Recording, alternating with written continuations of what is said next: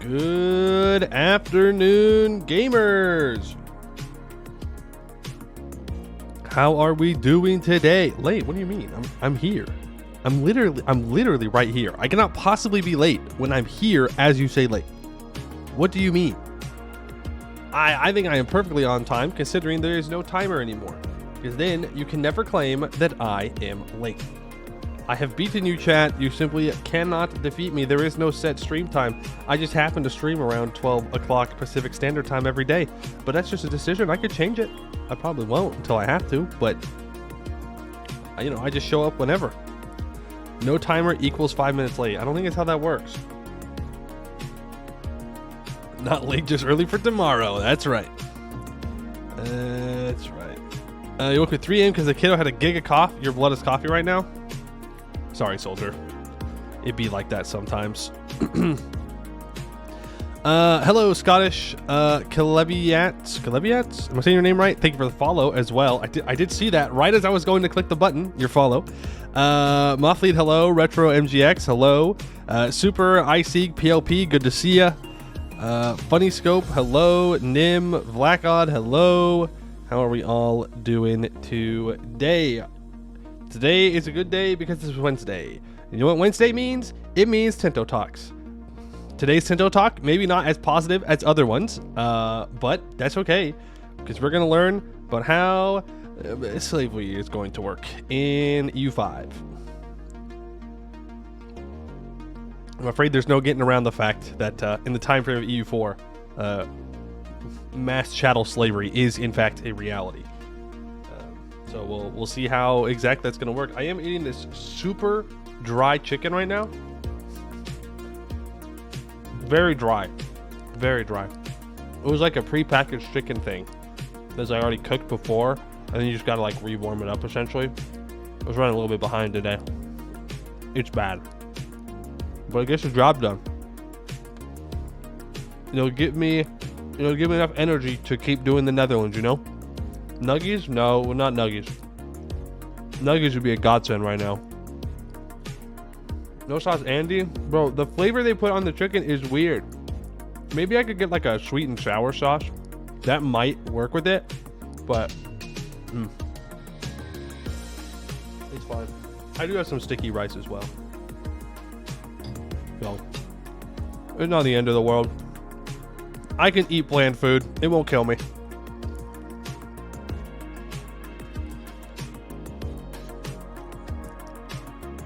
Cookies from when? I just told you it was pre-packaged.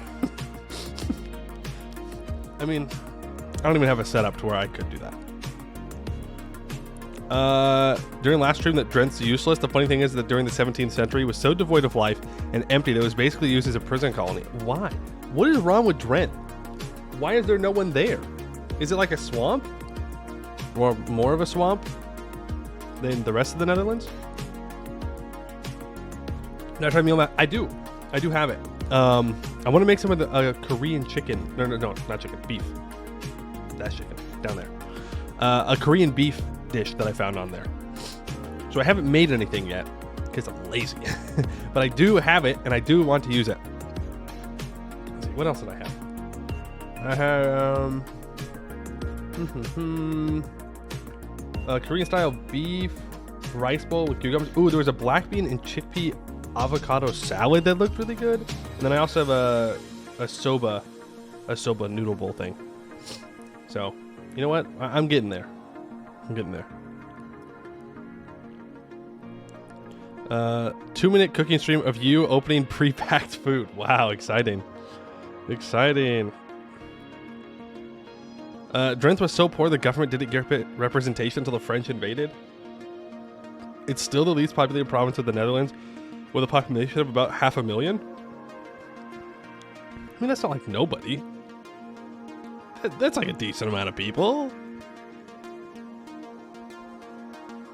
It's more people than Wyoming has.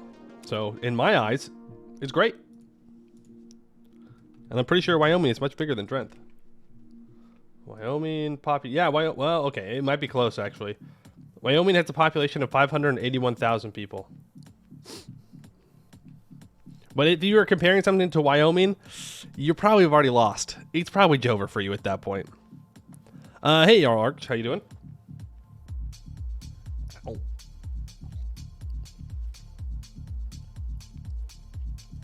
When you allow recipes are pretty work intensive, when it makes sense, you can sub in frozen veggies and things to save time. See, I can't do that. I can't. I'll put in the work. I love vegetables. I hate fruit. Love vegetables. I detest frozen vegetables with all my being. I really do.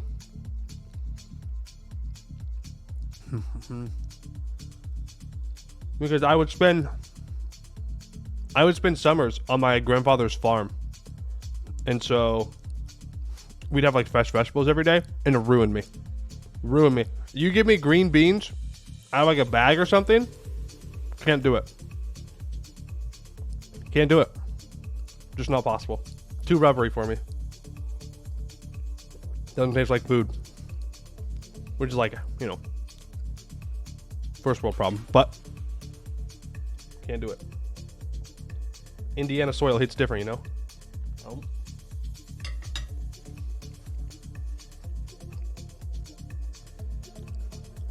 Favorite veggie? Oh, I don't know.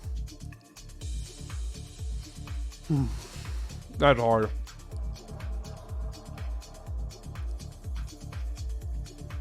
I mean, you get some green beans in there, put in a little bit of some bacon, some onions. That shit slaps. You can't eat potato in potato country. Had to watch your childhood. That's fair. Potatoes are good. You know what? You know what's probably an unpopular opinion, but is the correct opinion? Is beets. Dude, beets are so good. And you know what's even worse? I like Harvard beets, which are like the very saucy ones. Oh man, always good. Is potato a vegetable? It's like yeah, I think it technically is a vegetable, but it's like a starch, right? The tastiest snack you had were frozen mango slices. Always good. I'm not really the biggest mango guy. Like, I have to really be in the mood for some mango. But again, it's just because I don't like fruit. I don't. I really, really don't.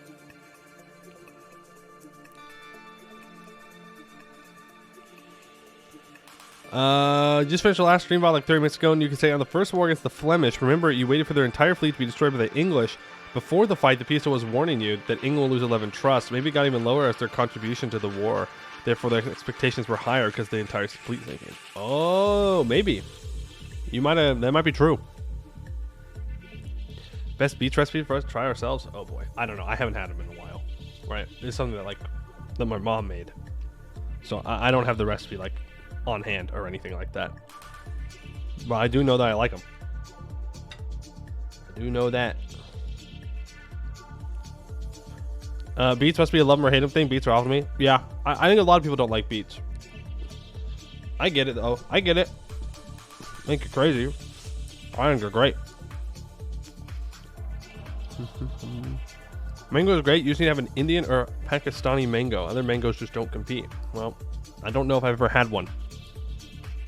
Are the ones I get at the store, are those perhaps Indian or Pakistani beets? Or mangoes?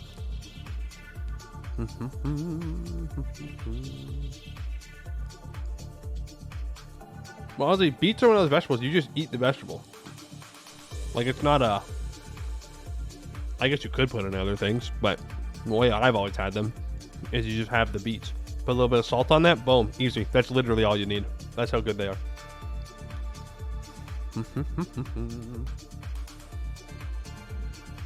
Some frozen veggies you can tolerate. Cauliflower and broccoli you can both freeze. Really? Yeah, that's fair. That's fair. I'd rather buy like a head of broccoli though. But, you know, more expensive that way. What's really good though is steamed broccoli and cauliflower. That shit slaps. Put a bunch of spices on it. Will always go hard. I love cauliflower. Cauliflower is also probably up there for favorite vegetable. God, they're like eating a fucking rock. It's so dry. It's so dry. You know what? Well, actually, I don't even know if this counts as a vegetable. But, hold on.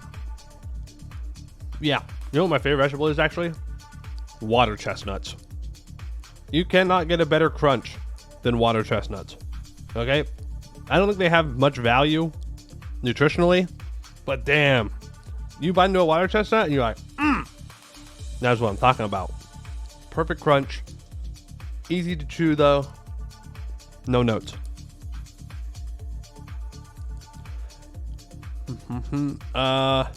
Most likely not as those mangoes at the store are likely Brazilian. The Indian Pakistani mangoes just aren't as preservable. It is a bit farther away. Raw potato, same texture, tastes awesome. Incorrect. Incorrect. That's not true. You're crazy. Not correct. Does not have the same texture.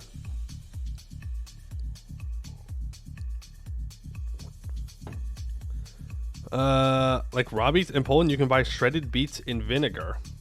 Okay. Plus sugar or beets and horseradish paste. I don't know about the whole horseradish paste thing, but the shredded beets in vinegar and sugar sounds pretty good. Hey Milo, are we yapping? We are currently yapping while I down this food. But after that, we're gonna do Tinto Talk.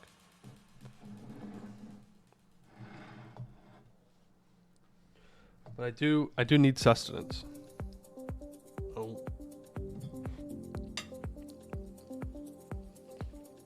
Yap Central, that's right.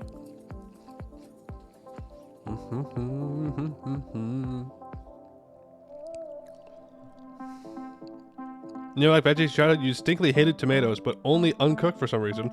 Remember when I was like 10, my mom forced me to eat a tomato, you threw up. That's, yeah, it'd be like that. My parents did that to me too, but with fish. We went over to a friend's house, and he fished a lot, and so that's what they'd always have, because, you know, it's good. Now that I'm older, I like it, I enjoy it, and I no longer get sick when I eat it. But when I was younger, I did. I got very sick when I ate fish, just all fish, literally all of it. But my parents thought I was just being a picky eater, and so they forced me to eat this fish every time we went over to that guy's house, and I would always, every single time, get sick and throw up. And for years, they forced me to eat it until eventually they were like, you know what? Maybe he's not lying. Maybe he is actually getting sick by eating this stuff. Crazy. But now I can eat fish. I don't prefer a lot of different fish, but you know, I like sushi. I like catfish. Catfish is good. But on the tomato thing, I'm very hit or miss on tomatoes. You know, like I'm not a big tomato guy, you know? I'm just not. But sorry, I'm working hard to chew this chicken. If it's in a meal, I'll probably eat it. But ironically, not the little baby tomatoes. I don't like little baby tomatoes. I don't know why. I would do eel. Maybe, but no, yes. I have. I don't remember what it was like though, but I do distinctly remember that I had it at one point. I'm out here fighting for my life with this chicken.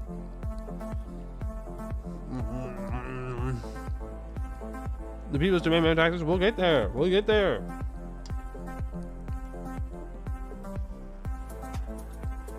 People's demand Ambernar. Didn't Corbett have a new Ambernar video today or something? An orc one? Do I like Indian food? I'll be straight up with you. I don't think I've ever had Indian food. It's just not something that I ever ran into, ever had. So I don't know.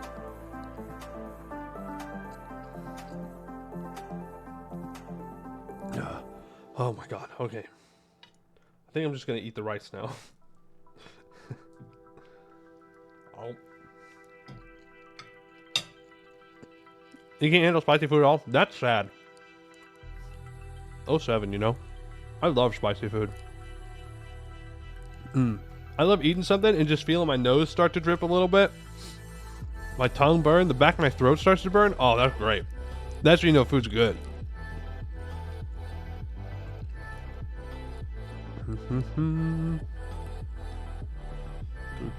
Indian food is good. You need to be going home after.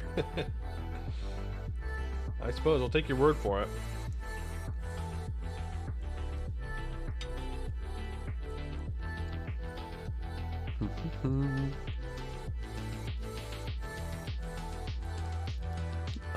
But also because you used to drink like a liter of milk a day. Why? Why would you do that? That's so much. When you were in India, you always said not spicy. They always nodded and you sweated afterwards. Funny. Funny. Milk is good? No, I disagree. I just disagree. There has never been a time in my life when I want to sit down and drink a glass of milk. Ever. What? I used to dunk graham crackers in milk. The occasional Oreo in milk, maybe. But milk on its own? No. Never. Chocolate milk? Nope. I don't like chocolate milk. Mostly because I'm not 5 years old anymore. Sorry. You didn't deserve that. You can like chocolate milk. It's okay. Warm milk, maybe? I've never understood warm milk. Do you just like put it in the microwave and just like heat it up? Because that feels weird. That feels weird to me. I don't know.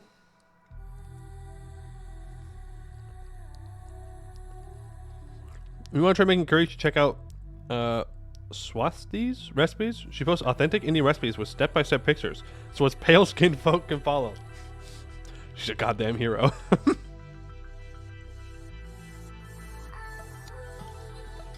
Yeah, it's not weird. It just, bro, you're putting a dairy product just into the microwave, just straight up, just alone. Like, that feels weird.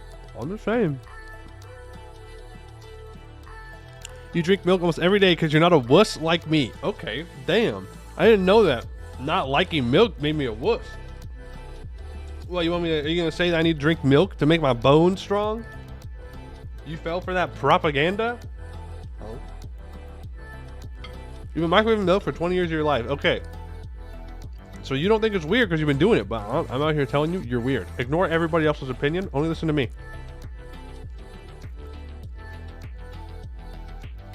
Reporting stream for a hate crime for dissing Choco Milk. If that's how I have to go out, so be it. Employee's probably the guy who pours milk first then adds cereal. If I don't like milk, why would I pour the milk first? Also, why would you pour the milk first anyways? It's been a while since I've had cereal, but it's cereal first, then milk. No milk, just cereal. Also valid. The best way to eat cereal, bar none, is to put it in a cup. Just the cereal in a cup. That way you don't get your fingies dirty when you're eating it, and you can just like knock it back, eat the cereal, and keep doing what you're doing. Sorry. That's just the far and away best way to eat cereal. Cereal with yogurt? You gotta be eating some old people cereal for that one. Unless you're putting Lucky Charms in your yogurt. That would go crazy. Cereal with beet juice. No, you know, I don't think that one would work. You have cereal with fingers? No. That's why you put it in a cup. You used to drink milk at breakfast, lunch, and in the evening? You drink coffee nowadays at those times because you're definitely not addicted to caffeine. It's alright. Most people are. Myself included.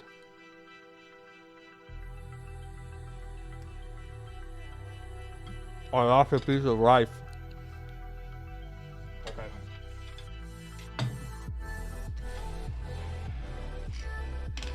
Alright.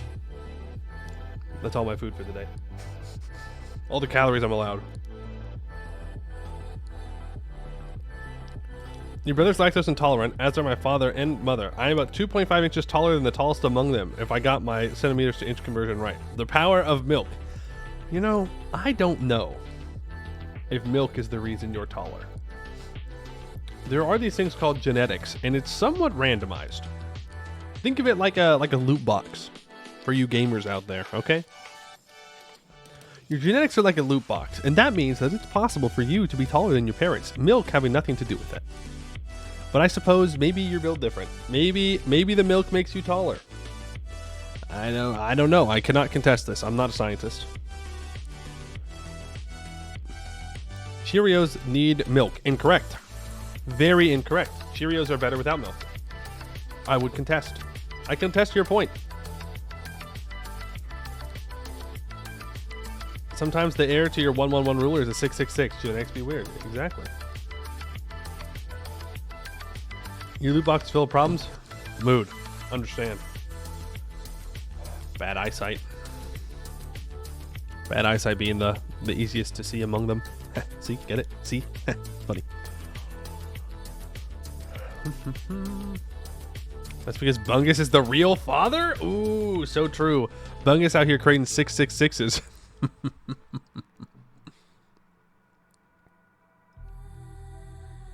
All right. Let's do this Tinto Talk thing, yeah? Let's see what we've got. Display capture time. All right, so today, hello and welcome to another Tinto Talk, where we spill information about our entirely secret, unannounced game with the code name Project Caesar. This week, we'll talk about how slavery works in the game. Slave pops. One of the 6 types of pops we have are the slaves. These lack pretty much every right in all countries, then are simply exploited. They're not allowed to move around on their own. They have harsh enough lives that they are basically only keeping the current population levels at the best of times, and they have absolutely no income nor any political power. If they get any sort of literacy, they are very likely to be rather upset. At the start of the game, the usage of slaves is mostly gone from Europe, but it's more prevalent in other parts of the world. Slaves in Cairo. There are approximately 5,000 Circassian Orthodox slaves in Cairo. Usage of slaves. Slaves are primarily used in resource gathering operations, RGOs, but they can also be used in various buildings. These types of buildings can be categorized into 2 types of buildings. First, we have the slave soldier buildings that require slaves to function and produce manpower or sailors. These include buildings like the Mamluk or Janissary barracks that provide a part of the armies of the Mamluks and Ottomans. The second category of buildings are the plantations.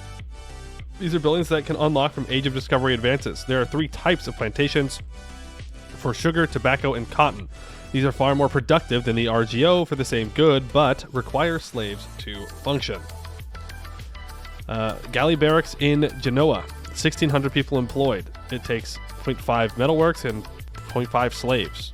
Is that what that's saying? Is this a representation of like slave labor, or is this something else?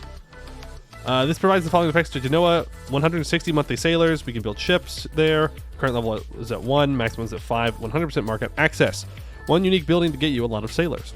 Of course, there are other uses for slaves. Some religions, you need a steady stream of them to make a sacrifice daily to make the sun go up the next day. As you do, as we all know. Very necessary. Acquiring slaves. There are multiple ways to get slaves. First of all, you have the classic way of conquering nearby territories and enslaving part of the population as you sack their cities. This is something that has diverse cultures, as amongst others, the Haudenosaunee, the Aztec, and the Kanem Empire can do from the start. They also get easy access to CB to go on slave raiding wars. As you sack a city, a percentage of the population will become slaves and appear in the closest slave market you have, and if none is near enough, then to the closest slave market nearby. Interesting. Secondly, we have the Berber states who engaged in slave raiding from the sea. In EU4, this was a button you clicked on your ships when they were near a coast that had no slave raiding cooldown active. In Project Caesar, this ability is part of the privateering mechanic, in that if you have access to this ability, then your privateers will raid a random coastal location in the area they are in and take some of the pops as slaves for the closest slave market. This is stopped by having a truce above 100 opinion or a good old coastal fortress. Okay, interesting. Coastal raiding. Can hire privateers? Yes. Privateers raid for slaves? Yes. I'm assuming this is a unique thing, and that you can privateer without also slave raiding, because that would be kind of weird if you have to do slave raiding if you hire privateers, because not all privateers were involved in the slave trade. Morocco is one of the countries that can do this from day one. Thirdly, you have the slave market building. While it acts as a hub for slave trades, it will also try to enslave pops of non-accepted cultures and different religious groups. This is to simulate how the Delhi Sultanate and others enslaved people in their conquered lands over time. So there's currently a level 2 slave market in Kanauj, however you say that, sorry. 400 people employed, makes 4.07 ducats, takes 0.35 leather, 0.3 metalworks, 0.25 armaments, 0.25 paper, 0.5 slaves, and creates 2 slaves. I'm guessing that's what this means. Monthly enslavement of plus 40, current level of 2, maximum level of 8, has 69.56 market access. Slave markets is minus 6.12 upkeep, and the income is at 10.19, which comes out to 4.07. Fourthly, you have the possibility to build slave centers in foreign locations that have less power projection than you. This is to simulate part of how the Europeans got their slaves from West Africa to the New World. While a significant part of slaves were brought from other African kingdoms that were willing to sell slaves taken from their enemies, they were also locally captured by slavers themselves near the slaving centers. If you wish to fight this in your territories, you need to go to war and forcefully expel them. Finally, you have trade for slaves. In Project Caesar, slaves exist both as a type of good and as a type of pop, and they are slightly linked. Buildings can provide slave goods and require slave goods as input. When a slave good is traded between markets, the game will also move pops in relative sizes to locations that have a demand for slaves. Thus, if you have buildings or RGOs that can use slaves, they will create a demand for slaves in the market, and if you trade from a market that both produces slave goods and has enough slave present, the game will move about 200 pops from the slave market each month for each good you trade. At the start of the game, there is the Trans-Saharan trade, where North African countries import slaves from West Africa, many sold by the Kanem Empire. Later on, during the Age of Discovery, you will see the triangular trade between Europe, West Africa, and Americas, which will reduce the Trans-Saharan trade volumes. There is also another market system, as the Mongol states have access to taking slaves when conquering land, and they created the greatest slave trading network the world has ever seen. Since Muslim states could not keep Muslim slaves, and Christians did not want Christian slaves, the Mongols traded the Muslims to the Christians and the Christians to the Muslim countries. The trade links from India go to Central Asia as well, as Delhi trades their slaves to other markets while they get the slaves they require for their Mamluk-style armies. Stay tuned next week as we talk about great powers and hegemonies. Okay. Obviously, bad, but at least it's not as like... At least it's not like EU4, where it's just a trade good on a map. I do want to know what happens if you free slaves. What happens if I take over a territory and I've banned slavery? Do all of the enslaved pops just immediately become free? Like that? Boom, easy. Then just move into like being, not accepted culture, not accepted religion, yada yada yada. Or is it going to take a longer process? I'm sure we'll see some answers in the responses. Any thoughts? Any thoughts, chat? Any thoughts?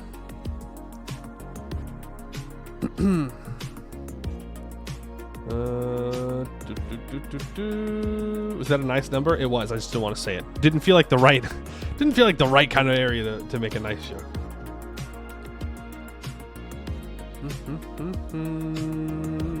I wonder how well the Castilian works. They did abolish slavery of the Americas, but not of the Africans. What?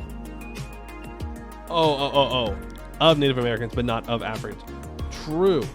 Is it... I guess it just depends on where you buy slaves from, right? If you're doing it from West Africa, then, odds are you'll only get slaves from West Africa. But does it depend on culture group? Like, if I have someone from East Africa, from Kilwa, and someone from West Africa, from the Kanem Empire, are both of those people going to be enslaved because they're just African pops? Is it based on culture groups? Is it based on cultures? Is it just wherever you buy them from? Like, that's what I'm wondering.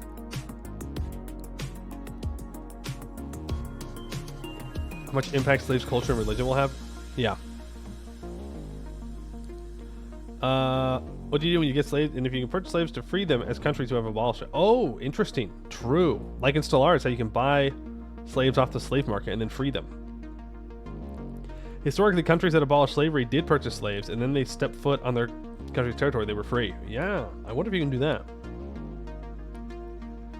I wonder if you'd be able to forcefully abolish slavery like Britain did. Like a CB? To force people to stop doing slavery? Maybe. Maybe. You could also be like the British and, you know, free your own slaves by just paying rich people that were slave owners for another couple centuries. What if there's a CB to return your pops? I don't know. That would be... I don't know. I don't know if they do that. Right? I don't know if that would be a CB. Like, at what point do you get that CB? If they have one of your pops? If they have 1,000? A million? Like, at what level do you get that? Hey, Mornzals, how you doing? You come in at a great time. We're talking about very chill things like slavery. Like the British, they say you free the slaves while still using it in India. Well, yeah, turning a blind eye is great. You'll get a CB if someone raided your coast. Ooh. That would be pretty nice. That way you can try and punish people that are getting you. All right, let's look at these responses. Interesting diversity to simulate the way slaves were obtained. Will there be a distinction between societies where slavery was hereditary, where slavery wasn't? Slaves in the Aztec Empire did not inherit their status. No, not really. We are not simulating the societies where slaves were castrated either. Okay, but this is definitely not the same thing as the question. Come on. This is definitely a different step over having hereditary slavery versus non-hereditary slavery. These voluntary peasants look way too depressed for someone I'm joining into my death trap to demand a refund. Yeah, well, galley slave is not really an upgrade on any position in life. Okay. Would slaves be part of an estate? They have zero political power, but they default to commoners. Not that it matters. Will Project Caesar represent the fact that slaves participate in the administration in certain regions? Could there be administrative buildings that require literate slaves? Will it be possible to enslave people from your culture/culture group? They can be working in special buildings for admin. Yes, you can't ever enslave same culture pops. Why not? You know, but why not? I still can't watch because basically the stage just want to say hi. They enjoyed the MEIOU VODs a ton and asked that you go over the national ideas of the Dutch since you didn't do so yet in the VOD. I did. You skipped the yap. You're a yap skipper, Morning Solace. You're a yap skipper because we went over it during the yapping section. I can't believe it. I can't, but my own mod, a yap skipper. I am injured. Oh my God. But yeah, I can go over it again today. Do appreciate showcasing slavery is not just a European thing. True. I think it should be represented where it happens. You have like 20 minutes a day to watch a VOD. Fair enough. But yes, I'll go over it again. Can we do a slave Wallonians as the Dutch and the Flemish? Yeah. Yeah. No, but like, I don't know. I don't know. This feels very weird to me that you can't. But I suppose you would just have a decision or something to where if you wanted to or not, and most people are not going to do that because why would you want to do that? That just seems like a bad idea, so maybe it's just streamlining it. But it feels weird that this is a distinction to me. Enjoy the after tax. Good night. Good night, Morning Solace. Thanks for stopping by. Let's say I'm Aragon. Let's say I'm Aragon. Those Berbers have taken a lot of my people as slaves. Is there a way to keep track of slaves that are part of your primary or accepted culture? That sounds like a lot of processing power. Can I start a war to liberate all same culture group, or same religion slaves and bring them back to my own country? Yes, they keep their culture plus religion, but you can't keep track. But again, I think it'd be crazy. You can conquer the territory, but yeah, a peace treaty to get all slaves of your primary culture back home would be good to have. Let's add. Okay. Well, there you go. Where you can get all of your primary culture back. So you can't get your culture group back, but you can get your primary culture back. which I suppose is, better than nothing.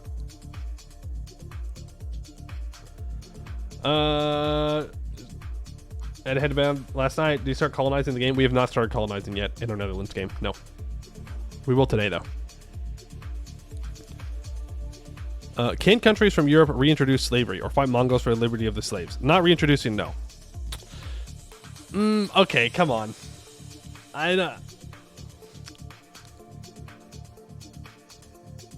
Obviously, slavery bad. I'll have to keep saying that. But, like...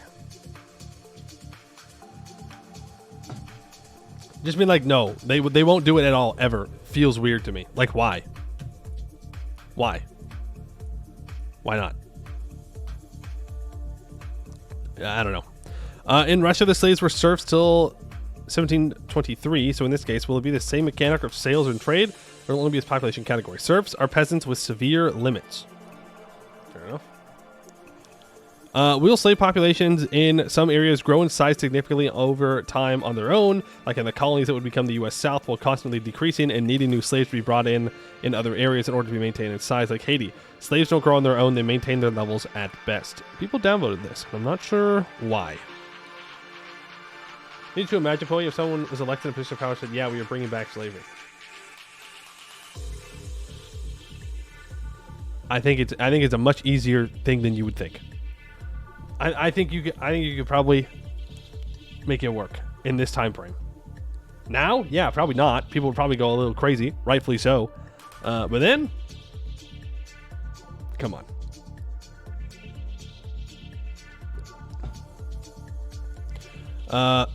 Yeah, it's hard to have babies, and it's hard to want to have babies when you're owned as property and you're like abused every day, and your life is horrendous. Kind of hard to raise a family like that, especially when you know that like your family's gonna be split up. Why would you want that?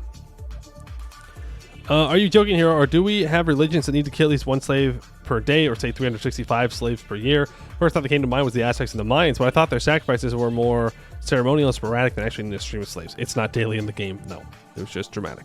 If I understand the slave market correctly, you need slaves to make slaves. Also, if it creates pops out of thin air, it's a way to then make population boom with that by buying slaves to free in your land but not stopping foreign slavery. It takes other pops and makes them into slaves. Yeah, if you create the demand, then I guess you'll just start buying them. But that makes me question, like, is there a policy that we have is like, oh, slavery is banned, so when I conquer a territory that has a slave market in it, where it automatically shuts it down, so that way I don't start buying slaves automatically if I, like, unpause the game? I would assume so. How will culture shifting work in this game? Was that mentioned? Like, you convert your culture to something else to enslave them? I think the only thing that I can remember them mentioning is that there will be a game rule to determine your primary culture based on population. Like, it's something that you could turn on, but it's not default.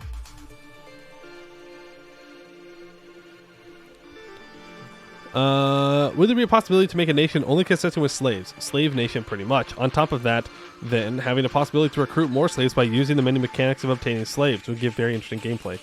Not sure how a nation with only slaves would work. Well, first, they would go into a lot of debt to the French. And then... Well, it really doesn't get any better from there, I'm afraid.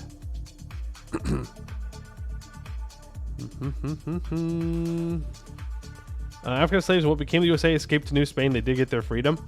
True. Ooh, wow. Lots of questions. Okay. Will indentured peasants also be represented as slaves? No. Most European countries didn't officially allow for slavery before the discovery of America. Will this be represented? Yes. Is a law children of slaves become free in the game? It operated like this in some places. No. Can an attempt at abolition trigger a civil war? Look at the US. It's out of the time frame. I mean, not really. Like, yes, the U.S. Civil War is out of the time frame, but like, if you tried to ban slavery early on, why would it not do the same thing? Right? If the interests are the same, if the money and interests are the same, and the oppression is the same, then why would it not also have the potential to cause a civil war? But I don't know. Will abolition be instantaneous? Yes. If you don't practice slavery, will you free all slaves upon getting some in your land? Yes. Will the division between slave and free states be able to be implemented? Not sure about your question. He's asking about like free states and slave states in the U.S. Can slaves start a slave revolt? If yes, what will happen if they win? Yes, no more slavery. So if a slave revolt starts and the slave revolt wins, then slavery is ended, but they still remain subjects of the country that they were under? Okay.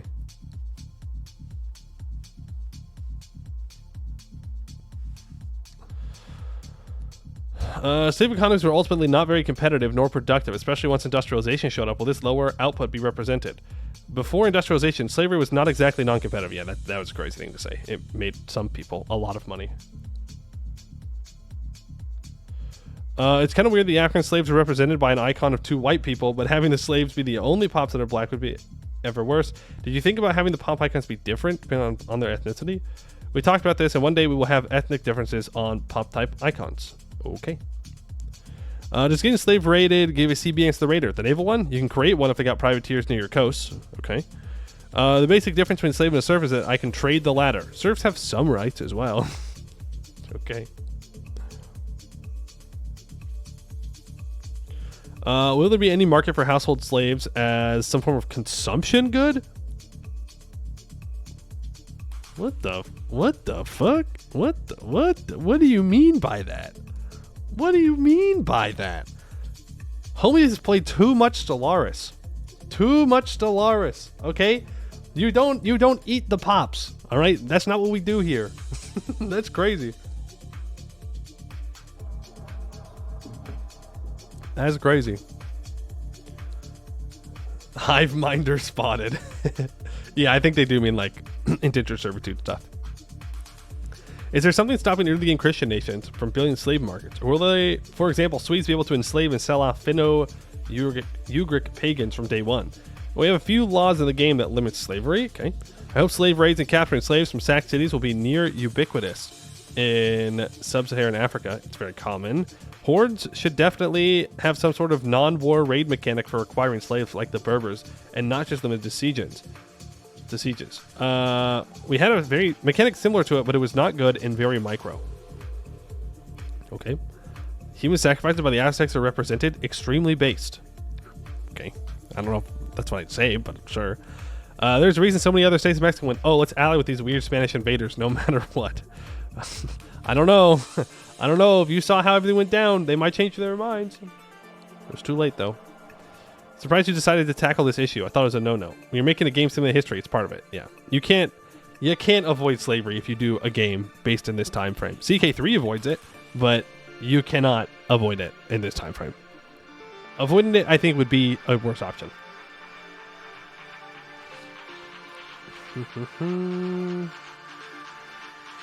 An uprising of 2,000 slaves isn't really a civil war compared to the U.S. Civil War. True. But what if Britain didn't just pay off all their slave owners? What if they had just abolished it outright? Would that not have caused a civil war? I don't know. I don't know enough about that to make a claim. But if you just try and do it straight up, I don't see why. If the conditions are right, I don't know why it wouldn't cause a civil war. But I think one of the reasons why it wouldn't, game mechanic wise, is because owning slaves is not tied to, say, the noble estate or the burgher estate. It's its own thing, and technically part of the peasant estate. So it's not like you're actually taking anything from those estates to make them mad.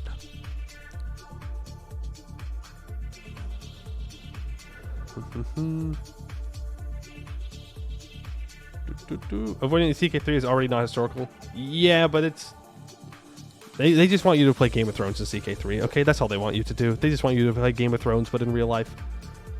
Real history. That's what it is. These mechanics seem pretty deep overall. You're impressed. I'm glad that all slavery is getting covered. From Mongols to galley slaves to Native American slavery, EU5 will teach us that all of our ancestors were just awful people and made tidy profit out of it. Sus. If there's one thing that close to 30 years of making historical games has taught me, is that humans all over the world are all the same, both for good and for evil. Do you get some sort of malice for using slaves into your army? Surely you get a debuff to discipline, right? EU4 gamer. No, a soldier is a soldier. Technically, the Mamluks were a society relying entirely on a slave soldier caste. Yeah, didn't you watch Game of Thrones? Duh. Soldier is a soldier, though. If you train someone from birth to do a job, odds are they're going to do the job, and they're going to do it well. Or if you threaten to kill them, they'll probably do it pretty well, too.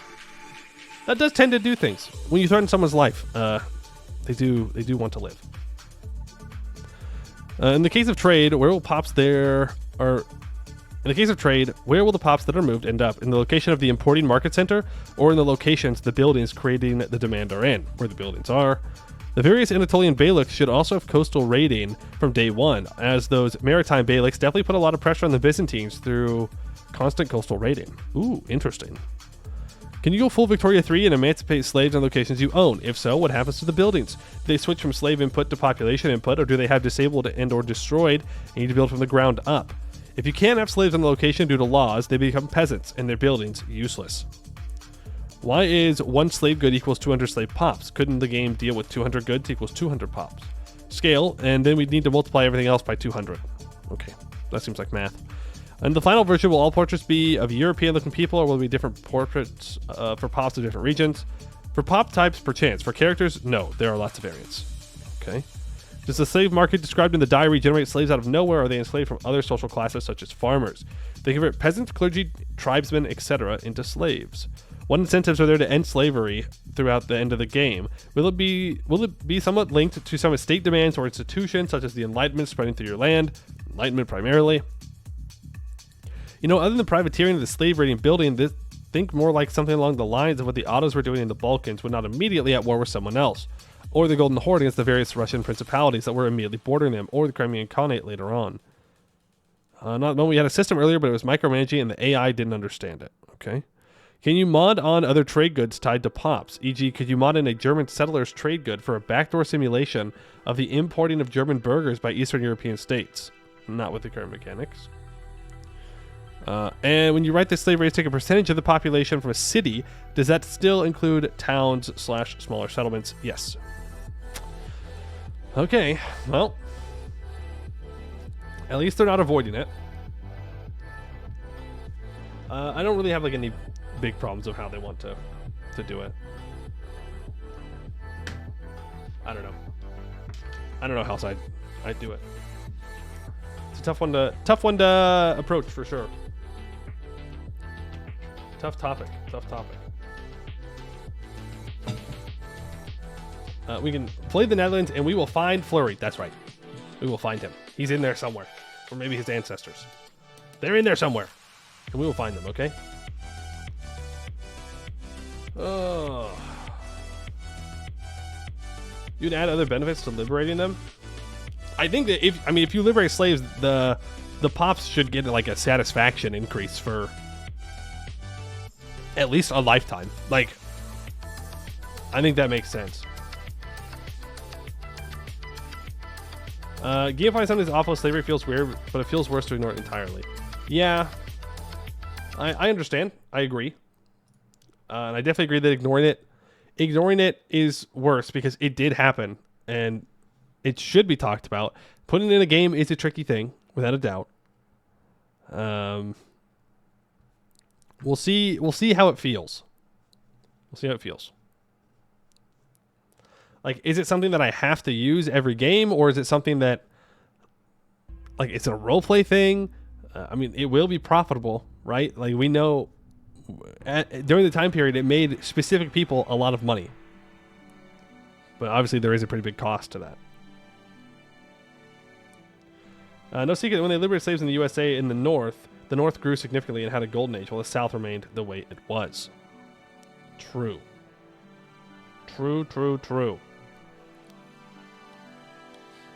And then, when slaves got freed in the South, the Reconstruction failed, and then things kind of stayed the same, unfortunately. Sad. Big sad. Big sad. You know, Lincoln was very selfish to get shot and die. Can I say that? I just think that he should have You should have simply not died. And then maybe the reconstruction would have been a little bit better. Copium.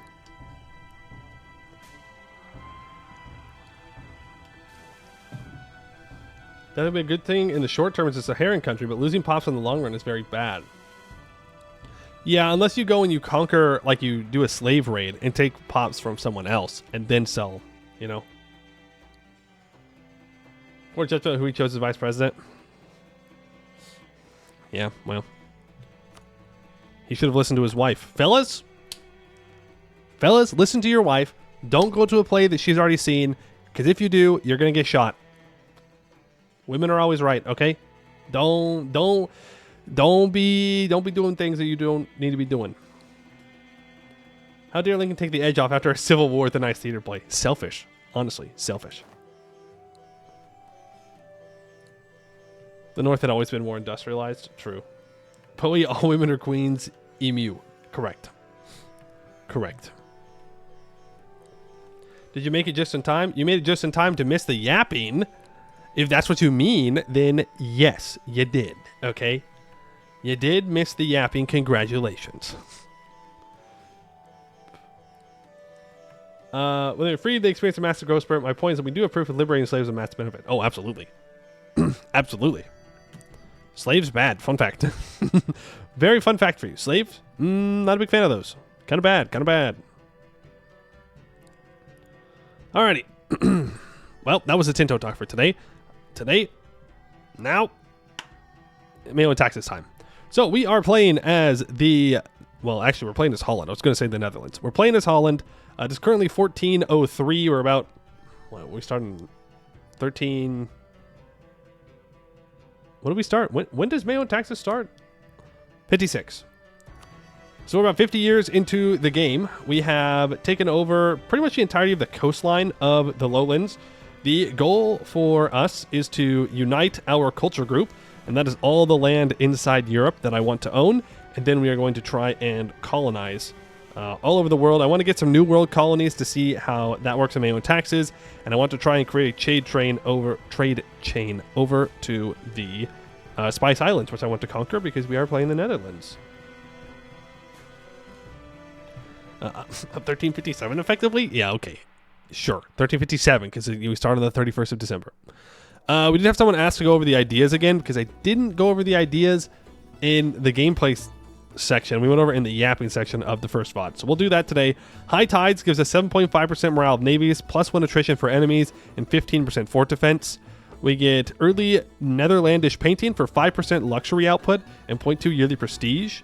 We have light ship combat ability, 10%, +1 naval leader maneuver, and 20% navy tradition from protecting trade. We have guilds and councils, which gives 0.5 base consultation, 30% burgher power from wealth, 15% elite power from wealth, and 10% provincial trade power modifier.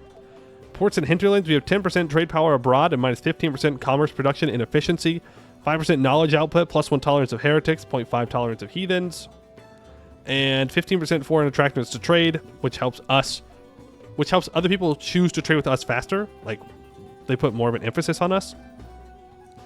And then +1 diplo rep and +15% improved relations. We start off with trade ideas and administrative ideas. We have taken naval ideas because that is necessary to unlock exploration, which is going to be our next goal. But we need to get to Admin Tech 22 for that. As for our current diplomatic situation, you may notice that France is gone. Is there a mod command? Ooh, I think I did not return on the mod command for Taxes. Hold on. Hold on a second. Check command. Okay, exclamation point MEIOU should be working now. Should be working now. There we go. France is gone. Super gone. Mega gone. They lost the 100 Years' War. And I did not have anything to do with that, actually. In fact, I allied France. I really married France. I almost had France's dynasty on my throne before he died.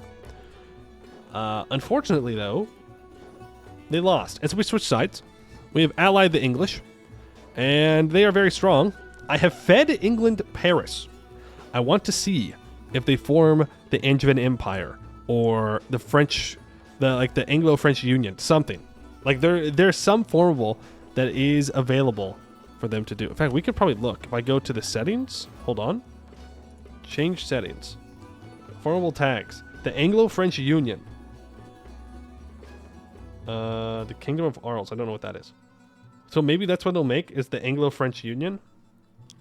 I'm not sure. But I want to see what happens. I would love to vassalize France. That would be pretty cool. Pretty cool to do. I'm not sure I'm going to get the claim to do that, but we have a lot of cores that we could just get back from England eventually. Isn't Super Britain bad for you? We'll find out. We'll find out how it goes. You bet that France needs to not exist for that formable to be formed? Possible. It is possible. We currently have a force limit of 10,000 troops. We have one of the largest militaries in Europe, probably. Like, we're not actually, like, going crazy or anything, but I mean, we're pretty decent. We are pretty decent. And with that, we're going to try to take some more of the lowlands here. That is our current goal for today. I want to unite our culture group, and we will start to colonize. Yes, as far as I understand, colonizing in MEIOU taxes does actually move pops to a province. Switch category, thank you. Correct. Correct. We should switch the categories. Boom. Boom. So, our first war, I think, needs to be against Liège. Because Liège will allow me to take this province off of Brabant. Oh, also we have Denmark as a personal union. I almost forgot about that. We have Denmark as a PU. We will feed him all of Scandinavia, and he will probably own that until the end of the game. And that will be that. I don't want to integrate him. I don't need to integrate him. I have no desire to integrate him. Scandinavia is vital, so Denmark claims it. I mean, they should claim it anyways. Like, he has claims. Are they permanent claims? No. But when we get around to it, we will make sure that we're kicking them in the teeth. But for now, we're going to focus on our land. That's where I want to use my aggressive expansion. Obviously, we need to take everything we want from the HRE before we form the Netherlands, because then we will be kicked out, because they do not want us here. Let's do a census of our land so we can know exactly how things are going. Of the industry. So we produce a small surplus of food. That's great. A small surplus of salt. That's great. We have a pretty big deficit of fiber, huge deficit of fuel, huge deficit of raw materials, pretty big deficit of exotic goods, huge deficit of timber, a huge surplus of luxury goods. Huge. We are probably selling a lot of luxuries. Consumer goods, we're in the positive. Military, we're in the positive. Naval, we're in the positive. Industrial, we're in the positive. Knowledge, we are in the positive. So a lot of the actual industrialized goods that we're creating, we have a lot of, but the raw materials we need for those goods is a little bit more rough. Ooh, right. We have 21,000 rebels that are about to pop up. Cods and Hooks disaster. That should not be able to happen.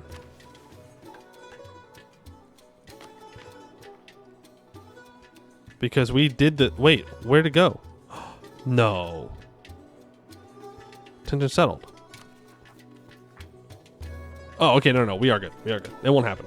That's what the decision yesterday that costed us a hell of a lot of points to deal with. For the... Like, there was like a fight between the nobles and the burghers. It costed a lot, and we got a modifier that makes our burghers more have more power from wealth for a while, which is not a big deal. But now we won't have that disaster, so that's cool. Can I build some forest stuff? Should worth even if it's just a little bit. Well, the thing is, we only have so much labor available in our country, right? Like, we have a deficit of peasant labor available in our capital right now.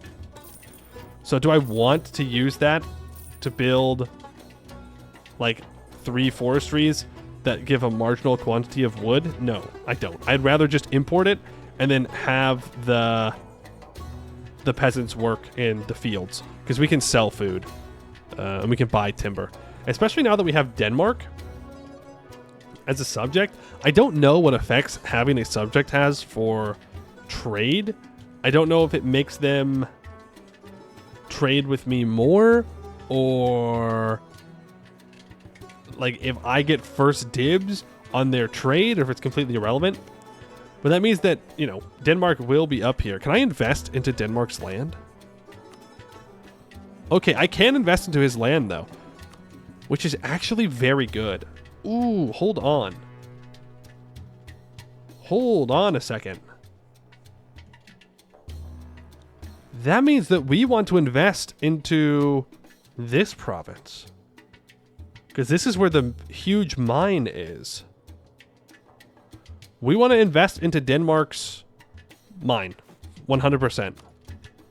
We want more production there, so that way we can trade with him. Now, that does mean that I need to get control over the Norwegian Sea node, which right now England has 32% control over. And it's going to be very difficult to break that away from him, because he's going to have Ireland and Scotland under his control. So we'll see. We're going to have a very strong England. He's currently our ally. I'm sure at some point he'll break that, and we'll have a very fun time. Very, very fun time dealing with that. But for right now, we need to let some time pass so we can fight these rebels. Gotta deal with the rebels first. Okay. Oh, and it's the ear tick. Look at that. Surplus of food also helps pop growth. True. Having their needs met is good. And I'm thinking about where do I want to colonize in the New World? I think it'd be fun to go after New York, right? Since that's where the Dutch did colonize in the real timeline. I guess we could grab Canada and stuff like that. But I mean, we know where the money is. The money is in the Caribbean, right? That's where it is. That's where we can get all of those exotic, like trade goods. What are they called? What are they called in this? Cash crops. Mexico for the gold mines. True, we could go for a giant Mexico for the gold mines as well. Reformation of the Navy. 50 Diplo points or 10 Navy tradition. Diplo points. For sure. We want to get through exploration ideas as fast as possible. Yeah, tobacco and cotton and whatnot, exactly. Oh boy. Then they're going to retreat one province. That's so infuriating. Retreating rebels, always bad. I will always hate them. I will always, always, always hate retreating rebels. I don't know if we can beat this rebel stack.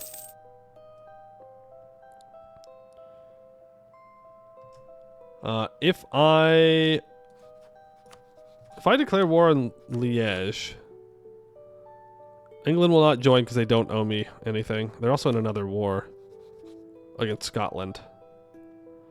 If I declare war on Liège, I could get Namur to bring his troop over here, which would be kind of useful. Set Namur to attach. Who are you allied to? Cleves and Mark. All right. Let's just get on with it. Because our combat width is currently 11. So with Namur here, we are now at combat width. I'll go light looting. We do not have a lot of pops around here, and we should be a little bit more careful. I will sally out to give us 800 more troops. Jesus, man. Come on. You have got to be kidding me. That is so brutal, dude. Brutal.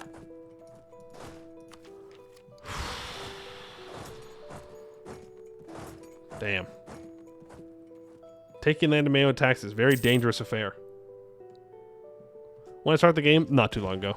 Like, we just unpaused. I've gone from 10,000 troops to, like, 3. What is this? Oh, I have war exhaustion still. Which lowers my morale of armies by 2.1%. Look, I literally am out of troops.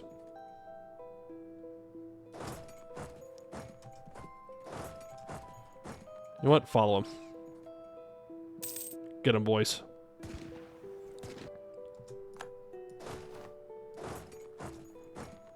Follow him into Cleves. Oh, are you kidding me? Where are you going? They're gonna get another reinforced tick. Back to Mark. Okay, we're about to get a year tick though, so I'll get my manpower back. Oh, they get another reinforcement tick. Come on, man. YouTube and Twitch is out in Turkey? Both of them? I knew they got it. I know that Twitch was out, but why did they get YouTube out? What are they up to? What are they doing?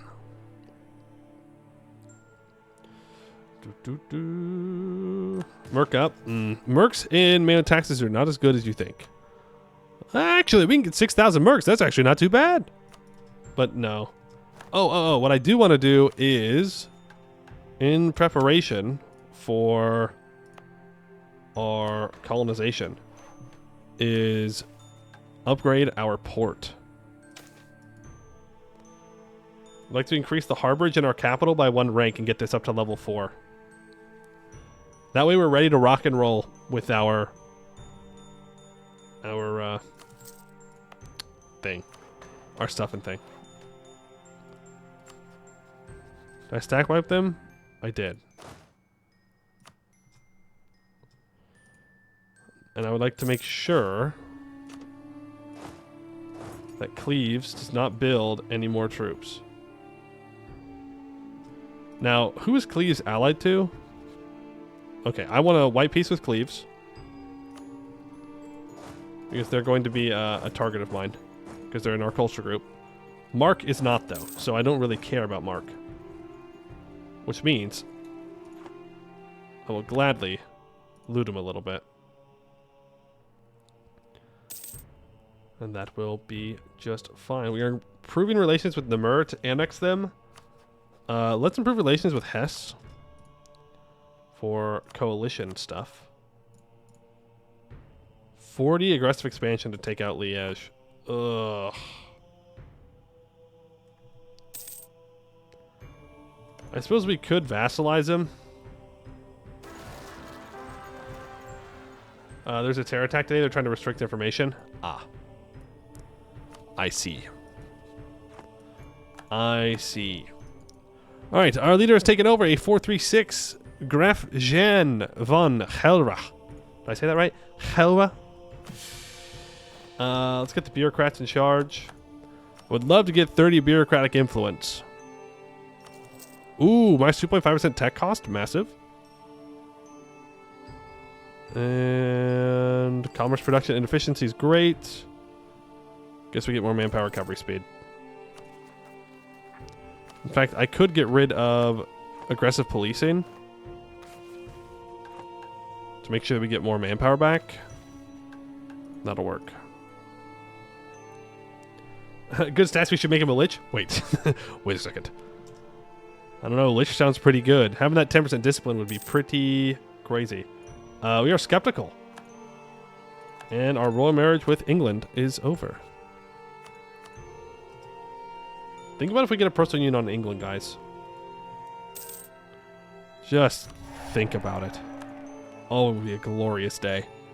We would become truly unstoppable. We might have to restart if that happens. We might just have to call it there, because we'll be just obliterating everyone. If we could even keep England loyal, I'm not sure we'd be able to. Come on. Give me the Siege of Mark. And we will loot more. Wow, we actually got a lot more. We got a lot more money from that than I thought we were going to. Oh, that's actually pretty big. Okay. War reps and money. Give me a trade power as well.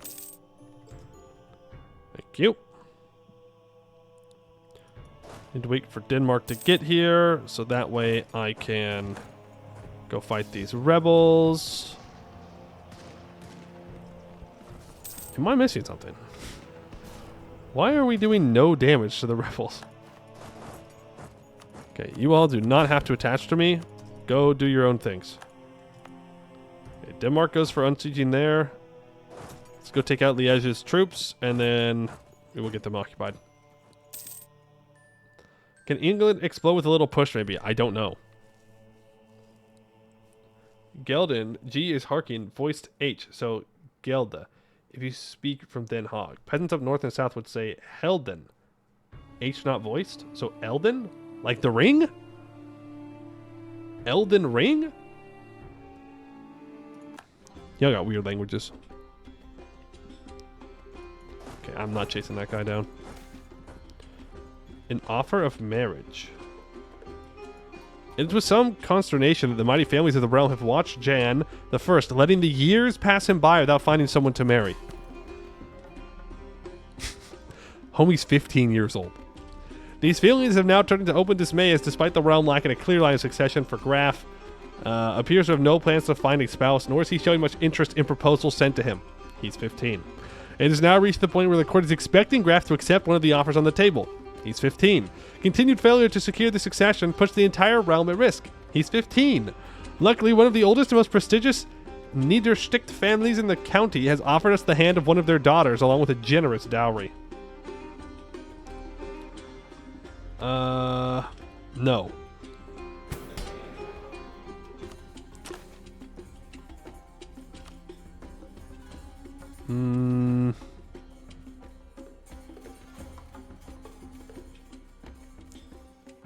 But doing this reform would be pretty massive. Now, the nobles would get more power from wealth. But it would lower the autonomy from the nobility. And it would give less noble gravity, which is kind of important for us if we want to urbanize the entirety of the lowlands. Hey, Baron Bimboozle. So, like, I could do this.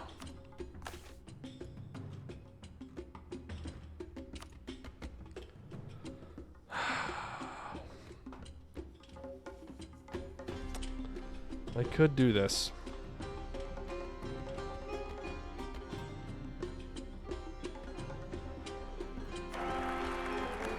Do it. It didn't give me the loyalty. Okay, it did. I was like, that's crazy. That's crazy. And then I think I do want to do that. It's going to make the nobles pissed to all hell. But after this war, I'm going to have to be at peace for a while anyways. We do need to get up to 1 stab, though, to make it work. Ooh, but by doing a reform, I am going to make my all-power costs go up. Right? So maybe I should be a little bit more careful with that. Something to keep in mind. Death of a merchant. I will... It's 5 years of prestige. Over 5 years of prestige. More morale of armies. More improved relations. I'm going to take that improved relations. Marital bliss. Never. I do not want to give the nobles anything. Like any favors or power over me that matters in any way. I refuse. I refuse. Social mobility. I will take that noble loyalty. Oh, we are buttering up to the nobles right now. Ooh, baby. They are going to be very upset when I absolutely obliterate them here soon. Wait. No. My aristocratic influence went up. I threw. I threw the game. Sorry. I think we can make it work. We can promote some other people. It'll be fine. We hate the nobles. It's not that we hate the nobles. It's that I want my burghers to be empowered. And so if I let the nobles sit here, they will just stay strong forever.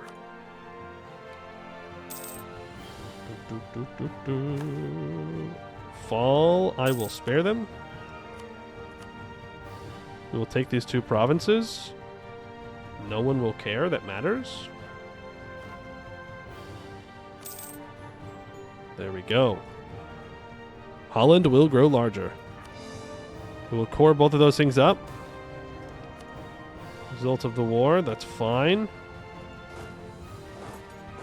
Aggressive expansion, we have to let tick back down again. Ooh, look at this. Meissen is doing well. Namur wants to marry me, that's fine. I need to wait for December to annex our vassal. And then Brabant is going to be our next target. We might have to vassalize him to get away with 1 war, but we could do 2 wars to annex Brabant. It's not a big deal.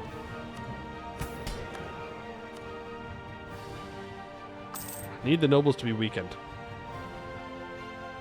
This is the opposite of weakening them. Man, I really threw. For that loyalty. Damn. Okay, improve neighboring countries. Let's delete 1 of our units here. Let's see what we can make happen. I need the aristocrats to be weakened. We could boost the metropolitan faction. I don't know if it'll weaken the aristocrats enough.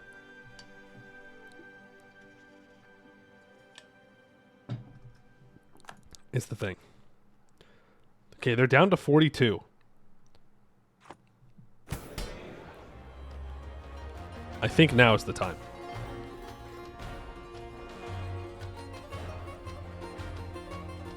Oh, wait.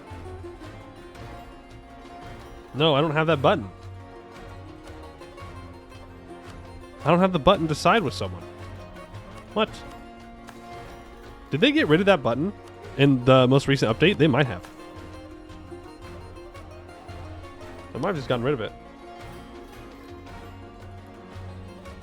You want to avoid vassalizing Brabant. Don't know if this is how it works, but from what I've seen of MEIOU so far, wouldn't be surprised if Burgundy inherited Brabant would still happen if they're your vassal.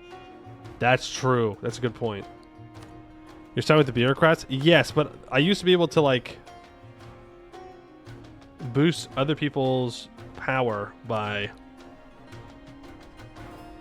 a certain amount. But I kind of threw by giving the aristocrats 10 power. Shit.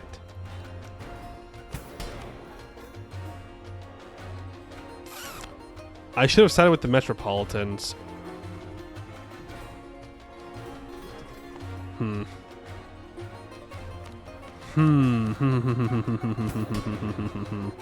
The other option is to get 30 bureaucratic influence, which is not going to happen. Consolidated holding. And I have that noble consort. Oh man, I really doubled down on making my life worse. When does that noble consort go away? 1411. Okay. That's fine. Not a big deal. We wait then. Let's open up a special map mode here for economy, potential farmland. I mean, we have a lot of potential farmland, but what I need to know is what's my throughput looking like?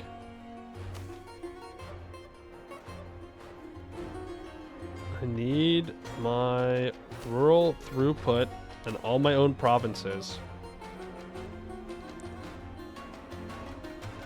Oh, I don't know which one to choose. Exponential, steep, red, yellow, green. Okay, I mean, the throughput's not bad.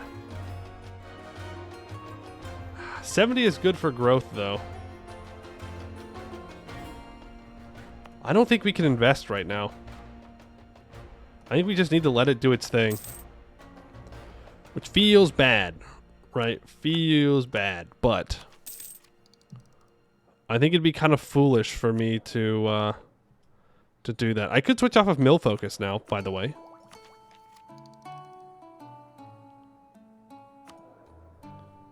Diplo focus is going to make the most sense. So let's do that.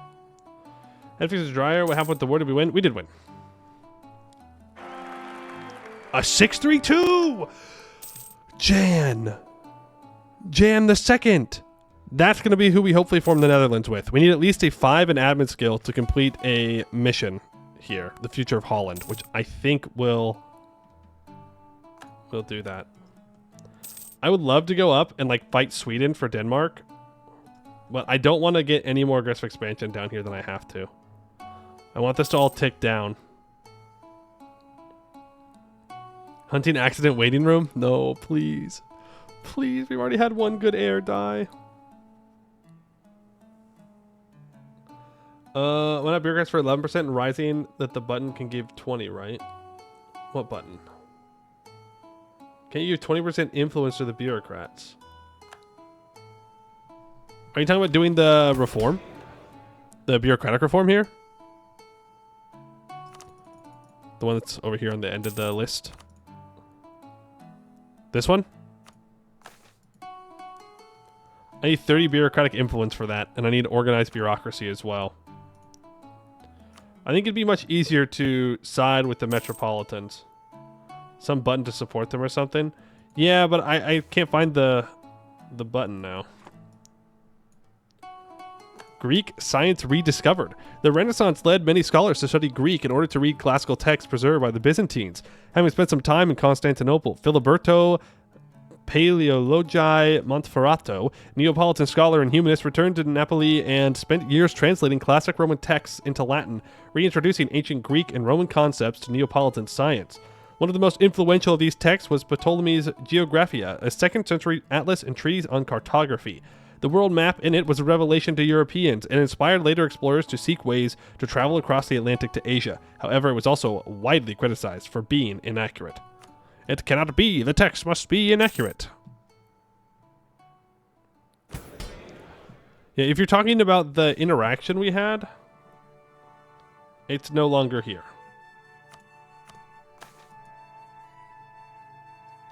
I will support burger autonomy, though. General Albrecht Gartman has died. Robber barons. I'm just gonna keep upping my noble loyalty because I know we're gonna hurt it real bad. Real bad in 1411 is probably when we will do that.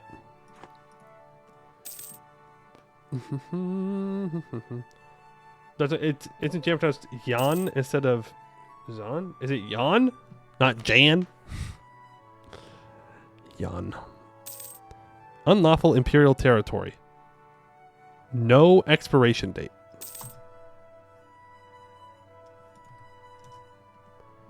Is that because I have these two provinces? Or is it because the emperor somehow figured out a way to declare unlawful territory from me when they really had no right to do so? Also, I want more light ships. 1, 2, 3, 4, 5, 6. Let's go 6 more light ships. Yeah, it might just be because it's not a core. Ooh, it's 0.2 per province that you don't have cored. That is pretty rough.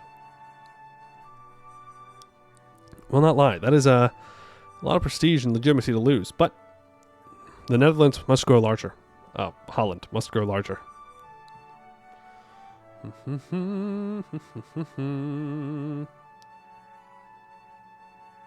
There's also a button to remove faction influence from the aristocrats. Do tell.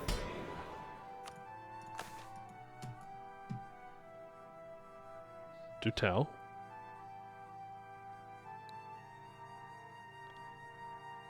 Where might that be? Relation, investment, noble levies. Demote greater nobility. I'm not seeing a loss of influence anywhere here. I don't have it. Holland skill issue. Holland skill issue. Maybe there's like some reform that I don't have, or a privilege that the nobles do have that makes it to where I can't do that right now. Maybe there's a bureaucracy reform that I need.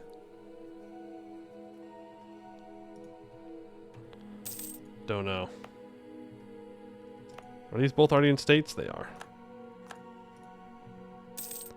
And I don't think we're going to resolve this Avignonist versus Catholic thing anytime soon. Don't think it's going to work out like that. Bentheim, you are only allied to Brabant, so I will kill you later. 1410 August. Okay, we won't be too far behind on our admin tech then. So we'll get free tenancy, and then we will take exploration ideas, and then hopefully we have the colonization range to actually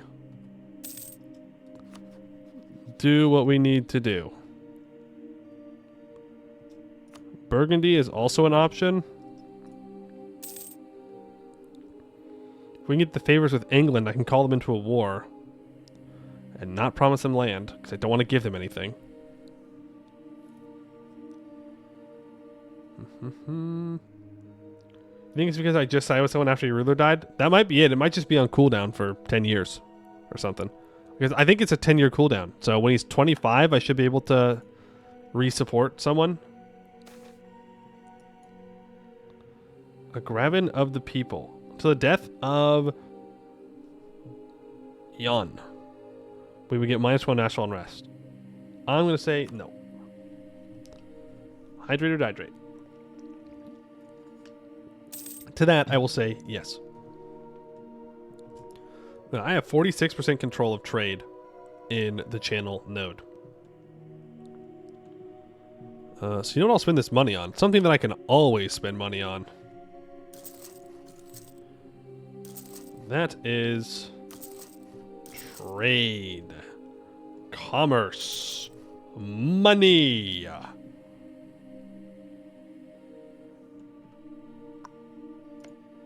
I love money. So we'll do that. I will take the Miltech upgrade to nothing, I guess. Truce with Cleves is up. We will let him stay home. Eventually, we're going to have to try and fortify the lowlands, but I don't really want to do that until our borders are a little bit more reasonable. All right, there is tech. So now we can finally take exploration ideas. Boom. So this gives us +3 naval force limit. It allows +1 leaders without upkeep, and allows the recruitment of explorers and conquistadors. The race unlocks 1 colonist. Expeditions unlocks expeditions unlocked with diplomatic technology as listed in the decision tooltip. Global settler increase +1. Those expeditions are how we are going to do colonization. Abundant opportunity. We automatically discover adjacent provinces when a colony is built. -10% naval attrition. And eventually we can fabricate claims in overseas colonial regions or in trade company regions. And then we get 5% settler chance and 10% trade range. Will I be able to compete in trade with this humongous England? Yes, I believe so. Now we get to choose which colonization policy we want to go with. Native repression is tempting, but I think the correct answer is native coexistence. right?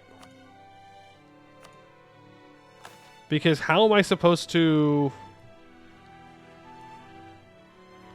How am I supposed to actually go everywhere? Like, I do not have the force limit for that. Like, we have 10 force limit. And so I need all 10 here right now. Like, I have to have them here. So, plus, it's a 5 global cellular increase difference.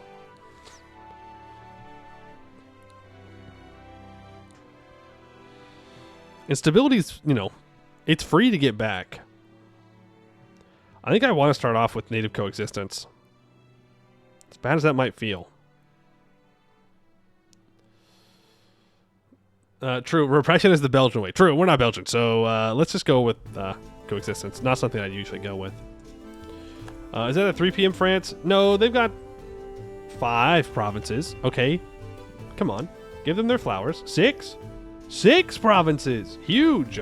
That's a massive France.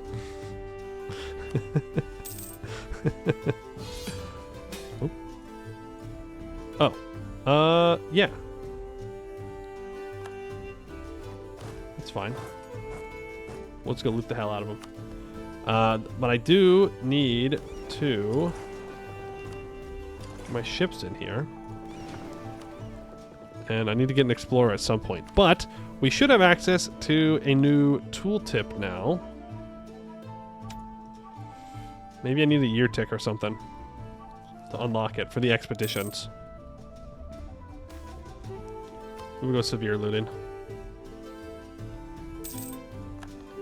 Now we'll just try and make a little bit of cash. How many troops they say they have? 5,000? I'm gonna be a real bastard about this. And try and claim as many provinces as I can for myself. There we go. Vassalize? If only. If only. But I can't at the moment get there. But if I go to war with Luxembourg, it was allied to Brabant and to the Palatinate. If I can take this one province off of them, then I could maybe vassalize France. But they have a bunch of subjects. Can I still vassalize them in MEIOU taxes? I don't know.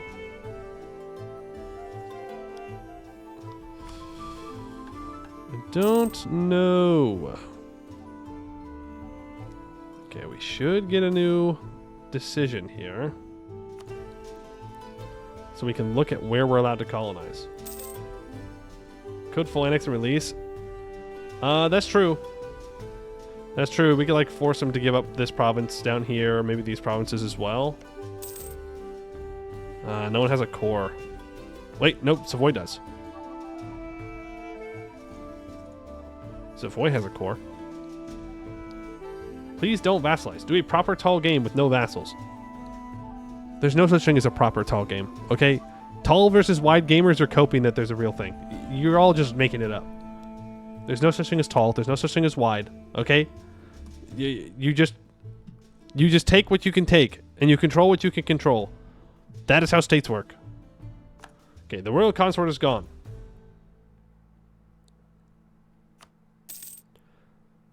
All right. Maybe with a year tick, we can get the aristocrats to go low enough.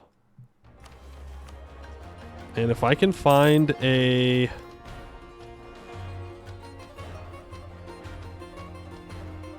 burger. We're going to get a level 2 burger in charge. Because that should, hopefully, give a little bit of power to the metropolitans. And maybe that's enough to break the aristocrats below 35. Copium. Denmark is bad enough. What do you mean it's bad?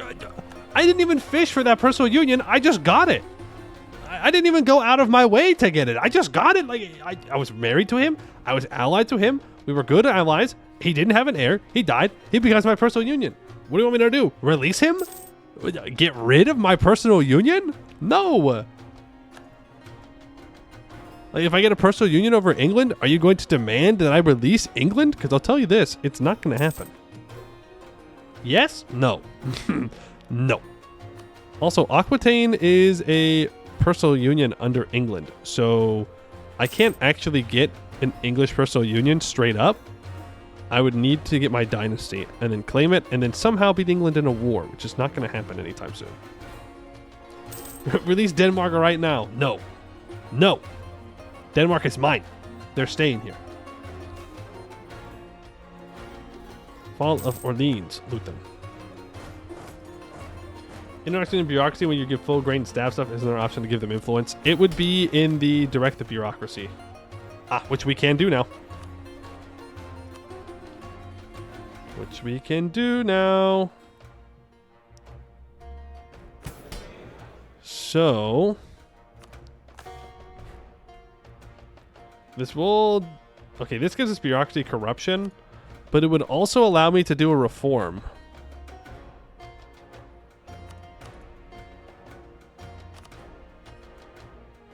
What do we want to do first? Bureaucratic hierarchy, right?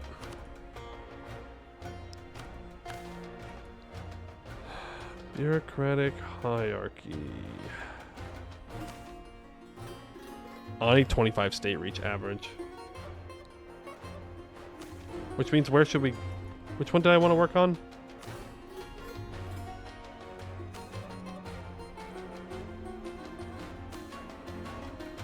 Shoot. Oh, I think it was tax farming? Or was I trying to do... Oh, I was trying to do this. Do we go for a big reform right now? I think we do. I think we send it. It's going to be like 6 stability, but we have England to protect us for a while.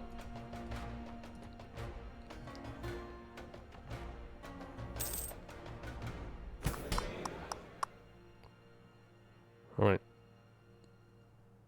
Let's do it. I would like to promote the bureaucrat faction, which puts the aristocrats at 35. I don't have the admin points. God.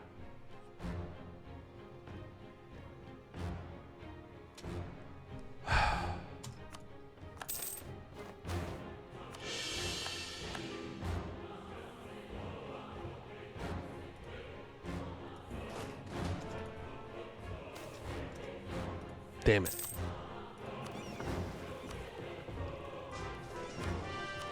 Damn it. Apparently I cannot go explore anymore.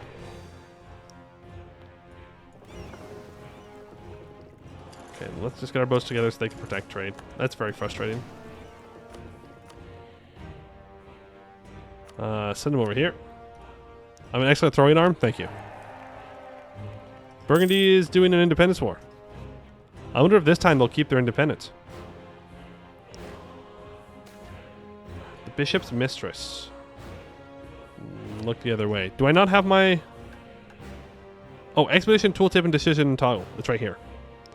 So, based on our capital location in the North Sea trade node, correct?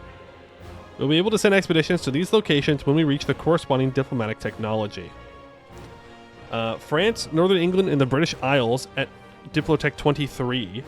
Iberia, Northwest Africa, and the Iberian Islands at 25. And West Africa at 27.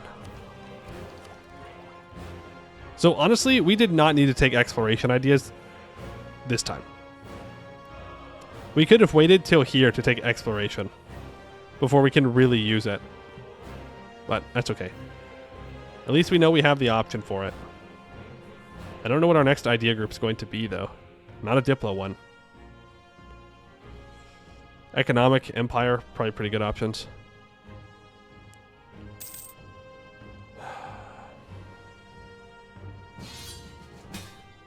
Conquest of Nevers? Sure. What happened here? Why does Navarre own this? Hello? Weird. Hey, Maxizone, how's it going?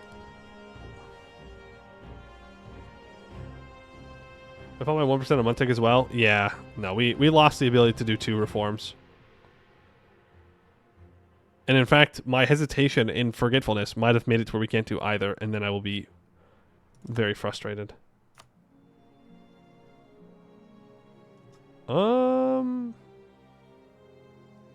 This is gonna go back down though, is the thing.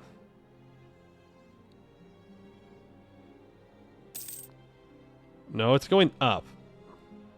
But the nobles are going up much faster. Okay, we just do one reform. When we get to that 150, we'll just do one reform.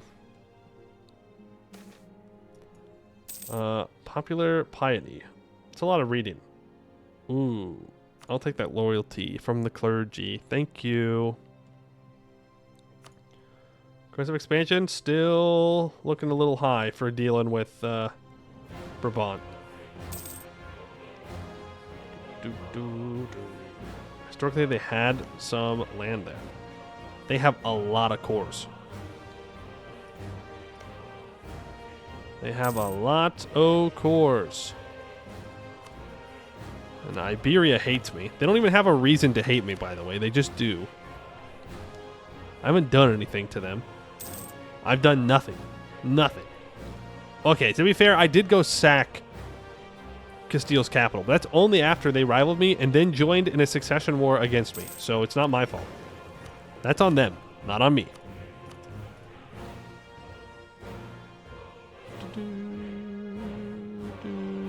Their CE will be nightmarish. It'll be 0. They have no control. Though it is on a navigable river. Isn't it? Yeah. Oh. Right. One problem. Navarra is landlocked. L. L bozos.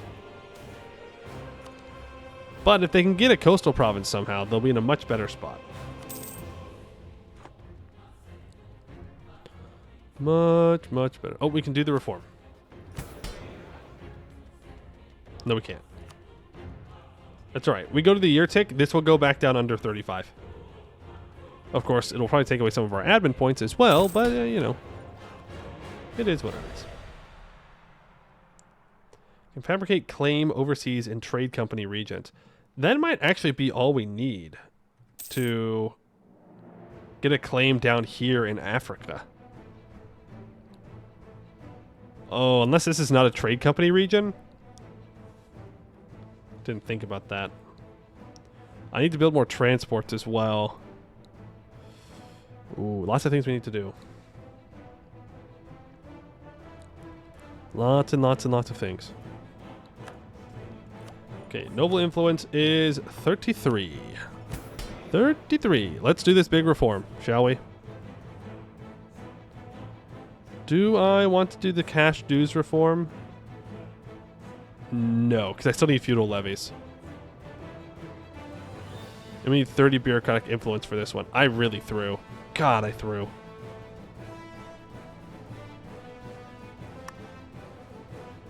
That's okay. It's alright. Let's do this one. Yep, we're going to lose 60 loyalty from the nobles. We're going to lose 2 stab. No one else really cares.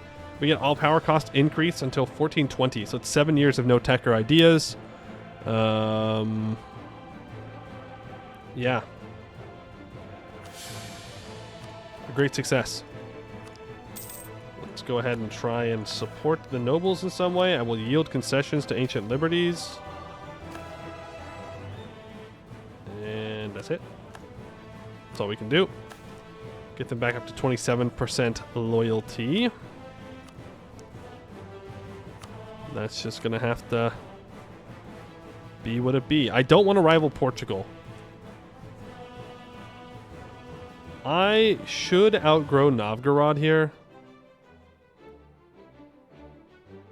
So let's rival them. Should being the key word. Is this in a trade company? Dog, come on. North Africa's even not a trade company? Okay. That's alright. I would like to own this province at some point, though. in Saleh. It's got this natural location. It's only minor, but being able to snag a province in the Strait of Gibraltar node would be pretty nice. I mean, even if I could do this. Crusading expedition. Following peace options are disabled. Conquest of provinces. What's allowed? Liberation of vassals, liberation of countries, core return, and core revocation. That will not do it. Not do it. But I'd love to get in here and take some stuff. I mean, there's an argument to killing Portugal, but I think that's beyond the goals of what we're doing.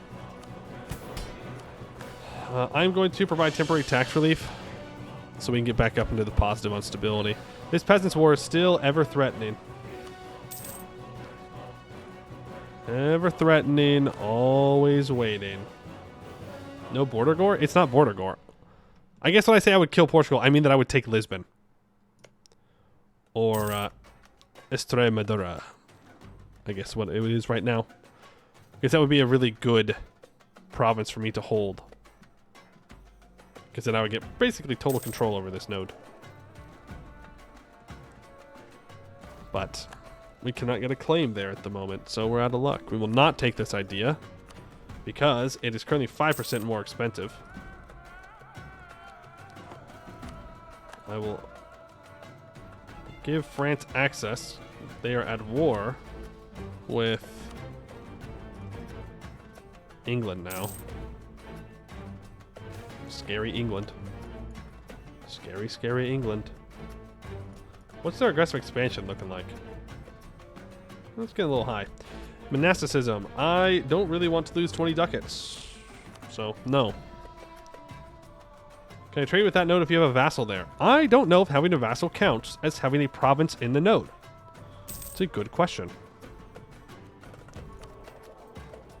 North Sea.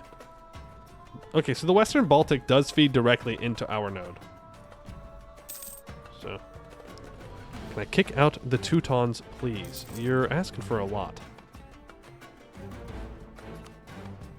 They have 9,000 troops. They're allied to the Russians, so no. Gotland, though. Gotland, if we can land on it, would be a decent spot for me to grab. Right? Ooh, it even has metal.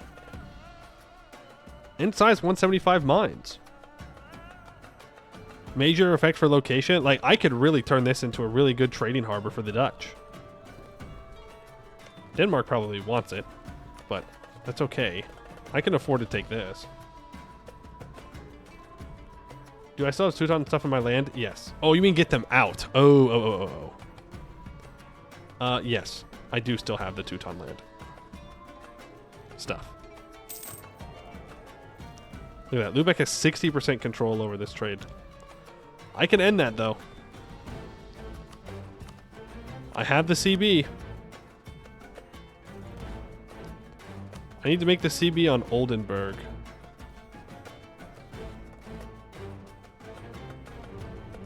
So let's do that. So that way I can vassalize Lubeck. Or even annex him. I'm not sure which one I would want to do. It's a major center of trade. It would be a huge boon for me to own that province directly. Don't you want to limit yourself to only cultural land in Europe? And create trade chains, specifically. Sagor, Scandinavia? Don't worry, we'll fix it. We will fix Scandinavia after we fix our own lands. I don't know if we'll be able to land easily on that island. I will upgrade these ships, but I don't need to build more yet. Severe looting will solve the issue of trade competition, but it will also mean less people to buy my stuff. Is the way you have to think about it. Like, yes, I'll make more money. I'll reduce their trading capabilities. But is it actually a good idea in the long run? Don't know. I have 60% control of trade in the channel node now. Let's just keep investing into commerce in this node. Invest some here. Because if I can keep a hold of all of the trade in this node from England, then it doesn't matter how far England conquers. Anytime items get transferred back here for trade, or he produces extra items, then I will benefit. This is honestly not bad. Burgundy is independent. This is actually fantastic.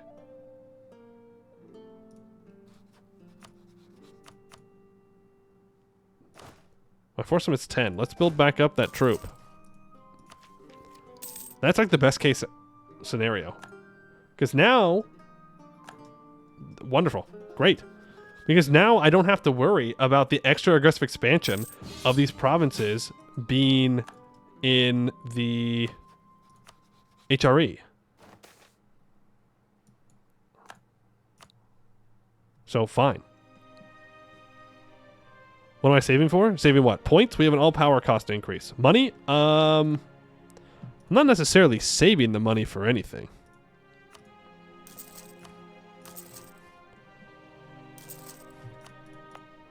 How many potential farmlands do we have here? 102. It's just our throughput is so low everywhere. Our auto investor is doing well. Our capital's still working on that level 3 port.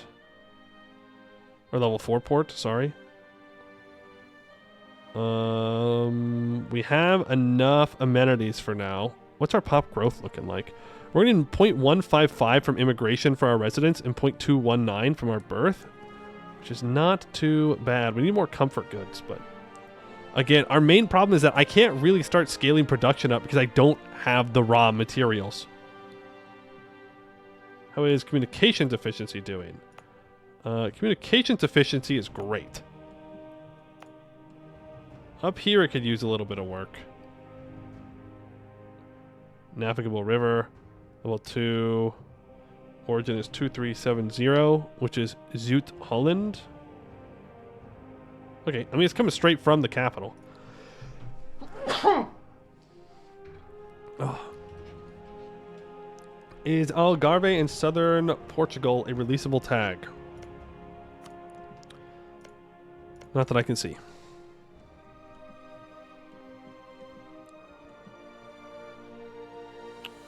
Where do we have the maximum amount of farmland in our country? I want economy, current farmland.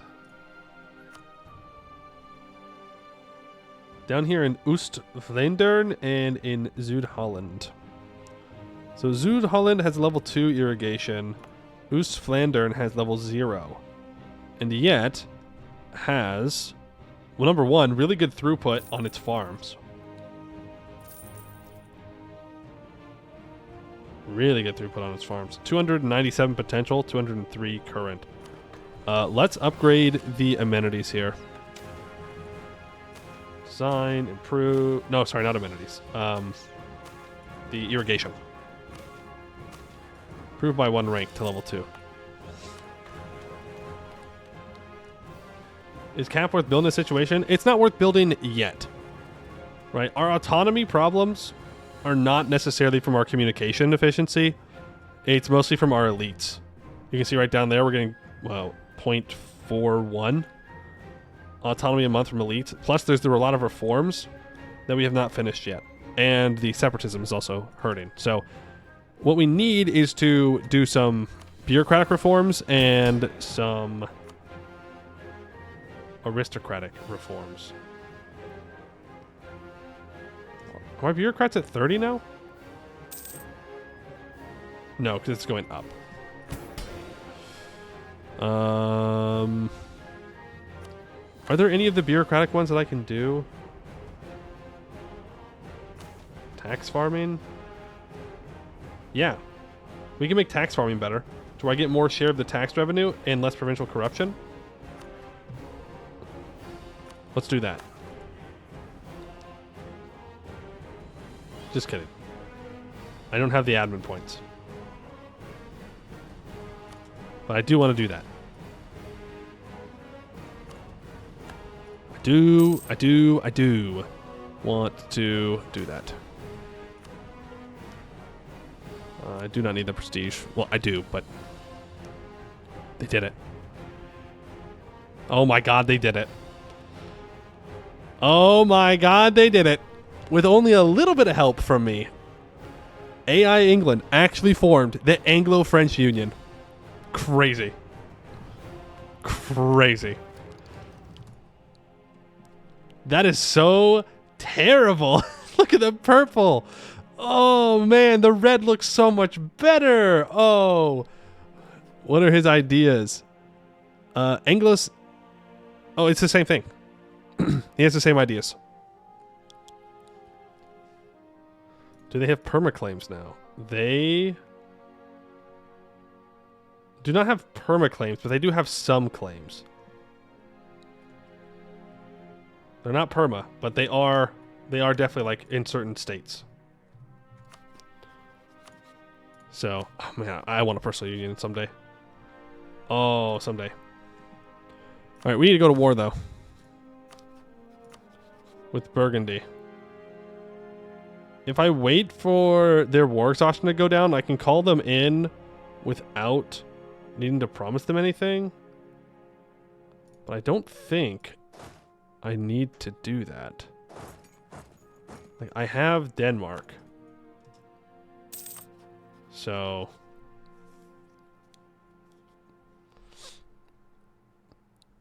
flag ain't too good too. Well, I'm sure they think it's great. Since they were able to conquer a lot of France. So I need to make sure that everything in my culture group is set to vital. We've almost united it. We're really close. Really, really close. It's pretty much just what Burgundy owns and then Cleves. And Bentheim. So. Yeah. Man, I bet Burgundy would be a really fun run too. I didn't realize that they just get all the Netherlands like that.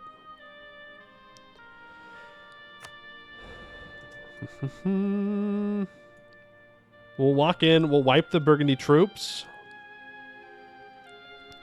And we'll see what we can get away with taking. I doubt we can take everything we need. But we can take some stuff at the very least. And then after this war, I think we're going to annex Namur as well. It's time for them to go.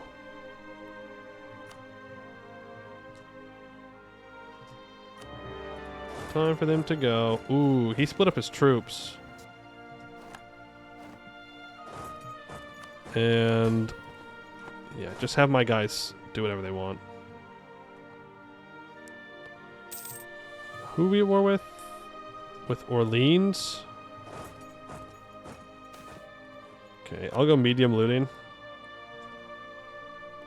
This is Geese. It's Forest Hills. This is also Forest Hills. I don't really want to take bad fights. Believe it or not. Can I get away with this? It's going to be a very solid no. Well, let's definitely take things that England would take, right? Take that border away.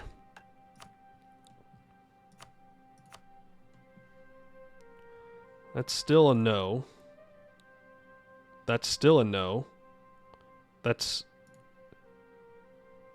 What? 2 provinces? You spineless cowards in the HRE. I'm out here trying to reconquer HRE lands, and you're like, no, actually, don't do that. Don't do that. We want someone outside of the HRE to own it. Are they outside the HRE? Yeah, they are. You spineless cowards. It's because this province is very expensive to take. 52. We could do that. not that. We could probably even do that.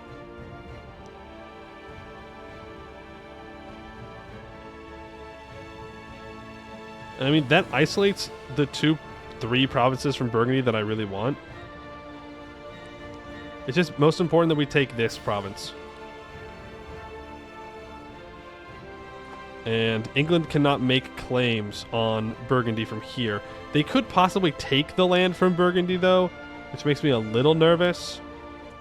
But I don't know. That's so ridiculous. Maybe I should have put it on severe looting. Ooh, this province needs a fort. That's scary that it does not have any kind of fortification at all. Because it's a high developed province. Please do not sack this. Okay, we'll hit Burgundy's troops here. We need to deal with these Orleans troops. I guess I'll only catch 1. Nice. Lawgiver gives us a some autonomy reduction, which is pretty huge. We're going to catch the Orleans stack. They're not an OPM, so I don't know if I'm going to be able to convince them to peace out. Unfortunate. What if I go step on Orleans capital now? Before they can build anything. Is that enough? No. But what if I step on another province? Is that enough? Yes. Yes, it is. Like, we could have stuck around and got him, you know, looted him, but Dane's slacking at work? What do you mean? Where are the Danes? No, they're not slacking. Look. They're sieging down Lip. Stiff upper lip. That's an EU4 achievement. I don't remember what you have to do for that. I think you have to own all of Scandinavia. No, you have to own all of the British Isles, I think. Right? Is that what it is? It's something like that. Is Britain? Yeah. Got that one a while ago. Fight this stack before they can reconvene with their other Burgundian homies. We cannot take tech early or anything like that. It's increased cost right now. Don't need to mess with it. Bum, bum, bum, bum, bum, bum, bum, bum, bum, bum. Yeah, if I take Lubeck, I mean, I won't have nearly as much trade power as Lubeck does. But, I mean, it still might help.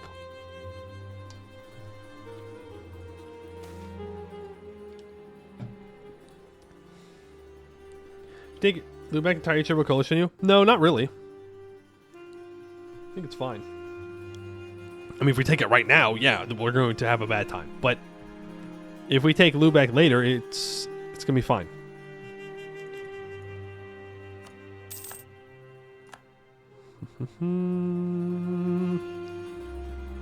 Lubeck is only, I mean, it is 18 development, sure.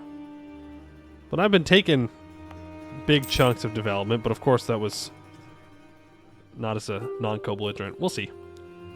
Worst things worst, I get to fight Lubeck, and I get to take their money and their trade power, right? And if I sack Lubeck enough times, then eventually it'll be worth nothing. Flanders outside HRE as well? Nope, it wasn't. It was, in fact, inside. It's own unpopular relative. See? All lands inside the Empire, and I did not add it in. Because there's no reason to.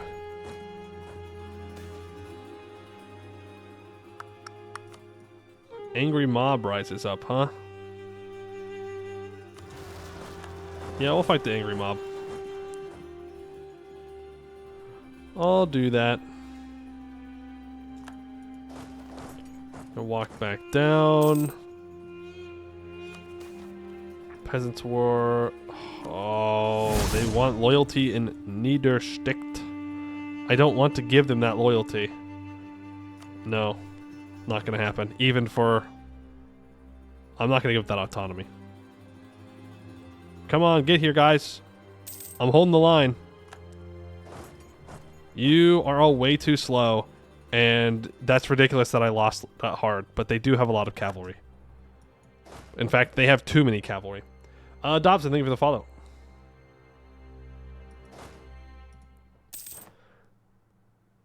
They have too many cav, which takes me right back around to there's no reason that they should have won that. Or even be doing this much damage. Skill issue. 5% morale of armies. Oh, they have 10% cav combat ability and 10% cavalry to infantry ratio. Well, that would certainly help them. I will give them that. That would definitely help. Burgundy, can you just, like, fuck off? You know? That's all I'm asking.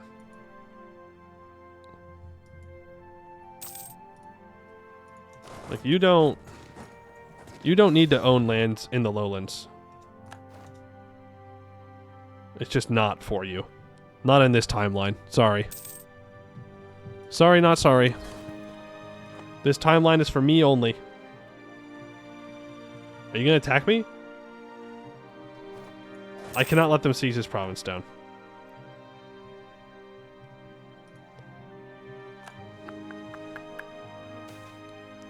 Decade of marriage, 5 prestige, 5 noble loyalty. The fall of this city. I will loot this city. In the hopes that I make it cheaper to take. I can call in England, but I don't need to. Sorry, I can call in the Anglo-French Union, but I don't need to. Unnecessary. Okay, now it's just Burgundy versus me. You played France and beat the English in the First War, but you weren't aware not negotiating gives bad events. You're gonna lose the first 100 years war, and you're gonna like it, okay? How dare you not do exactly what happened in the real world? Tank the 125 AE, surely the Anglos will help you. Yeah, you know, I don't know if I want to bet it all on that. Seems like a bad plan. Also, considering that England is a little bit behind on tech as well. Really not wanting to test all that. I am 2 over my force limit now. Due to my nobles being very disloyal. Oh, here goes Denmark again. Damn. Oh, they also have a discipline advisor. It's alright, Denmark. It was a good try. It was a good try. My turn. Where's he going? Where are you going, bud? Come back. No, no, no. You wanted to siege me down and all that.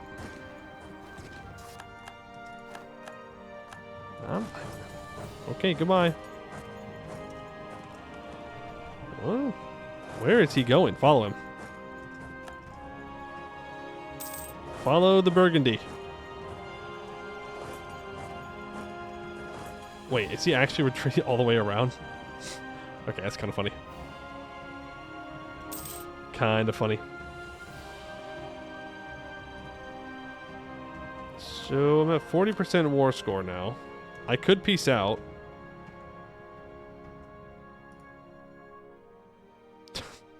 No. No. While funny, while very funny, very stupid. I'm going to take war reps as well. A little bit of cash. Thank you, Burgundy. And now we can conquer Gelderland. even though we don't actually own all provinces in this node. We gain a permanent claim in the North Brabant area. And now I need to own this state here. This includes this. Wait, are you a free city now? No. No, you are not. Core that up. Lost 15,000 manpower. Oof. Now we have to deal with lots and lots of rebels. In fact, probably too many rebels for us to realistically deal with. But we will find a way, as we always do. You know what else we'll do? We'll fix this tax farming. We'll gain 0.25 base welfare. We'll gain 5% more. Well, we'll not lose 5% of state share of tax revenue. We'll lower provincial corruption. Boom. And then I will provide grain for the commoners. And I will provide temporary tax relief. And then I'm going to explore measures to fight corruption. We're going to overturn the status quo. This is going to lose 2 stability, but it's going to get rid of 5 state corruption and 10 bureaucracy corruption, which we need to do because our bureaucracy corruption is through the roof right now. So we're going to a period of a lot of unrest here. But hopefully it'll be a long-term investment to come out on the other side. And we will expel foreign traders. The only traders allowed are us. Lubeck just lost their trade league.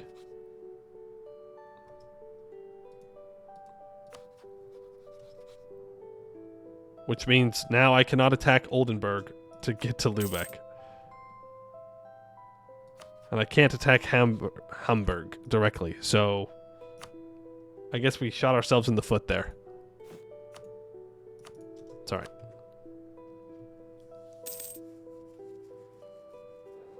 How are the lowlands today? Good. Lazy colonists? There's nowhere we can send it. Nowhere we can send it. We could have taken another idea group instead of exploration, but oh well. In a couple of diplotechs, we'll be able to use it. Can I develop your own land with a colonist in this mod? No, because there's no such thing as development.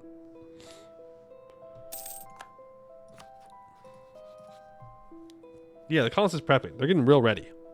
Real ready. Alright, we can build another troop back up. Oof. Oof, that is a lot of unrest, folks. A lot of unrest. And rebels do crazy amounts of damage. Feels bad.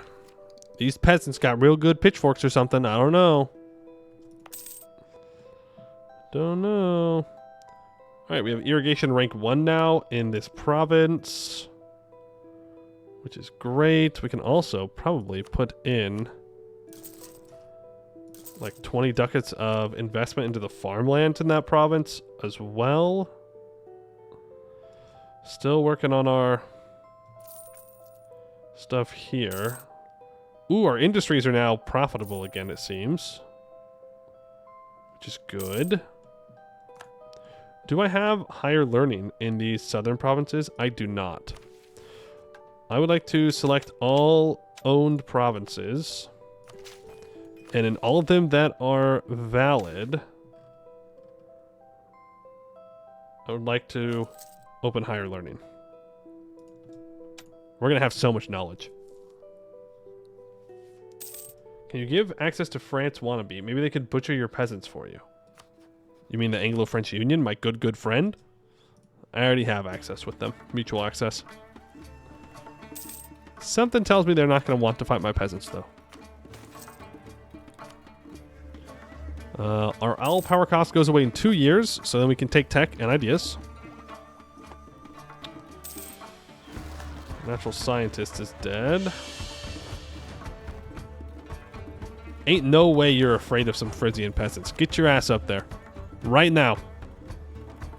Right now. Ooh, cheaper tech cost, though? Ooh, cheaper diplotech cost. Yeah, let's do that. We have the money. We're not exactly spending it on anything else. The Pops are very unhappy. Am I going to build a fort in that province? I have not decided yet. Probably. I need to look at the terrain. Remember, forts are super expensive. Super expensive. Compared to the little blue forts that I don't have to pay for. It is wooded flats, which just gives minus 10% combat width.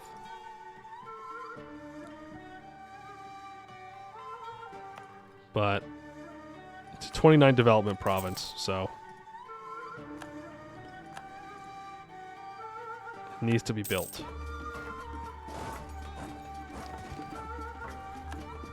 It is better than having someone sack that province. The Anglo-French got another wizard. They did. They keep getting them wizards. And I don't know why we're calling them wizards, but you know what? I'm down for it. The Avignonists are hiring wizards. This brought to you by your local Catholic priest. Don't trust them. They're heretics. And by them, I mean us. Okay. Well, we're going to have to wait a long time for that aggressive expansion to go away. Long, long time. Long time. We need to still take out Bentheim and Cleves. And then Burgundy. And then we're kind of good. I should annex Namur so I can open up another relationship slot. But I want to make sure that I get this claim, because I will forget. Is it rival insulting time?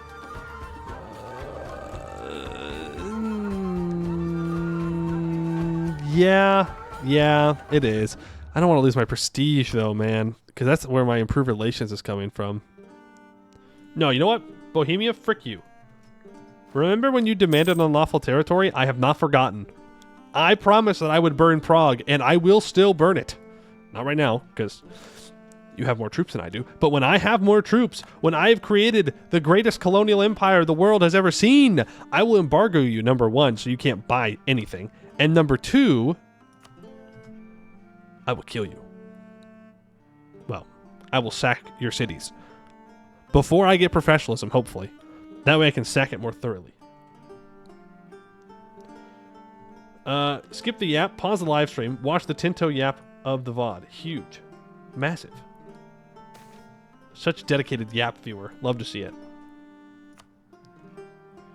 You'll love to see it. Okay. Ooh, actually, I cannot embargo Well, I can embargo Portugal, but I shouldn't. I will embargo Castile, though. Eventually, we might want to embargo Portugal, actually. But for now, not necessary. I think the Muscovites might lose this game.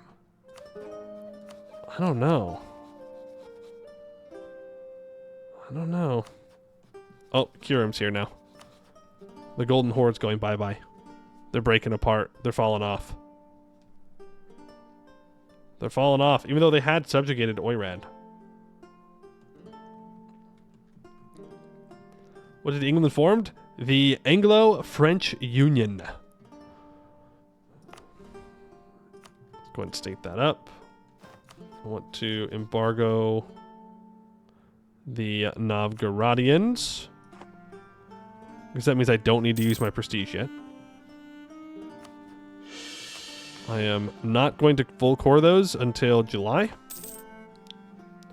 France officially gone? No. Yes.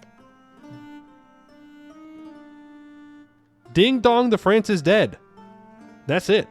It's Jover. Wrap it up. There are no more Frenchies. Well, at least not independently.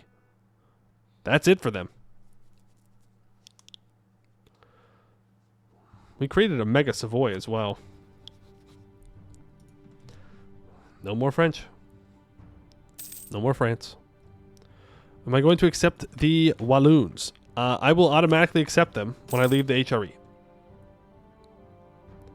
Get your release? Nope. People get mad at me because apparently that's not playing tall. Maybe once France died when they were allowed to form the AFU? Maybe. I don't know the exact requirements. Also, I kind of want to see what happens without this France here. Like, yes, we keep beating up Burgundy. Does that mean we're going to have a massive Savoy? Is Savoy going to form Italy off the power base they get? Because that would be kind of awesome.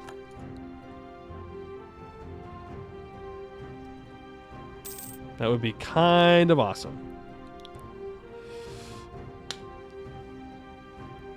Can you exit the HRE, eat all of the northern HRE, then rejoin the HRE and become the Dutch permanent emperor? No, because if I ate the northern HRE, I would have so much aggressive expansion that everyone in Europe would hate me. Literally everyone. And it's going to be a long, long time before we can take smoke like that. Very long time. We just do not have the pops to do that.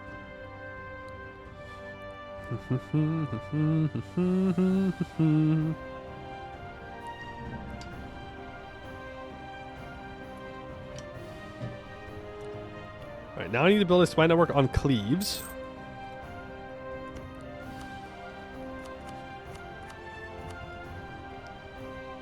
It's allied to Hesse. Then that's it.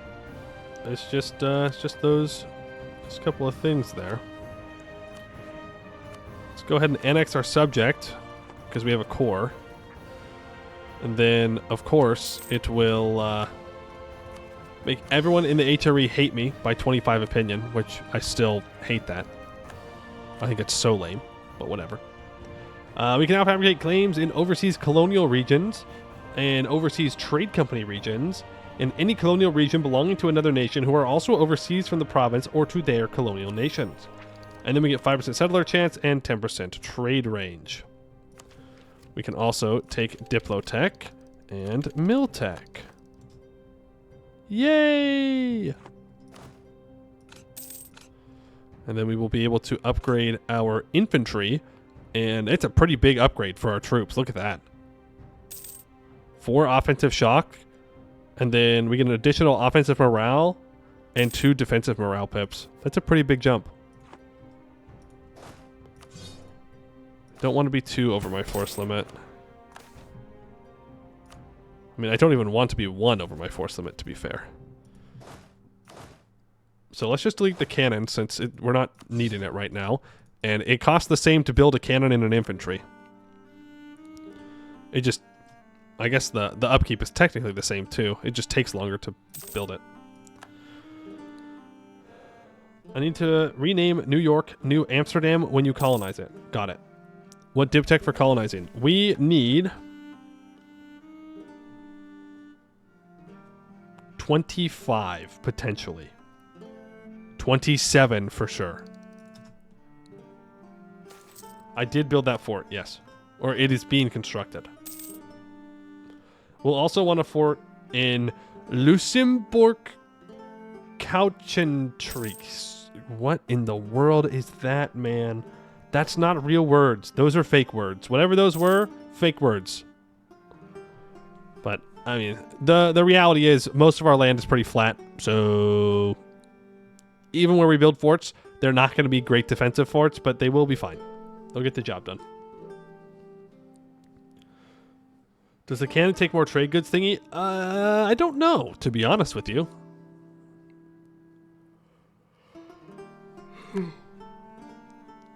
It's a good question. And do I have any big city modifier? Probably largest in the region, if I had to guess. Yep, largest regional city.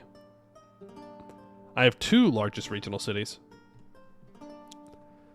Paris is the largest city on the subcontinent, but the largest city on the continent has been moved. I'm going to assume it's Milan? Yeah. Lombardia. Largest city on the continent. We need to go loot the Emperor. He only has 7,000 troops. We'd make so much money. We would make so much money, guys.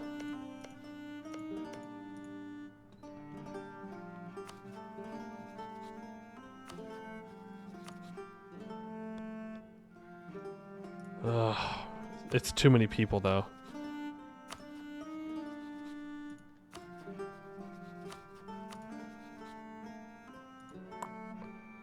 A 1v1, I could do it. I could beat him. How do I get a CB on the Emperor?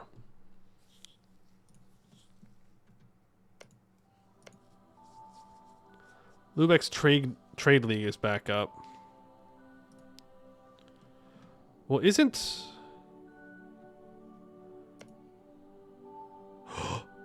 That's the method. Right there. Boom. Aachen. Yes. Build the spy network on Aachen. What do I need to make this claim? It's just 64. Yes, do it. Who's going to be voted? No, Austria's going to get to be emperor again. Do I have enough time? Maybe. Aachen's a free city. Exactly. Exactly. Aachen is a free city, which means the emperor will join in defense. Which means I can go severe looting. And I can go loot the hell out of northern Italy. And that will give us probably, I don't know, 1,000 ducats.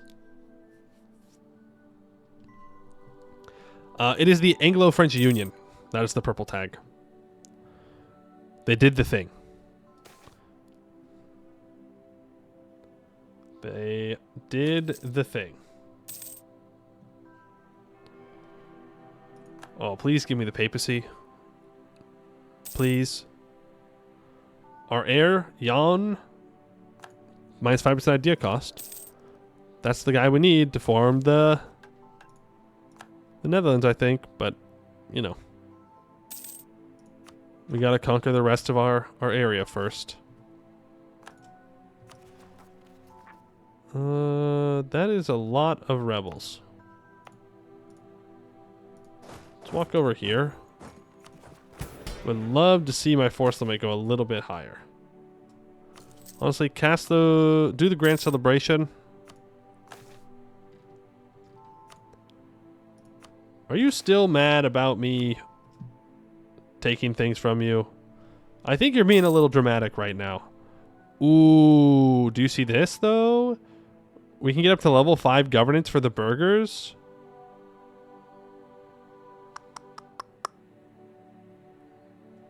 That would be kind of huge. It would put us back into the lacking the ability to take anything because of all power cost increase, but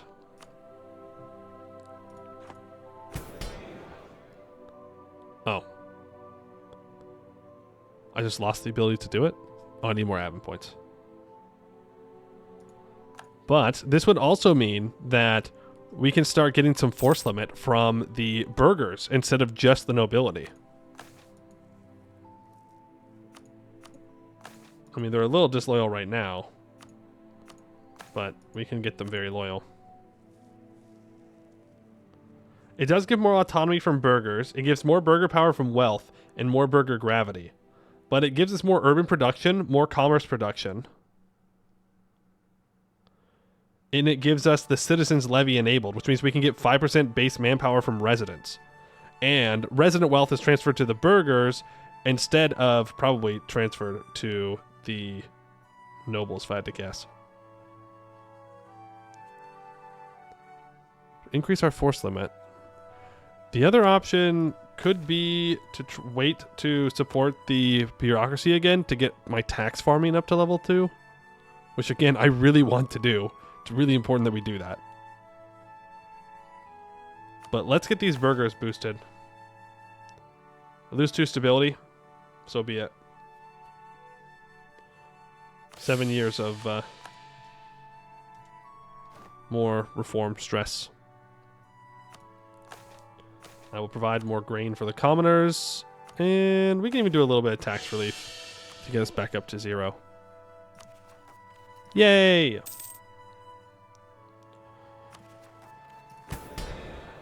So in the year tick, hopefully we see our force limit go up as we get access to taxing in the cities. I'm especially looking at these cities down here. Our autonomy is, you know, not great, but In fact, we might want to upgrade this port. But, that being said, some kinds of citizen service is probably worth getting. Right? Surely. Surely. Could take Miltech early. No reason to. Bohemia declares a conquest war on Brandenburg. I'm making 2 claims. One on Cleves, one on Aachen. Aachen, so I can go loot Milan. That is the most important one to me.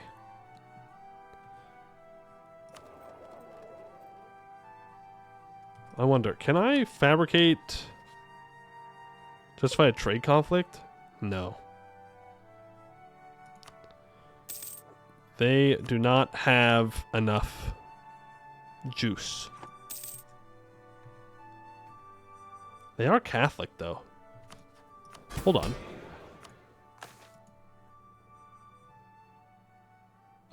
No, I cannot prepare for a religious war. That only works against heathens. Darn. I was hoping. We can go after them heretics as well, but it seems that our clergy thinks heretics are fine. Interesting. Very interesting.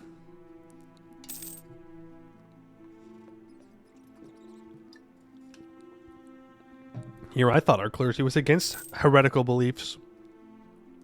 Maybe they wish that we had decided to stay with the Roman papacy. Guess not. Is Colonial in the cards this game? Yes, that is why we're doing this game. It just takes a while to get there. It's only 1424. Right? Like, it ain't time yet. If anything, we're still like ahead of schedule of the whole colonizing idea. We're prepped and ready. Do we like Hussites? No. Sometimes I do crazy things. Thank you. Yes, true. I'm unpredictable. You never know. You never know what it is that I'm up to. Let's throw 10 ducats into this mine up here. Come on, Denmark. Invest into the mine. You're sitting on, well, gold, but it's not gold, it's copper. But the point still stands. It's at 100% autonomy. And the nobles have 100% power in that province. But it doesn't matter, okay? It doesn't matter. What are these lines on my map?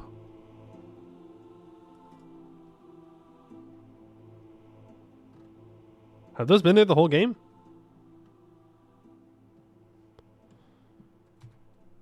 It's just the trade paths. They have been? I just ignored them the whole time? Oh, well, there you go. Who cares if you were... I guess I don't. We're going to have 22,000 Flemish separatists. I should have paid for that unrest reduction from our consort. With a little bit more stability, we might be able to get rid of these Flemish separatists completely. How much separatism do we have in these provinces still? I'm sorry. Pause. Pause. What the fuck do you think you're doing? Okay, he's going after Orkney. Okay. I'm not thrilled with that, by the way. I don't want him to take Orkney at all. By what right do you think that you can claim anything that Sweden owns? Rightful clay of Denmark.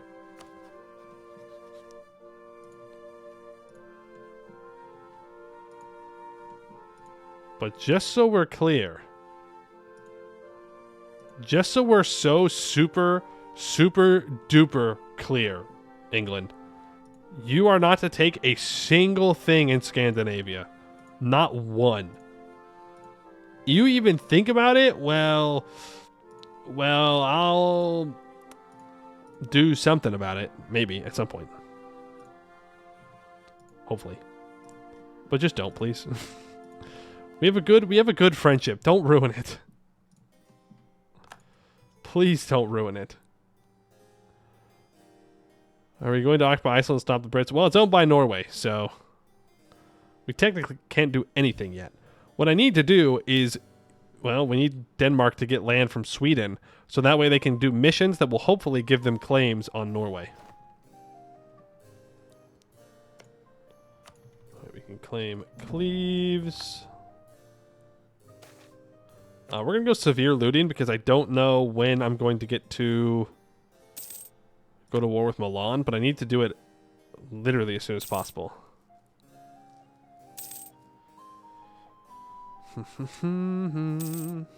Denmark is our personal union. Yes, we got them yesterday. By luck. What it was just luck. And I have not given them all this Swedish land because I have been... Oh, also, England is going to unite the Isles with this war. Or sorry, the Anglo-French Union, the AFU. I don't even know what I was talking about before that. It's gone now.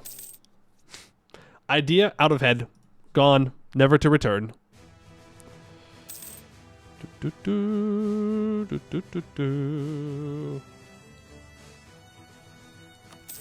What's our force limit at? Ooh, look at that. Our force limit has gone up to 12. Hell yes. Okay, give me that. Another cav. No. Only up to force limit. Some separatists are going to pop out of Burgundy. That would be most unfortunate.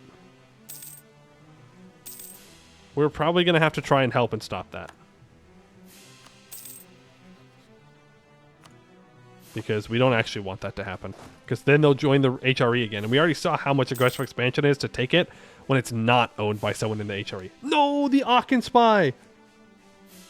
Oh, damn it.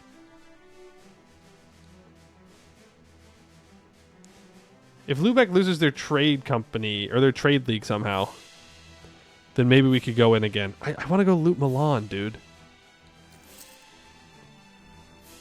So very badly. I want to loot Milan. Let me at him. Let me at the Emperor. Why does it say kingdom? The government rank, it's hegemonic though. Yeah, let me at him. Let me fight the Emperor. Let me tell the Emperor that he sucks. That I hate him. That he's a dirty, dirty Catholic compared to us, based, cool, clean, beautiful, awesome Avignonists, which are very different. Monastic protests. A number of monks have begun to champion the cause of the poor and downtrodden in our nation, preaching about justice to them. A dangerous topic. Men who voluntarily took holy vows as adults were often devout Christians who took the words of the Bible seriously. Some saw it as their holy duty to work among the sick, slaves, and the poor. Occasionally, some took this calling to extremes, taking up the cause of the downtrodden and even taking part in revolts. While this behavior was not sanctioned by the Catholic Church, neither was arresting monks for preaching the gospel. We will arrest the monks. That's right. Arrest those troublemaking monks for trying to say that poor people shouldn't be exploited. How dare they? How dare they? Our force limit is now 13. Oh, my cannon didn't get built because it was a year tick. Boo. Boo. Let me build my troops. Okay, so Denmark's going to work hard on sieging down all of Sweden. Let's make sure I transfer all of this over to Denmark. Now, England might give me this land. Little bit worried about that, but also we have 76 favors. So let's use 50 of those to increase our trust, get our trust up to 57. Because that could be a lot of aggressive expansion. But... And they did. Oh, and they did. Oh, and they did. And I was almost just about to be able to take more land inside the HRE. But honestly... Oh, they gave me this. Well, you know what? Thank you. Oh, they gave me Yeltland. Oh, that's actually huge. Okay. I'm gonna have to deal with the separatists here somehow. I guess it's time to build more boats. But that's wonderful. That's just one more spot that I can try and push my trade through. Ooh, look at the whale. We should hunt it. Average North Sea liver. Ooh, whale, we should kill it. Okay, this and this I need to give over to Denmark. Why do you have any liberty desire? Get out of here. I guess he is a different religion, but that doesn't matter. That'll keep him in line again. Which means now Sweden just has this one little thing. Oh, Gotland is only a nominal subject under Sweden. Okay, well hopefully Denmark gets a claim. I don't think we need to fight Novgorod. Is the thing. I think Denmark will already be a struggle later on to deal with. Okay, I kind of regret getting this island now. I just didn't want England to have it. Sorry, the AFU. I did not want the AFU to have it.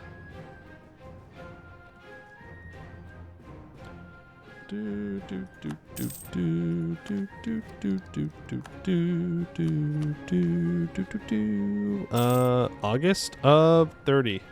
4 more years before I can do that. Is it hard to annex personal unions and million taxes? Yes. It is. It will take 90 years.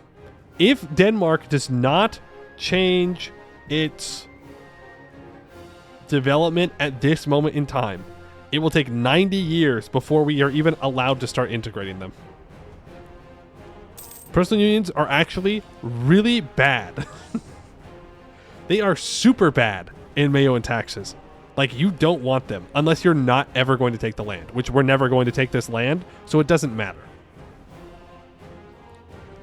But if I wanted to, say, like, manually conquer Southern England, I do not want a personal union on the AFU because I'll never be able to annex them. Ever. Ever. Couldn't I sell the island, Denmark? I could just give the island to Denmark. I don't have to sell it. But I want it.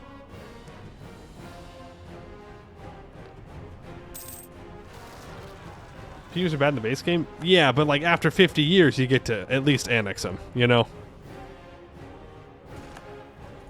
Like, if if you're playing as Italy, right? Let's say you're playing as Milan in base game, and you get France in a personal union in 1450, that's really good, right? That's great. That's wonderful. 50 years, then you annex them, boom, you own all of France in 50 years with no aggressive expansion. Cool. But here, you'll never annex them. Ever. Ever. That's what happened in my Milan game with Hungary. Hungary was about this size, maybe a little bit smaller. And I got a personal union early on, and I was never able to integrate them. I could only start integrating them in like 1750, and I got them around this time in my Milan game. It takes too long. So, avoid them at all costs, unless you're never going to personally take the land, and then it's just fine.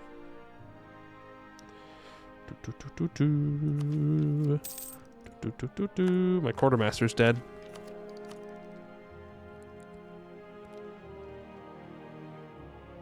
They're all aristocrats. My military is full of nobles. Who would have thought? They did it again. This time they got one of the clergy to even get involved. Can I please just have a bureaucrat? What is going on? Piss off. Give me a bureaucrat. What is happening? Fine, I'll take a metropolitan. Marital bliss. No, we give the nobles nothing. Do not believe their sweet lies. They are whispering sweet lies to you. I do want to... hold on. Our provincial corruption is going down by 1 a year. Yeah, expand the bureaucracy again. 25 is where we need to get it to. 30, really. But we have to be careful with how centralized we go this game, simply because it makes subjects more disloyal and gives us more unrest. Not saying there are situations where PU is nice, but since 1.32, it's generally the case to use vassals and or core. Yeah, that's fair. Tinto always talks, but will he walk? All bark, no bite. Sun Tzu said that. This game from work, why are they bad? Is it difficult? Do you need certain development more? You cannot integrate them on Monarch Death. Why is it difficult? In MEIOU and Taxes, it just takes much longer to integrate them based on their development. And since development is already going up, we can see the thing, the math, the formula, that's the word, the formula right here. Relative development 1.136, max 10% of subject total development. The base integration modifiers, it's minus 25% from being a personal union. We have the same government, so there's no penalty, and we have some diplomats. The more diplomats you have, the faster the integration goes. And then the integration rate is affected by if they're the same religion, by your diplomat annexation cost, by the culture group, and by liberty desire. So if we were, 10 times the size of Denmark, well, that's not bad. Which, I mean, I guess that means the personal unions over OPMs are actually really good, because then you can integrate them immediately after 10 years. But why would you want to get a personal union on an OPM when you could just conquer an OPM? What the hell is this? To lose 10 noble loyalty and 25... Fine, give them the influence. I don't care. I'm not doing any reforms anytime soon anyways. Can we enforce culture? No. We cannot, in fact, enforce culture on our personal union. I don't even know if I'd want to be honest with you.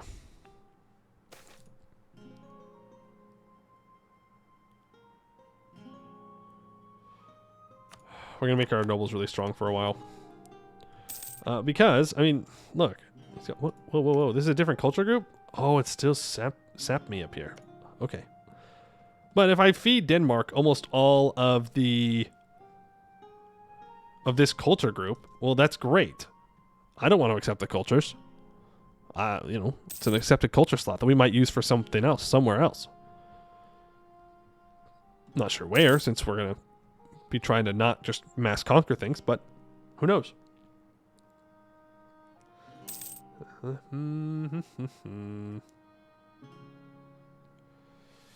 Well, at least now you can choose who you sell as a slave until slavery becomes unprofitable. I abolish it because it's evil and actually did it because I'm a good guy.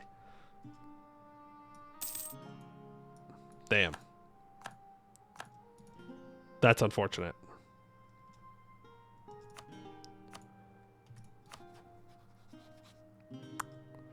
So I now have to, once again, conquer a bunch of land from someone inside the HRE instead of just from Burgundy. That does mean that I don't have to fight Burgundy again, though. So, I guess there's that, if that was something I cared about. Oh, hold on. Boys. It's time to make some money.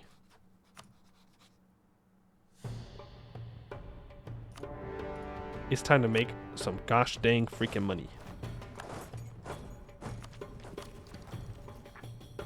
Ooh, it's probably going to cause lots of rebels, though. But that's fine. Worth. Ooh. What mill tech is Milan?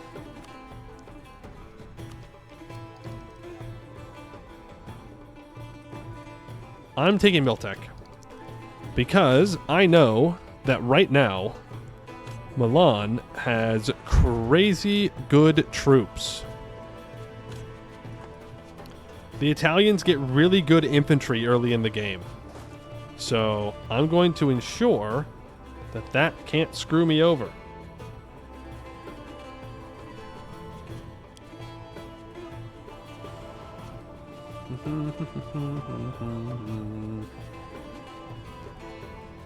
Also, maybe if we weaken Milan, Savoy will declare war on them.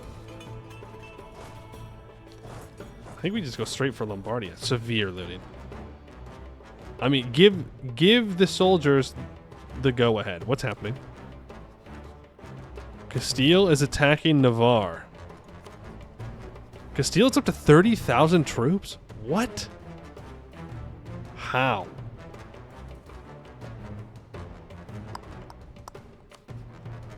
He must have really loyal nobles. Because a lot of the times Castile kind of falls off and they don't have a lot of troops. Not this time. And the Anglo-French Union is going to be put to the test. Oh, our troops have no morale out here. Do you mean Praetorians? Aren't they like a millennial old? No, they're Genoese something.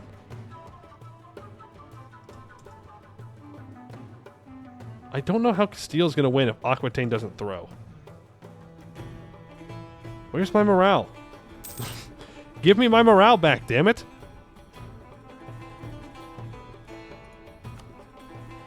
We might lose. I might lose because I don't have any morale. I'll be very upset with. And here's Verona. Milan just went straight up here. Denmark, buddy, I really need you to be useful. You have 12,000 troops. Where are they? They're here. Denmark, I want you to be aggressive. Or, no. Do whatever you want. Yeah, that's fine. Do whatever it is that Denmark needs to do, okay? Whatever it is you want to do, just do it. Jousting tournament? Yeah, I am not risking my heir's life for that. You are crazy if you think I'm risking this heir's life. Alright, just chase his troops around. Don't let him siege anything down. We'll be good. I mean, look at this. This is the largest city on the continent. 46 development. 29 urban development. Pavia. 8 urban development. Bressa. 10. Bergam. 6. Cremona. I don't know. 8. Parma. 9. Verona. There's a lot. Denmark, what are you doing down here? Denmark? Denmark? Denmark, why are you throwing? What the fuck is that? They were at 8,000. Hello? I got baited. I actually got jebaited. That's crazy. I actually got jebaited. The Emperor was just sitting there with 8,000 troops. Well, it doesn't matter. 100... We're going home. 100 ducats? You're telling me I got involved in this war for 100 ducats from the largest city on the continent? Are you serious? How many people did I kill? About 50,000. 100 ducats. Honestly, just go step on Aachen's capital. That's crazy. I feel actually scammed. I actually feel scammed. Wild. Absolutely wild.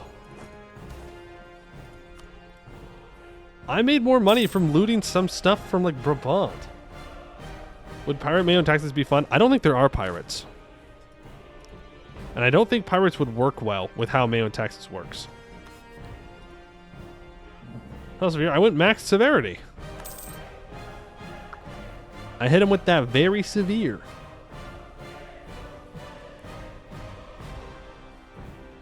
Can't help but notice that Italy is not colonial. No, but it is money. I thought. Okay, and I also thought it was an easy war because Milan had 8,000 troops. I get down there, I turn around, there's 20,000 Milanese in my lands. Where my money is Ethiopia from looting? Okay, well, when you're looting the Nile, it's a bit different. The rise of Ottomans in Europe. For among the possible options, they went for God.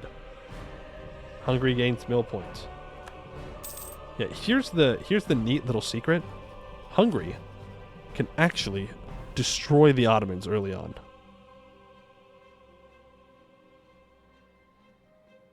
Huh? How? How are you able to integrate Poland? Tell me your secrets. What do you mean? In what world? Is it's a different culture group? How is Hungary allowed to annex Poland this early on, but I have to wait 90 years to annex Denmark? I guess maybe Hungary has more development. But anyways, Hungary can destroy the Ottomans early on if they just focus on it. If they get one ally, one decent ally, Milan, Naples, and even a strong Georgia, you can destroy the Ottomans. And then form the Latin Empire. Oh my goodness. The Anglo-French Union's going to fall? Oh, it's just one after the other. The moment you try and take up any kind of title associated with France, it's death. It's just death. This is so sad. The levy, no. I cannot believe that Milan was lying like that. Hiding the truth. Did the Knights land on Anatolia or was it Karaman? This is the Knights. But they, remember, it starts off with a bunch of smaller Beyliks. So that's why. How far off from the Netherlands are we? That's a great question. One I do not have an answer for. I'll tell you this. There's still 5 provinces that I need to take.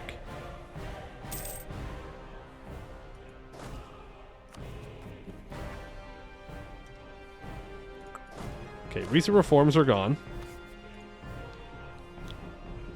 So I can take Diplo and Admin Techs.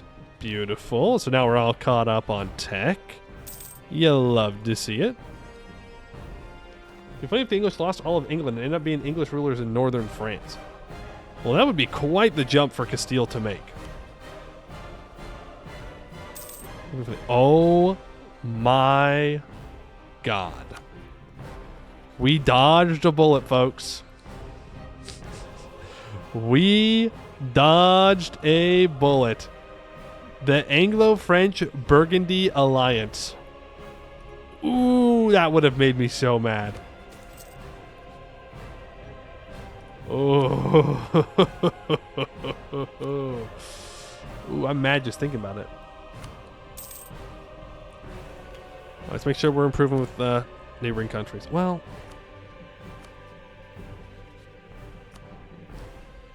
no, here's what I think we do. I think we just go take these guys out, right?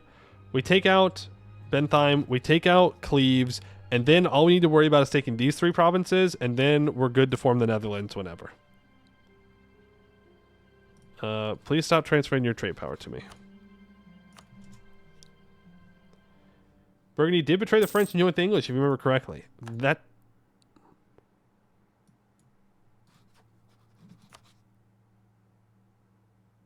Well played, Bentheim. Well played.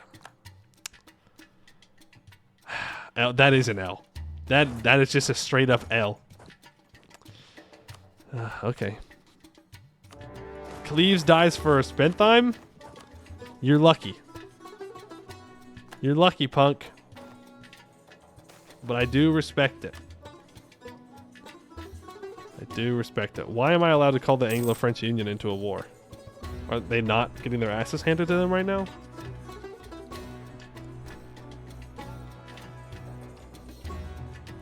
Are they not having a bad time? They are no longer having a bad time.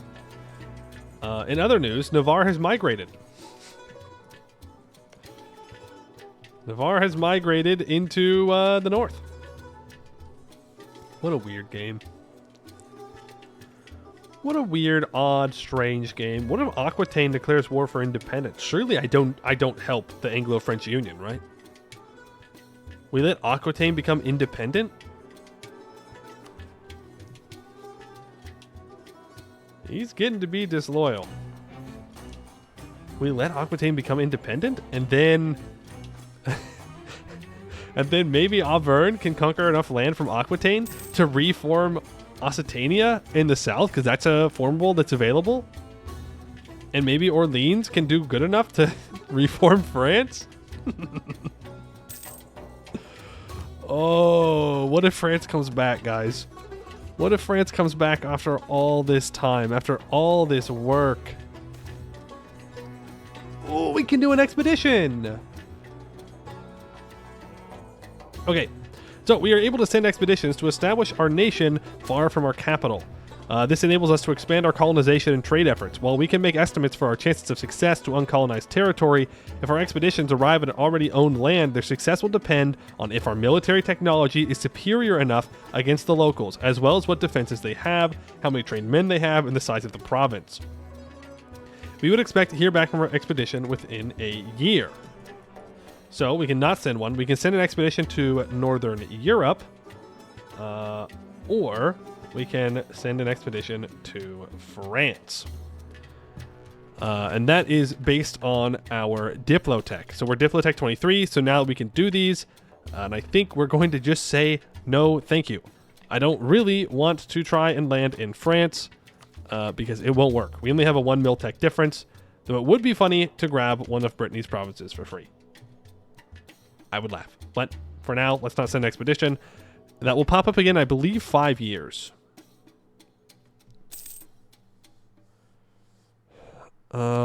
We could consider taking... Is there an expansion ideas? There is. We need Admin Tech 34, though, for that. Fall of Cleve? Yeah, I'll loot them, because we're on light looting.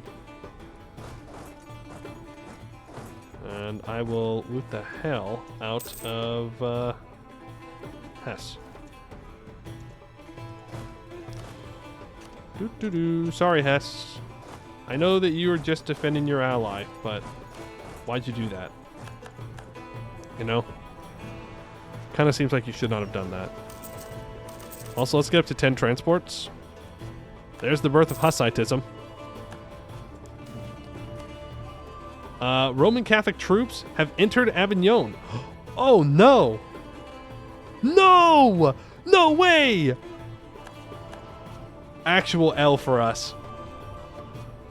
He's being brought to Rome to face judgment for being anti-pope. The page of the Western Schism is now turned. No! No! Rip Avignonis. We're so back, Catholic bros. Damn. No one was guaranteeing Avignon's... Wait, who occupied it? Where's the province history?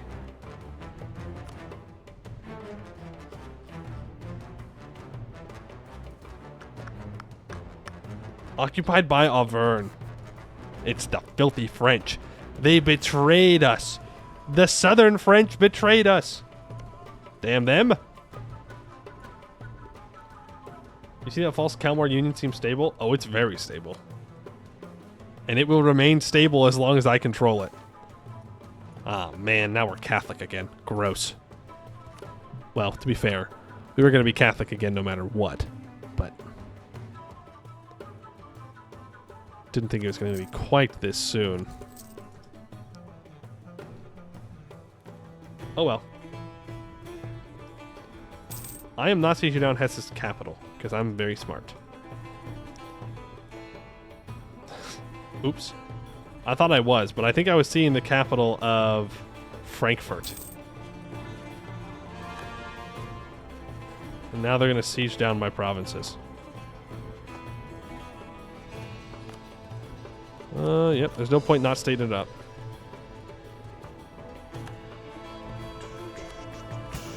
And we are going to go back to aggressive policing.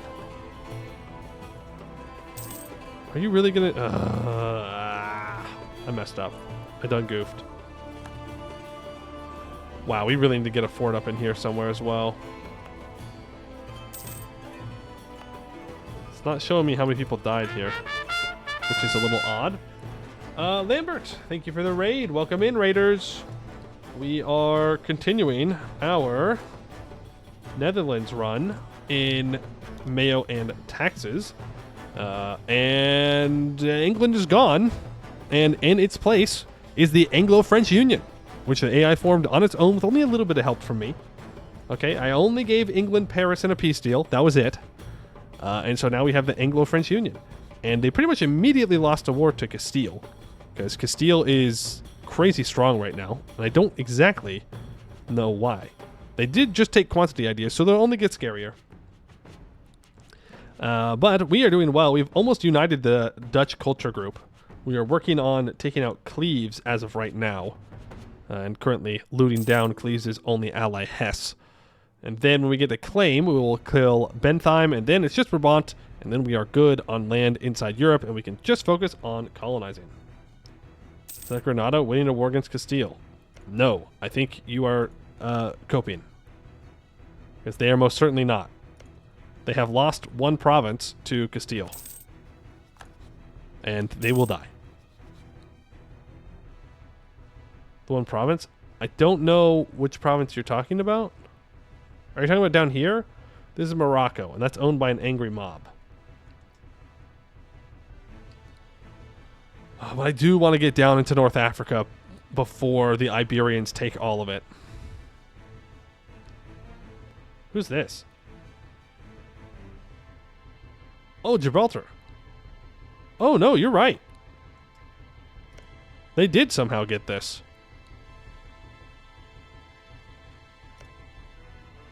You're so right. When did that happen? I didn't even see that. Maybe it was when they were still a subject?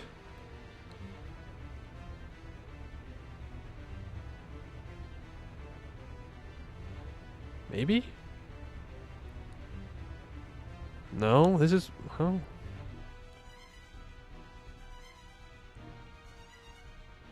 When did it happen? Whoa.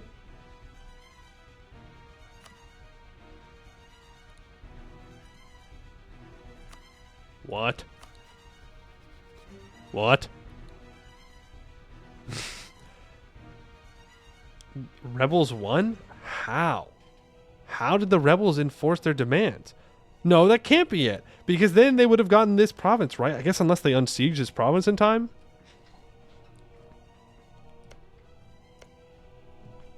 Weird. Spain probably went bankrupt? No. I don't think they have. They're doing too well. And they're too caught up on tech to have been going bankrupt. They're also fine on their corruption. It's going down really quickly. I don't know. That's weird. I can't complete a mission, though. Break the Reichsstand. Influence of the state has to be at least 20%. Yeah, sure. Thanks. I'm guessing they mean state reach? Yeah. Look at the province history.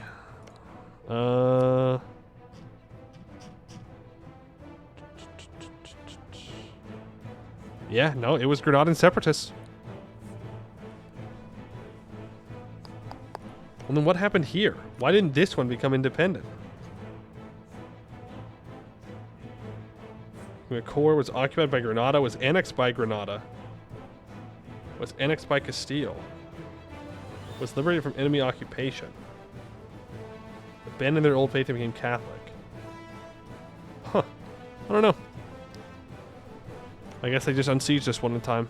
How long is their truce? It is until 36. Maybe they threatened war for it? Maybe? I don't know. That's an odd one, though. That's an odd one. Okay, we're going to leave the cannon here. I need to go deal with these Hess troops that are bothering my population.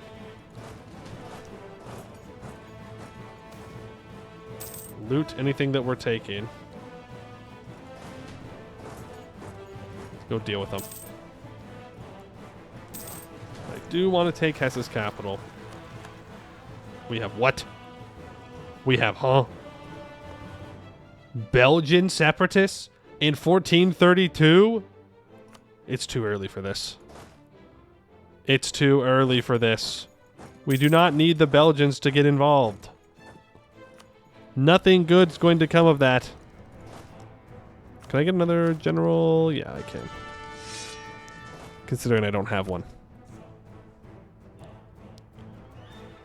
Then I should probably go back to suppressing the Flemish rebels. Well, what I need is to have no war exhaustion. That will solve the Flemish rebel problem.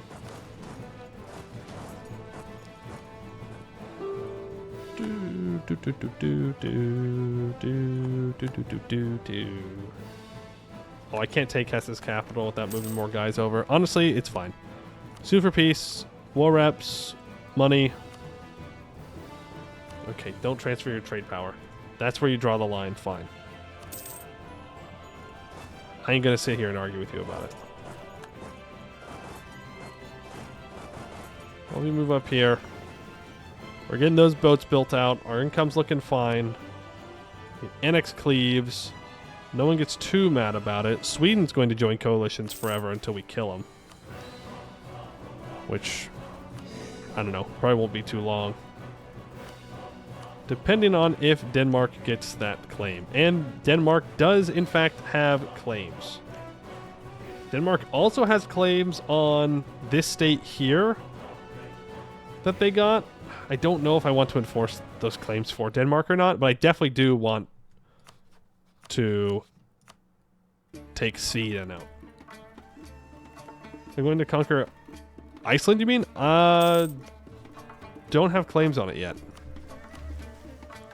If I get claims, absolutely. But I need to give these provinces to Denmark. And then maybe they'll form the... what do they call it? Denmark-Norway? It's just one country tag. I don't know if they can switch their tag name, though, when they're a subject. And then if I... well, if I do feed Denmark this state over here... sorry, Finland. Then maybe they can form Scandinavia, which would be kind of cool, but I have to give them this island, and I don't really want to give them that island. I'm going to be real with you.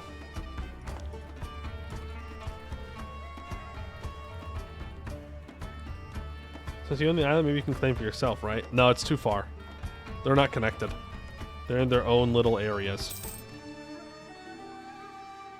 Seeing that maybe they are going to have a new custom ruler and become free?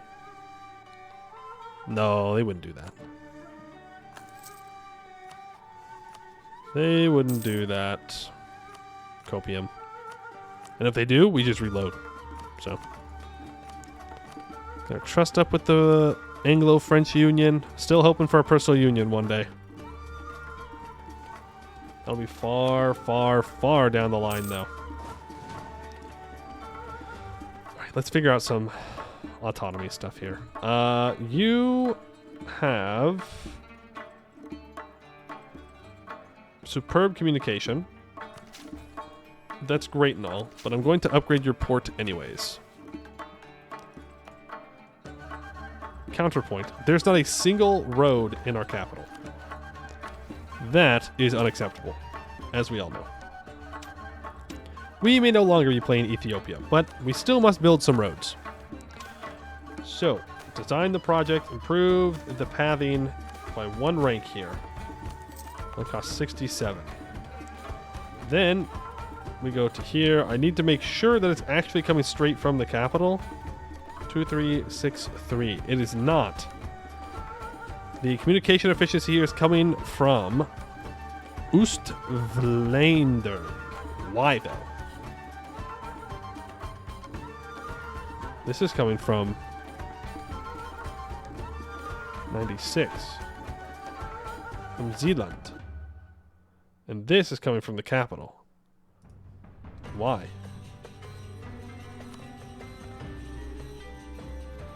Why, though? Why would they not get in a boat and go right here? It'd be so fast.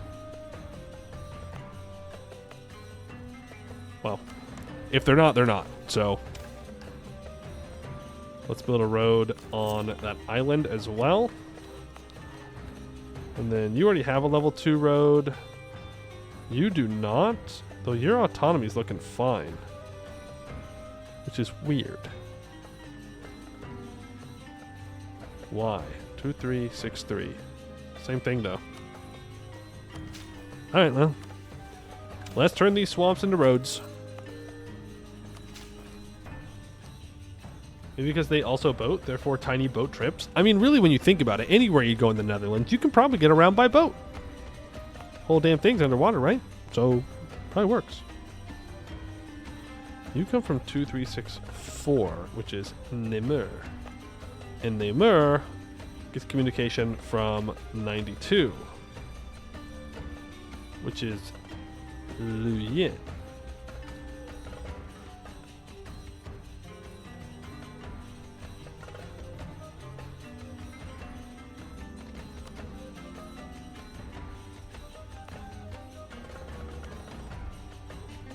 What? How? Why? What?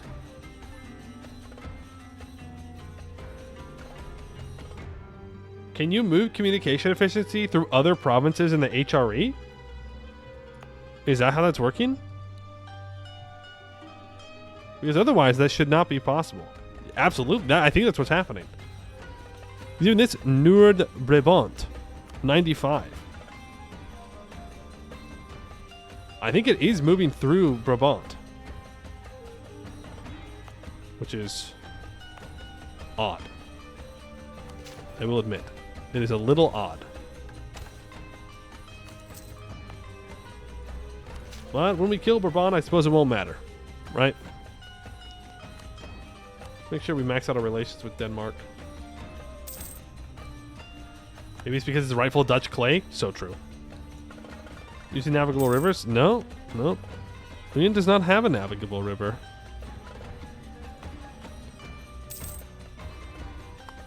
I don't know. That's weird. But the province does have it. But then why wouldn't it just follow the navigable river down to the capital? And immediately come up on the navigable river? I don't know. I don't know. That's a weird one. But if we must build roads, we'll build roads. Not a huge deal.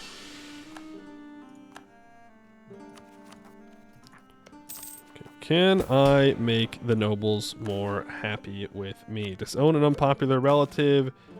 Yield to ancient whatevers.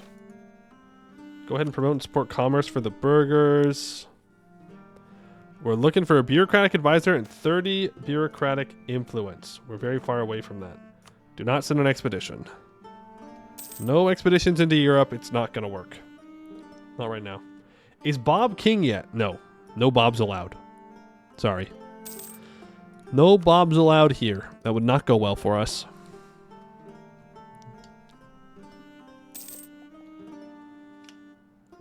But all the alien isolation VODs are up. Justice for Bob. Bob got the justice he deserves. Oh.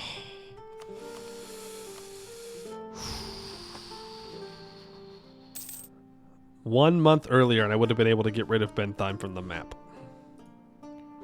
1 single month. Can I colonize Iceland?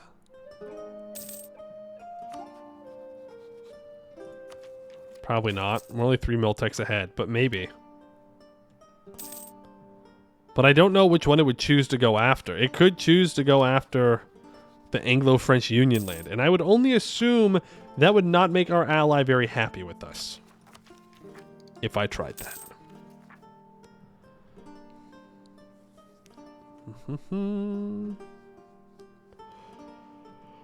We need to deal with these rebels. Ooh. Move. Move into position. Get ready to deal with them. And then, well, we'll probably kill the rebels. We're very close. We're very close to uniting the Netherlands. Before 1444, we're not going to make it. We are not going to make it before 1444, I'm afraid.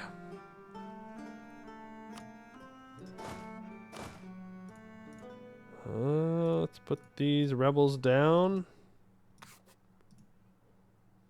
Looks like there's still going to be some rebels, though. 7,000. Imagine the Scottish French province release him as a vassal with favors return cores while waiting for your PU. I mean, yeah. Yeah, I guess, but you're fighting Savoy?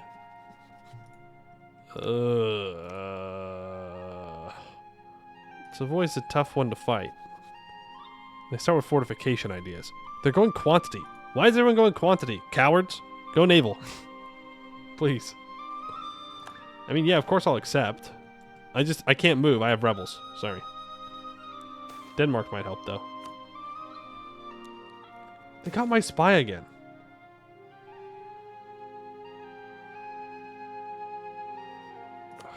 Yeah, I guess we'll gain autonomy for 10 years. Because we're sick.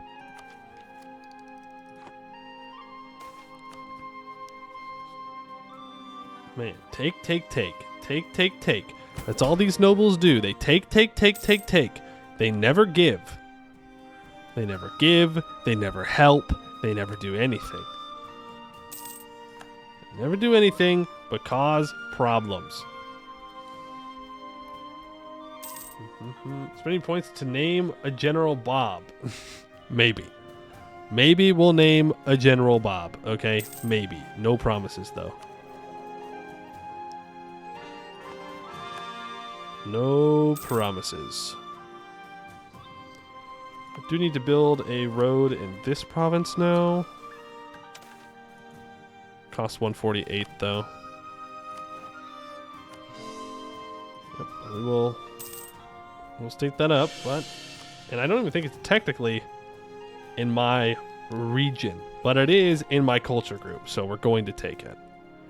And we do own one province that is outside of our culture group and outside of our region, but that was owned by our vassal and we had a core on it, so I'm going to keep it.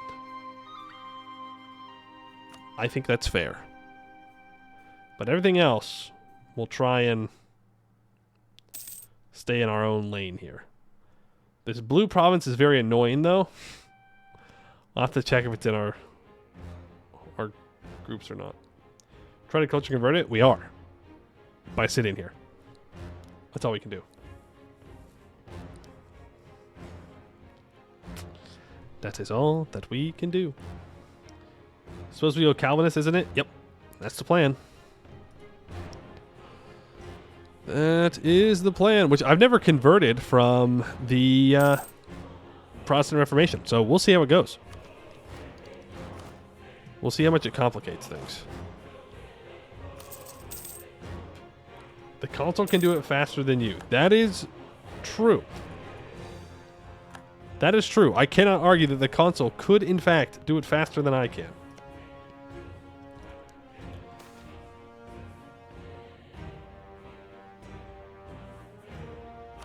No. I don't know how mad it makes people if I fail. I would assume it makes them pretty upset. I don't know. I never lie. I just never offer anything of value. You know what? At least you've got standards. I think it's almost time for Jan to take over. Sorry, Jan. Almost time for Jan to take over. It's the rightful ruler of our nation.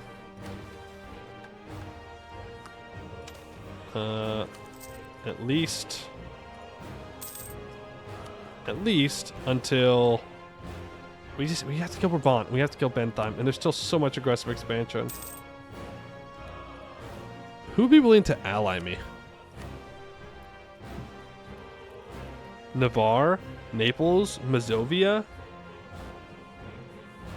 What about negotiate alliance? Schleswig-Holstein? Why does everybody hate me? I'm literally one of the strongest powers in Europe. Why does nobody want to ally me? Hello? What is happening? Technically Hungary. I mean... Oh, and then Milan jumped on Savoy. But why is Hungary involved in that war?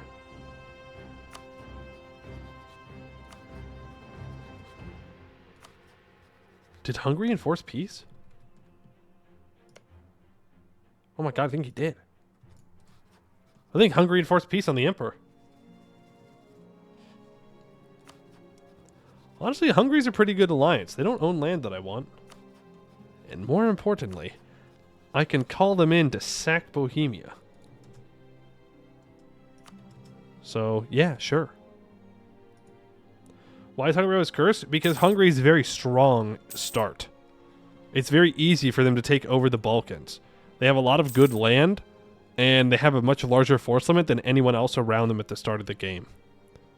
They also get temporary personal unions as well, or become temporary personal unions, or whatever. So it helps them out a lot.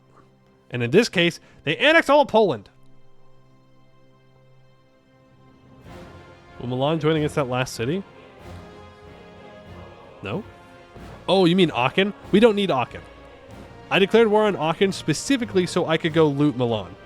But it wasn't actually worth anything, and Milan, like, increased their forces by like 4 times.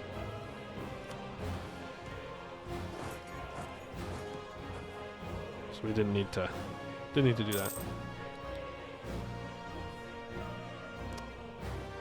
How was the Mongol attempt? The Golden Horde has actually reconquered its lands from the Kirim tribe from Crimea. So it's actually not gone yet.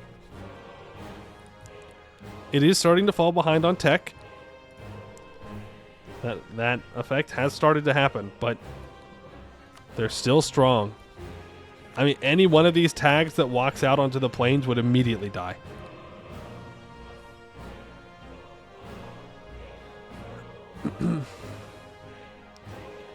Milan wants access, sure. Sure, man.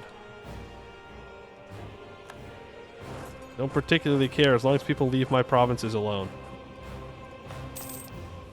I am the Dutch. I'm here to make money. And soon we'll be allowed to make money. Copium. Soon TM. I have a military. I just need to get rid of my aggressive expansion, okay? And I need people to leave me the hell alone. And then, and only then, will I be good to do what I need to do.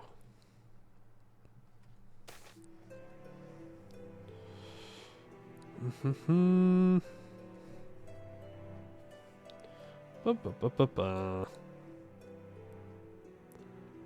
was like, give me money. Gave him money. Then he shook his head. No, put in passport so cameras can't see it. Oh, my bad. What are you talking about? Oh, the last time you were in Hungary, the border guards were corrupt and wanted to be bribed. Average Hungary. Average day in Hungary, I guess. We'll give them 50 ducats. Why would you want to pay money to go into Hungary? Maybe if you were getting out, that would make sense. But who would want to pay money to go into Hungary? That seems crazy to me. That seems like a little bit too much confidence for being from Hungary. I'm just saying.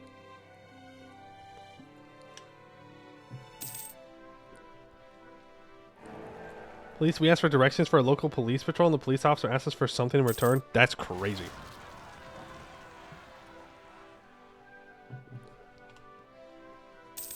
We're doing a semi-dictator? You're being nice. They caught my spy again. Dude! Bentheim, please, bro. Please. Stop catching my spy. Just die. Just die. It needs to happen. You have to throw in the towel.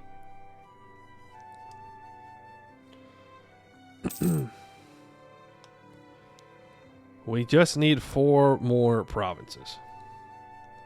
Finding one of his allies?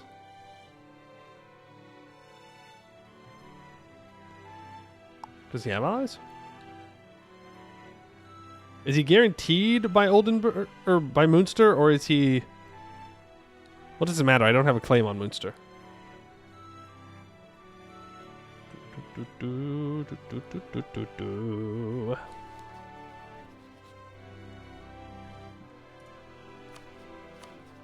Yeah, he doesn't have any allies.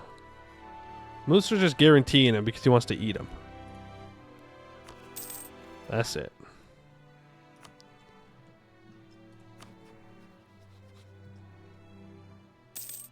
Alright. Hungary, I will ally you. Just don't expect too much help if you get involved in a tussle with the Ottomans, okay? I know I was just talking about how if you ally someone strong in Europe, you can defeat the Ottomans, blah, blah, blah, blah, blah. I don't actually care. As long as the Ottomans trade with me, I'm fine with them owning Constantinople. It doesn't matter to me. Okay? Heretic, heathen, it's all the same. They got money. Oncoming Hungarian personal union? That would be amazing. But that would be fine. It would give me Croatia as a personal union as well, though, which means I have to enforce the personal union. And I don't really want to do that. If I'm going to be so real with you.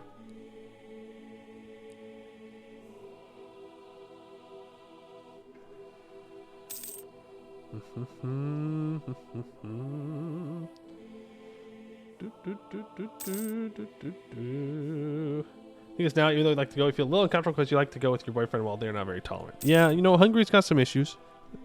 Hungary's got some issues, for sure. It's a valid concern to have. This is probably the weakest Muscovy game I've seen from them yet. Like, Novgorod is still around. We could go to war with Novgorod. They're just allied to Pskov, which isn't going to do much. I could do a show strength war on Novgorod. What's the Golden Horde like? You can see him. Jochi Ulis. That is the Golden Horde. Not very golden, but...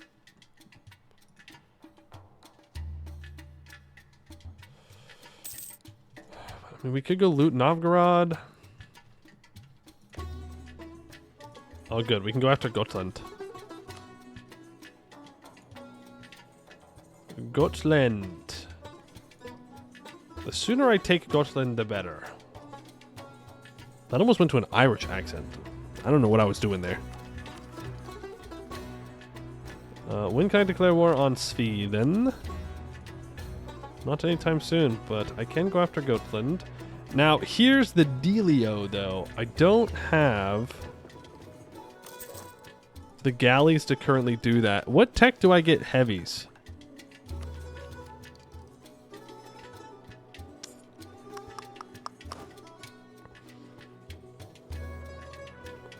What tech do I unlock heavies? 28. Diplotech 28. So we're not too far away. One should always be at war with Sweden. That's your EU4 rule. Well, I'm glad that you feel that strong, because Sweden is no pushover. They've got the infantry combat ability. What is it, like 15% infantry combat ability from the start of the game or something like that? Something stupid. Something stupid. Swedish cope. That's what it is.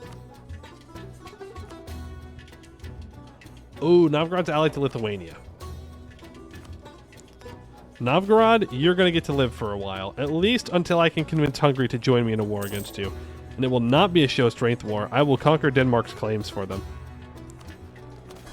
Because I am a good and benevolent overlord. Berg is about to attack Munster.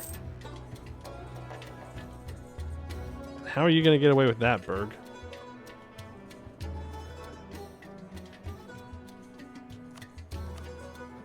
He's going to call on his allies. Maybe Trier won't join? Are you dumb? He's a drunkard. At times give random commands to troops. What do they mean by that? What could they possibly mean by that? Why is Burgundy allowed to conquer into the Empire? Because the Emperor is being looted again. Oh my god, are we going to get Savoy into Italy in this game? That would be so cool. That would be so cool. I vote for a Paduan Pope because I don't think Padua hates me. And that's about the extent of who I vote for.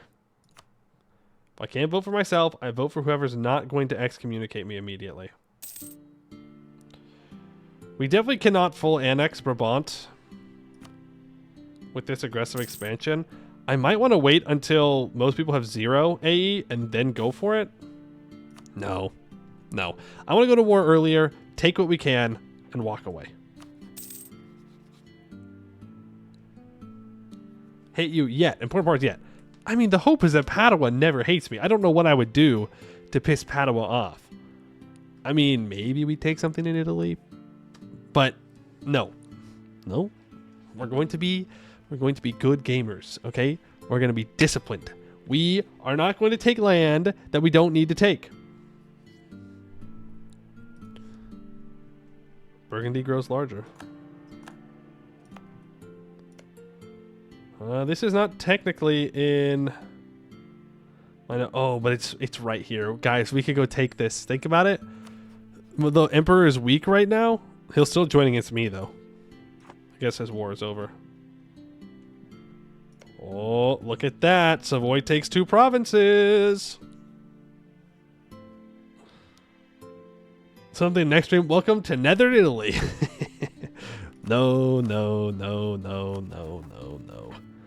I will be disciplined. I won't probably take land in Italy. Probably. Maybe. No promises. Hey, why? Hey, AFU, why do you keep asking me for money? That feels a little crazy to me. That you think you can ask me for money all the time. Like, you have so much land. You have more land than I do. So why am I paying your bills? Do it yourself. Can you ask me for money? You can ask all you want. The answer will be no. Mostly because you cannot provide me with 22,000 troops. Actually, it's more than that. It's more like 40,000 troops. If you can provide me 40,000 troops in real life, yeah, you can ask me for money. Sure. Why not? Defense of the Empire. Fuck the Empire. The Empire is under siege, and the Emperor asks us to help our contingent to the army of the Holy Roman Empire. What shall be our reply? My reply is, you're a dumbass. That's what my reply is. You got greedy, you tried to expand inside the Empire, and you got smacked down for it. I really don't want everybody hating me more, though. I can send him 15 ducats, or I can send him 3,000 manpower. Just send him the manpower and the money.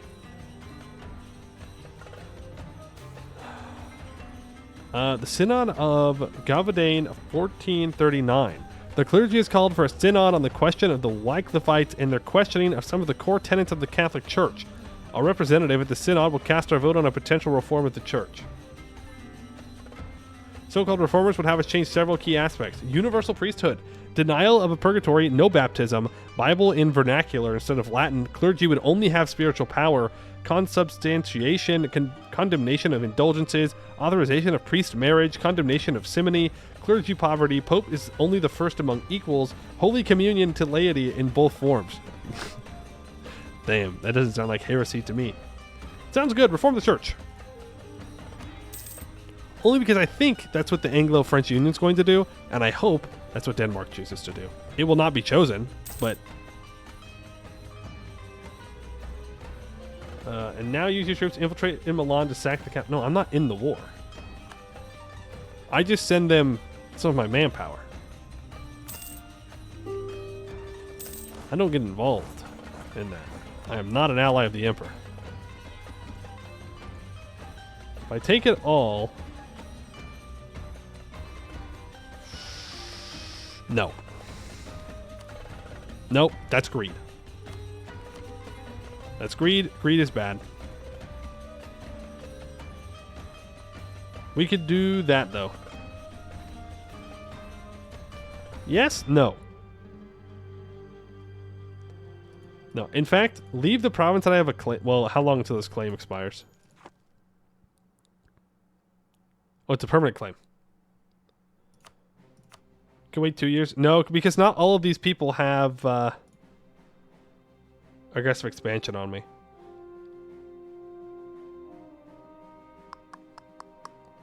And even then, that feels like a lot. That feels like a lot. I need all of these to form the Netherlands.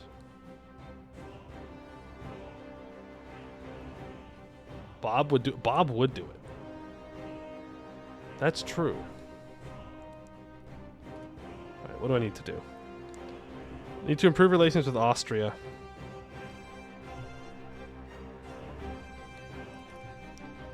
So let's start that. Let's stop sieging this province. Tell all of my subjects, my one subject, to stay at home. Thank you for coming, Denmark, but please go home.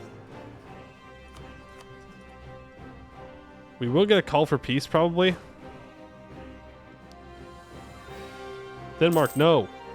Bad Denmark. Denmark, don't do it. I appreciate your loyalty to the cause, but in this one case, I need you to not do this. The other option could be to just vassalize them and walk away.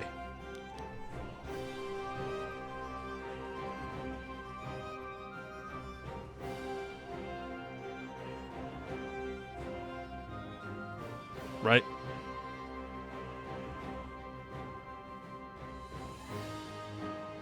We can just vassalize them, and then we'll still have enough aggressive expansion to annex here. Didn't know they made Dutch chicken. Fine, we'll annex them. Call me a chicken. Call me a chicken for wanting to vassalize someone. Me actually being smart, actually like using game mechanics correctly. What do you mean? A chicken? No. We'll annex them, okay? And then we'll just take the rest of the HRE while we're at it, right? Because if I didn't annex the HRE, I'd be a chicken, right? Won't Burgundy take it? They shouldn't. They already got their event. They got a second event. That would be frustrating. World Conquest or no balls? Damn. That's it. Guess we have to do one now. That's simple. Bad to be a chicken. Bob likes chicken. Bob likes anything. Bob likes any kind of meat. The Kingdom of Italy and the Empire. Well, the current emperor is an Italian, but it doesn't really matter for us. Also, look at this. 0.1 tactics. This is a huge tech. Also, level 2 castles. We can get an upgrade. Oh, we get access to flutes. The flutes, which are special Dutch ships. And we get more maximum extraction resource size. The flutes. And now I can try to get into Northwest Africa, which is great. And of course, I will be attempting to do that. Let's upgrade to swivel guns. And we get the flute, which is a speed of 8. Compared to...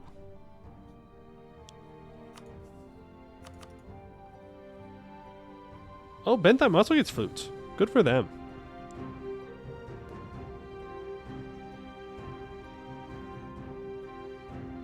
Oh, okay. So flutes have an extra hull size and 0.2 more trade power.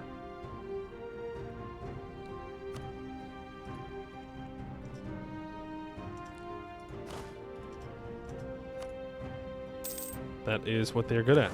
Okay. And I won't complain. The more control I can get over this node, the better.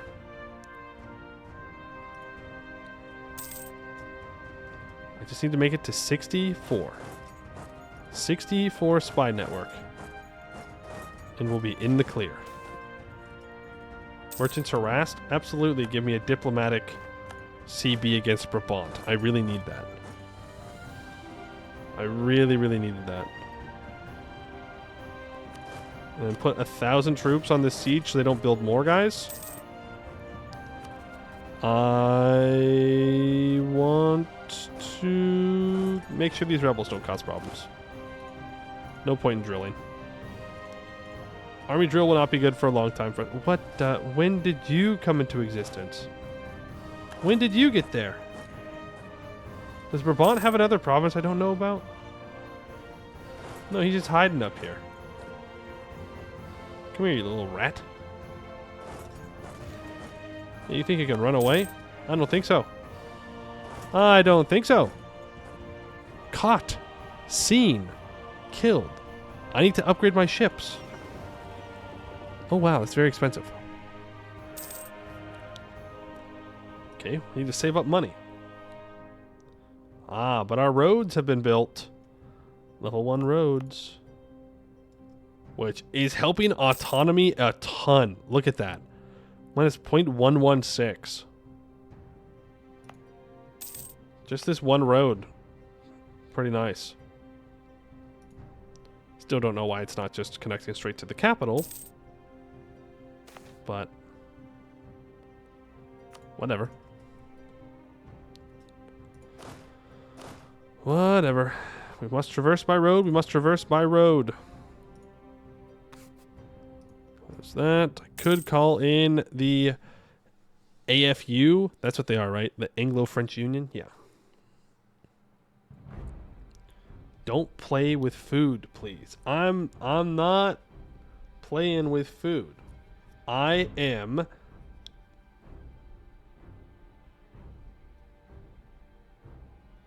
waiting. So much corruption? Actually, it's not that bad for us. For where we're at with the reforms we have, it's actually pretty good.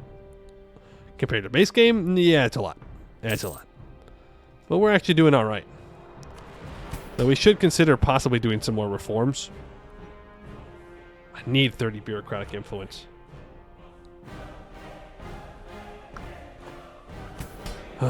It's just so hard to get there. What's the one that's giving the nobles even more influence gain? Ambitious court and hierarchy consolidated hold-ins.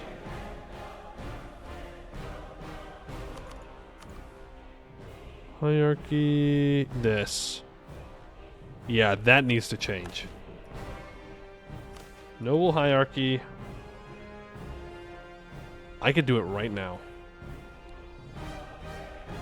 And get rid of that power shift speed and that loyalty shift speed.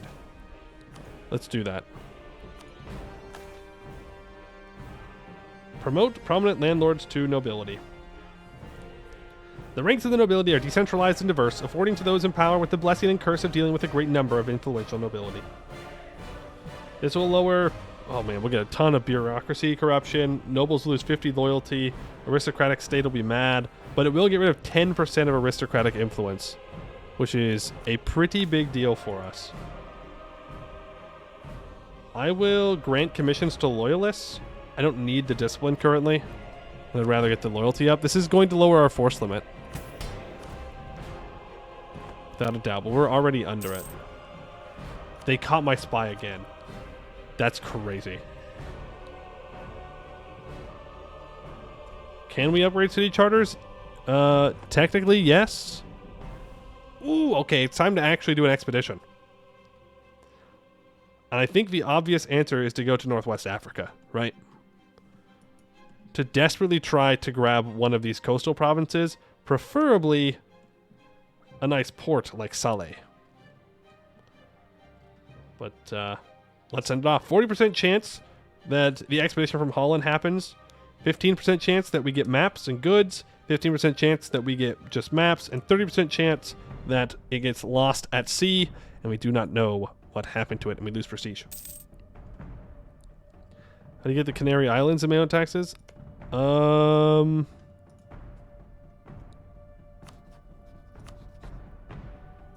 That's a good question. That's a great question. I don't know.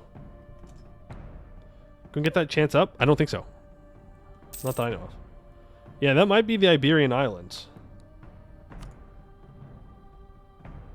Subcontinent of Iberia. Yeah, it's the Iberian Islands expedition target. Maybe that's what I should have gone for.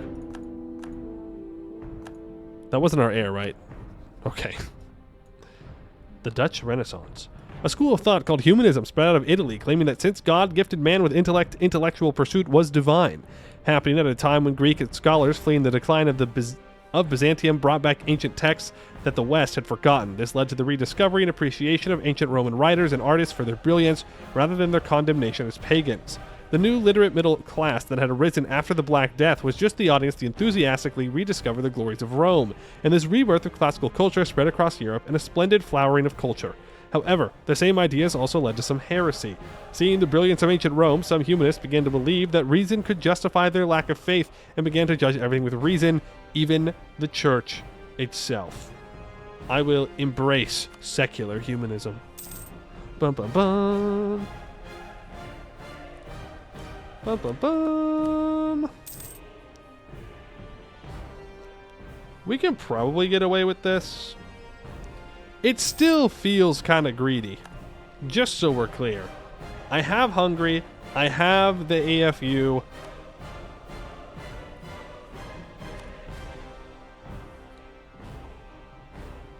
If I wait for December, I can get some more of these people out.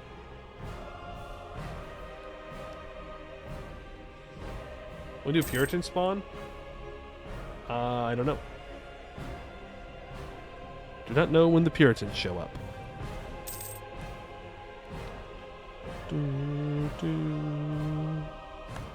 I think our expedition failed, boys.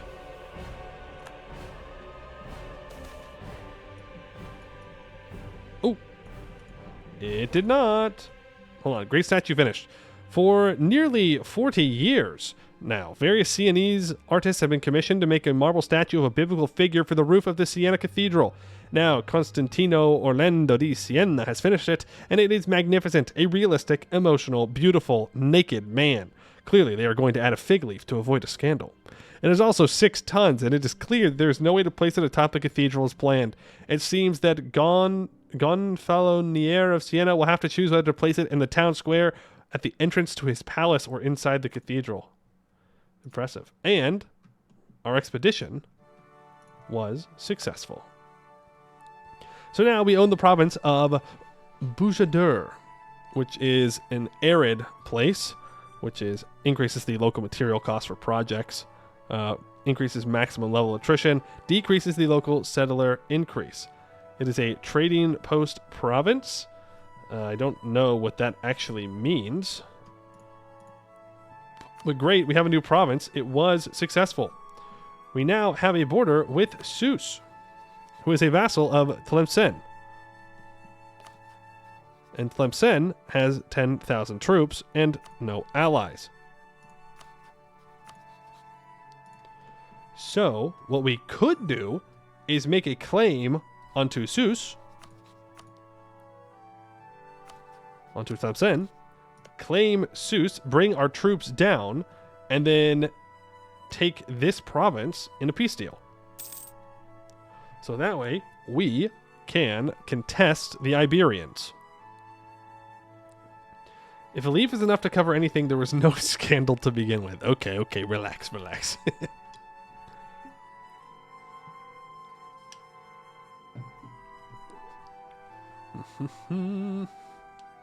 And the one on top of Tangier? Maybe, but see, Castile has already taken a bunch of North Africa. And they're going for the kill on Granada. If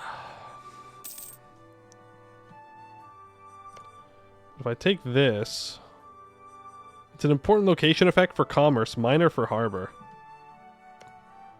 compared to here, which is a minor location effect. So maybe instead of that,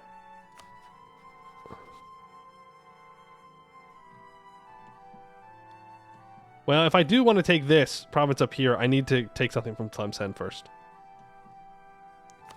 And I could make a claim on the Canaries to get control of these two provinces.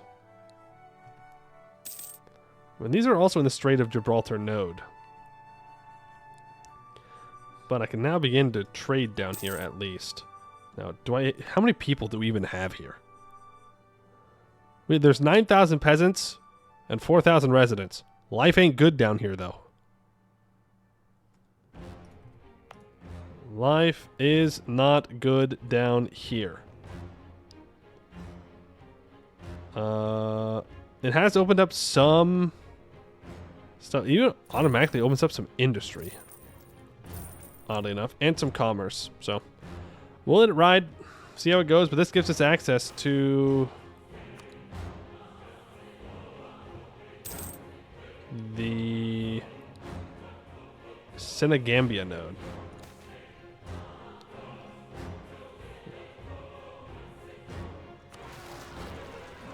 Reactionary Warlord. Oh, it went past December, didn't it? What is the Low Country region in the mod? Technically, it's 2 regions. We have the region of Belgium and the region of the Low Countries. We're taking both. We're taking both and we're keeping both.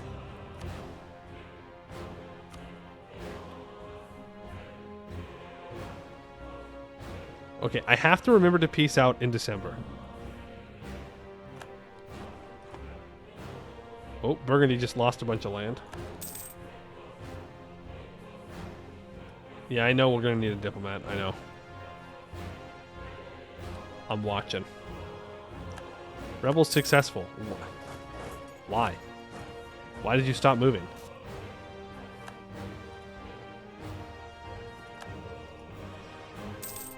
Let's get the war goal so I can take max money. Oh, it's too late now. Yes, I know I still have this. I know I still have Bentheim to eat. I know. But I need a claim. Nothing I can do about that. Nice wall breach.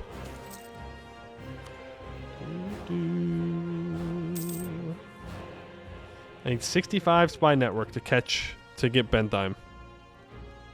Oh, look at all those military ideas. Leadership and quality? Too bad it won't be enough to save them.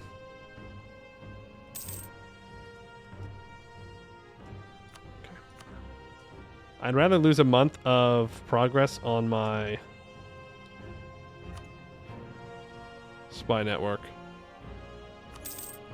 This may still form a coalition, by the way. Oh, I'm not going to miss anything. God tier gamer. God tier gamer. Control Noord-Brabant. Gained a permanent claim on the South Brabant area, which I already own. And now, when my next leader takes over, we will be in a pretty good spot. Please do not form a coalition against me. I am just a little guy. Okay? I'm just a little guy who wants to control his culture group. There's nothing wrong with that. I know we're a little early for nationalism, but trust me, Euro bros, you're gonna love it, okay? Alright, HRE, you just leave me alone to do my thing. Yes, suckers. Oh boy. Oh boy. Oh boy. Greed is good, folks, until it comes to bite you in the ass. Before 1444? No, unfortunately, we still have one province. There is one province away from uniting the lowlands before 1444. Faction influence after that noble reform? The Metropolitans are currently winning by a far and away large margin. Far and away. But that's because I've been boosting them. And I have only Metropolitans in my cabinet. We'll go back to the bureaucrats when this leader takes over.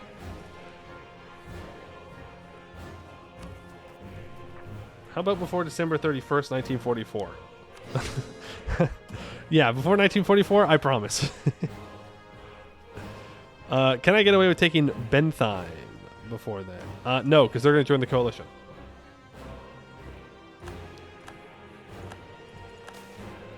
Conclave?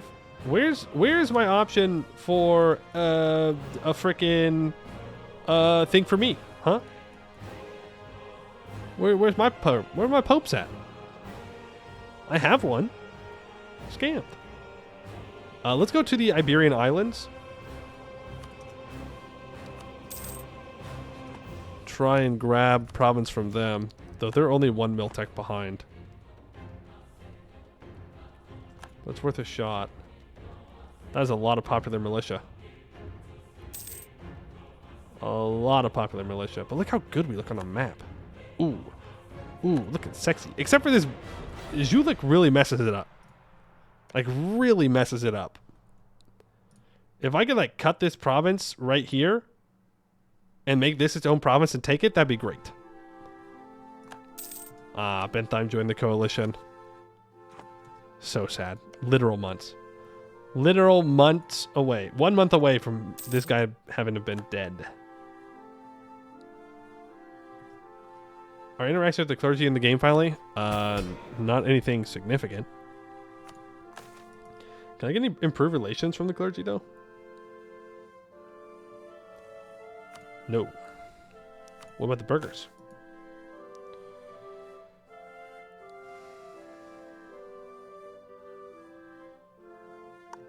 No. Well, I think the nobles probably could. I would lose 15 nobility loyalty, though. So, let's not do that. Seems like a bad idea. A very bad idea. And I also have lower discipline right now, too. Zumingo, thank you for the follow. What do the clergy privileges give? Well, they don't have privileges, per se. But if you're talking... The privileges are the little things on the bottom. If you're talking about the reforms, nothing good is the answer. Absolutely nothing good. We would like to nerf the church at some point. But I don't really want to do it right now. I don't really want to piss my church off right before things start to get a little hot. But right now, the clergy is taking a bunch of money from our peasants and our residents. Technically, they're taking it instead of the nobles, so it's not too bad. But I would love to be able to tax the clergy. Be pretty sweet. But I don't know what happens when we flip religions. Like, does it change how that works? I don't know. Like, will it just give us different reforms? Who owns France? Well, the Anglo-French Union owns probably about half of it. Aquitaine being their subject. And then the other parts of it are owned by Navarre, who has migrated up here. Burgundy still owns a bit. Nevers and Auvergne. Savoy's got a little bit too. And Brittany, I suppose. But it is mostly the Anglo-French Union. Bohemia is 43 with no heir. They would become a personal union under Hungary, and I could contest it. I would not. I would not contest it. But I want to sack Prague. How many subjects does the Angevin have? They have the one personal union in Aquitaine. And then they have a bunch of divisions. Lancaster, Ulster, Wales, and Albert. And we got a new province. Out here. Fancy. We did get the Azores. I mean, if we can just grab all of these islands, kind of nice.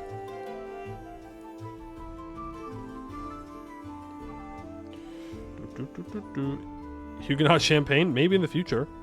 I would only assume that the Anglo-French Union also flips. Portuguese islands are going to be pissed? How do we know that they were Portuguese? What if they weren't owned yet?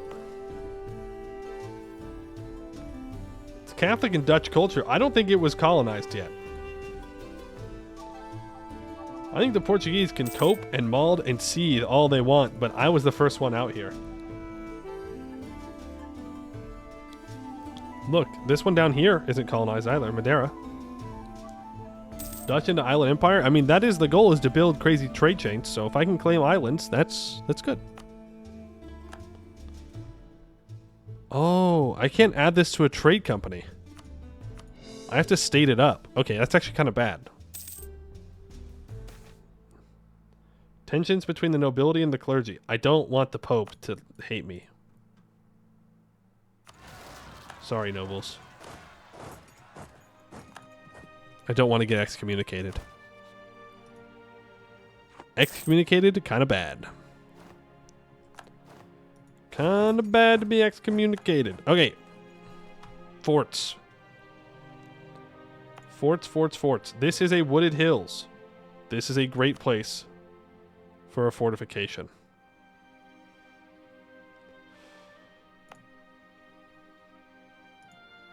Why can I not upgrade this to a level 2? Don't know. I don't really want a level 2 fort, though. Kind of just want a level 1 fort there. I mean, this is all flatlands, so... I mean... a fort in Cleve? A fort in... East Friesland, and a fort in... Oversticht? Right? Or we build one in Obergelra, whatever. In Elden Ring. And...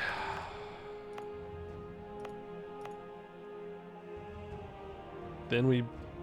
no, we build one in Cleves. We build one in Drenthe? Drenthe has the trees, but it just lowers combat weight. But it could be worth it. But Cleve is definitely where I want a fort. Hills, woods? What are those things? Those are not water, islands, flatlands, swamp, nor boats. This is true. It is none of those things. The Edge just left the coalition.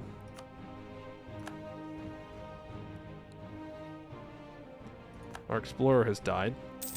Oh, I probably should have upgraded my boats. My trade ships into flutes. Dang. I most certainly should have done that. Let's go ahead and mothball these ships right now. We don't need them.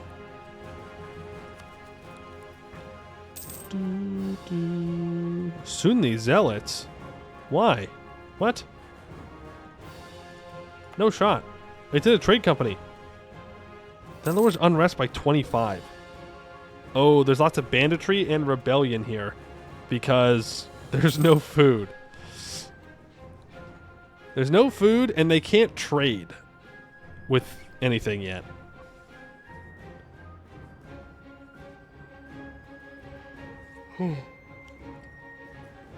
Trees are still +5 defensiveness. True. But, I mean, defensiveness doesn't really matter. Like, it kind of matters, but it's better just to get the dice roll from combat. Build port. I'm glad you all think that we have the people here to build a port. I'm glad that you believe in our troops like that. Glad that you believe that we could do that. But to build a harborage, we need naval and industrial. The naval and industrial goods, which, I mean, there are some here. Right? It's pretty profitable, too. But it's not exactly going to be doable. Like, look, if I select it, and we go, yes, I would like to build infrastructure. I'd like to increase the harborage by 1 rank. It's going to take 0.5 resident labor per unit per year. And we currently have 0.33 available. It will take forever for that harbor to get done, at the cost of not improving the actual province. Having a port is not necessary for trade. What we need is to get a center of trade in this province. Even a small one, so that way you can trade within its own node. Like down to here, and I can buy things from Seuss or whoever. So what I need to do is invest into commerce a little bit. And I can't because I don't have state reach there. So it's going to suffer. Do I keep going after the islands?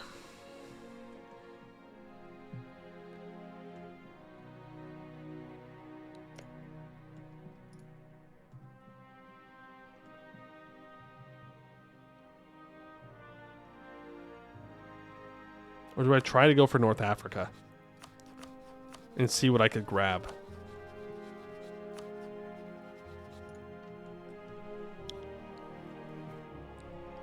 The problem with North Africa, I may grab a province I don't want. The islands, though? There's nothing I don't really not want. Port equals boat. Boat equals food. Food equals babies. Babies equal free labor. Well, it's not free labor. It is paid. You do pay them. We just might not see the payment, but they do get paid. Whether it's by the state or by a certain faction. Every worker gets paid. Port equals less autonomy. Oh, that province will have autonomy forever. That is not something I'm concerned about. All of our trade company provinces are going to have lots of autonomy. Conclave. I don't see my name on this list. Portugal likes me, guys. Huge. I'll claim this. Ooh, maybe I shouldn't have mothballed my troops. Or my boats. If I want to come down here and take Saleh. But if I take Saleh, I'm going to have rebels. You know, rebels are not a great thing to have. Case in point. Lots of reactionary warlords over there in the Anglo-French Union. Ooh, I'm going to improve relations with Bentheim, so that way they leave the coalition. And then I do not want to... I don't want to do any reforms right now, because I want Diplotech 26, right? No, I need 27 to get into West Africa. And Genoa has become the papal controller. We only got maps from that expedition. We did not get a province, but that's okay.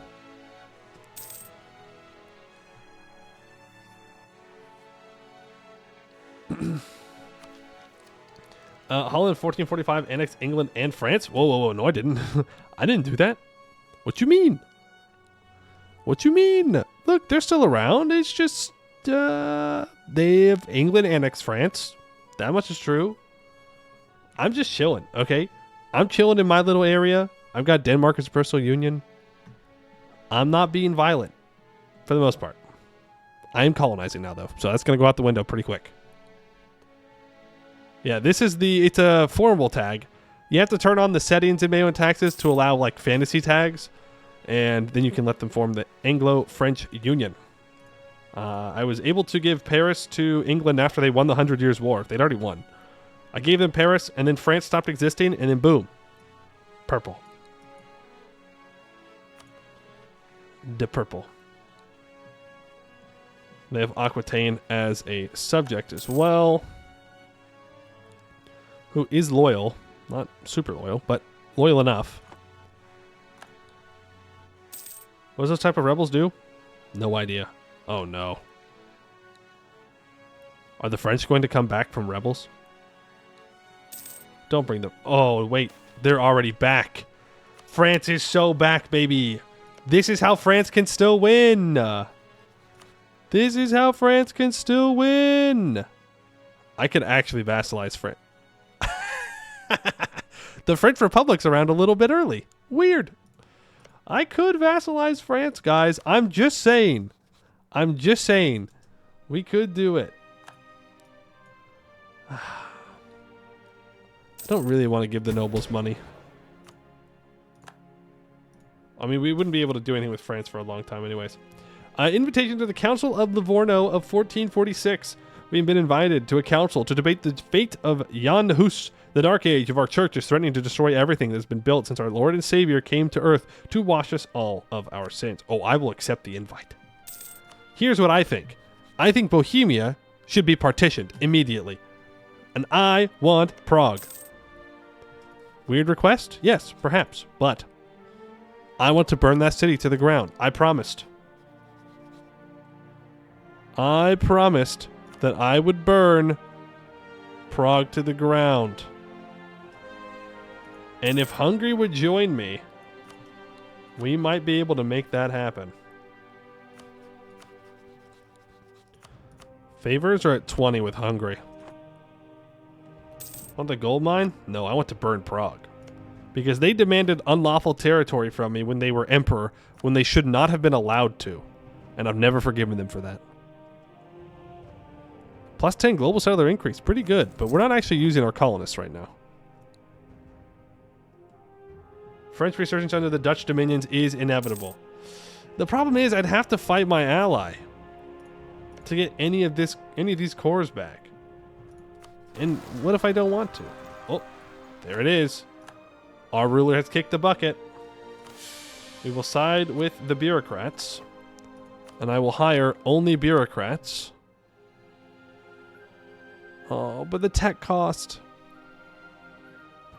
The tech cost! Okay, get you level 2.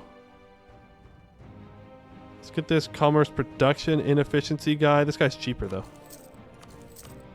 Level 2, and then we will go land force limit, also level 2. Get those monarch points a-flowing.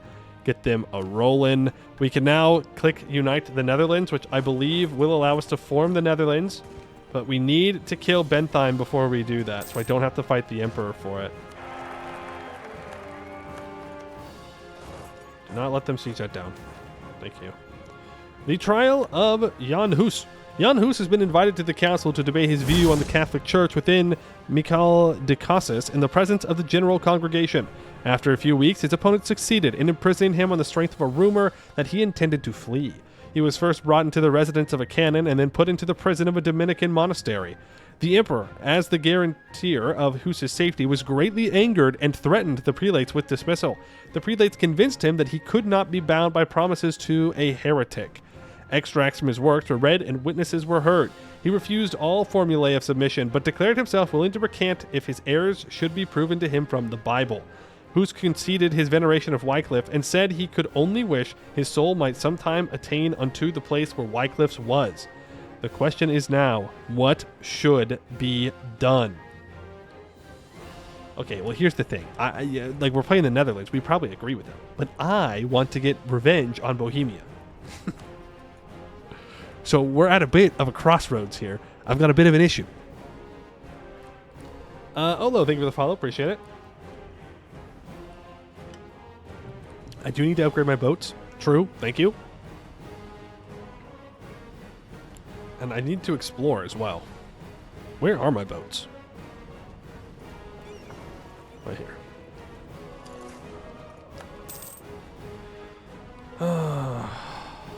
I want to burn the heretic, but I think we'll abstain. But maybe we should click reform the church.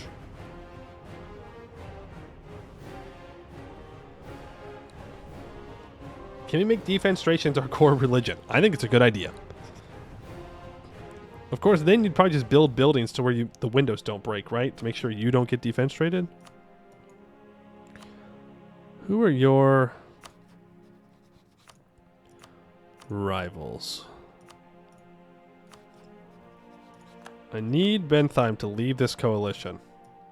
What do we want to do? Reform the church. We're radical.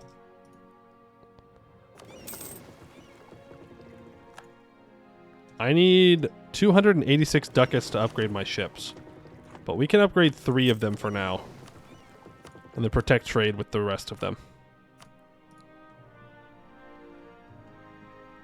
A 151. Yeah, let me tell you what. That kid's never making it to the throne.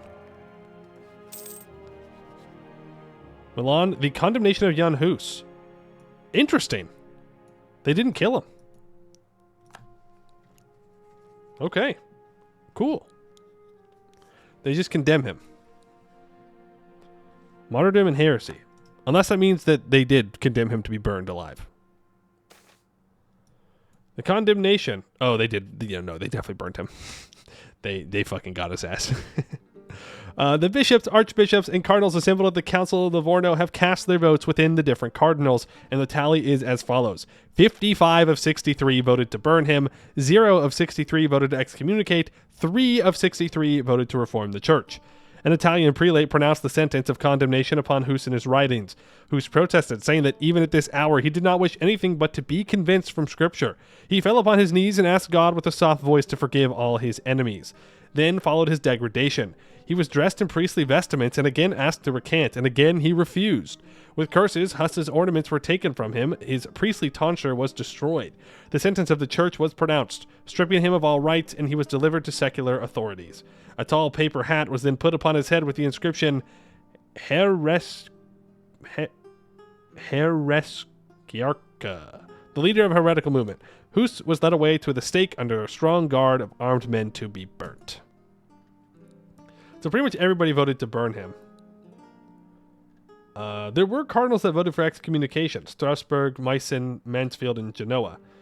And there were 3 of us that voted for the church to reform. Ulster, Aachen, and Holland. Cast a vote we removed. This will create a personal union between Hungary and Poland when Kazimierz dies on the following condition. Well, I don't know what that means, and it doesn't matter because Poland does not exist. We must prepare for the incoming storm. And I will once again take an Iberian island. Come on. You have to leave the coalition. You have 52 opinion. Thank you. Now, you die. The Netherlands will be united. One way or another. Siege it down, make it work. Light looting. And then we will own everything in our culture group. And everything in our regions. The Hussite League. They went try to suppress the Hussites. 10% of the population of Bohemia has converted to Hussitism. This is weird. I don't like this. I don't like this. Whoever did this, I don't like them. The defenestration of Praha.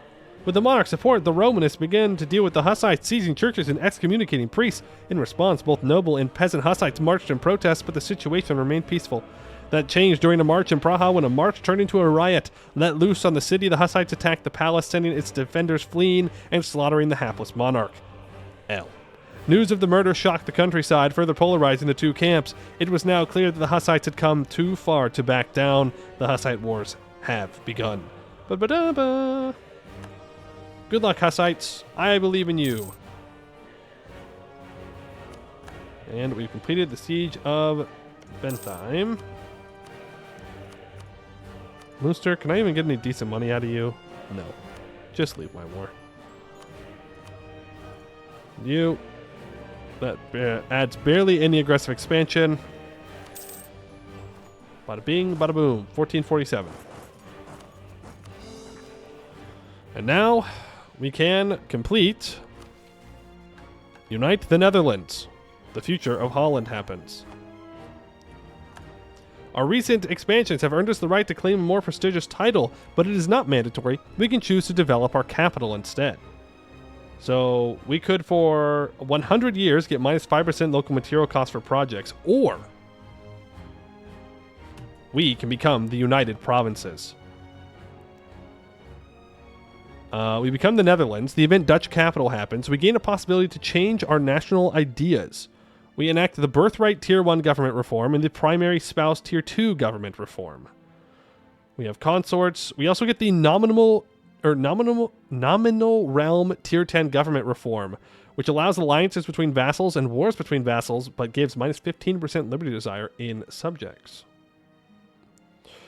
We get the irrelevant Tier 4, blood Tier 3, regionalism Tier 5, significant decentralization Tier 6, permitted Tier 7, local Tier 8, local armies Tier 9, and the Papal States likes me less.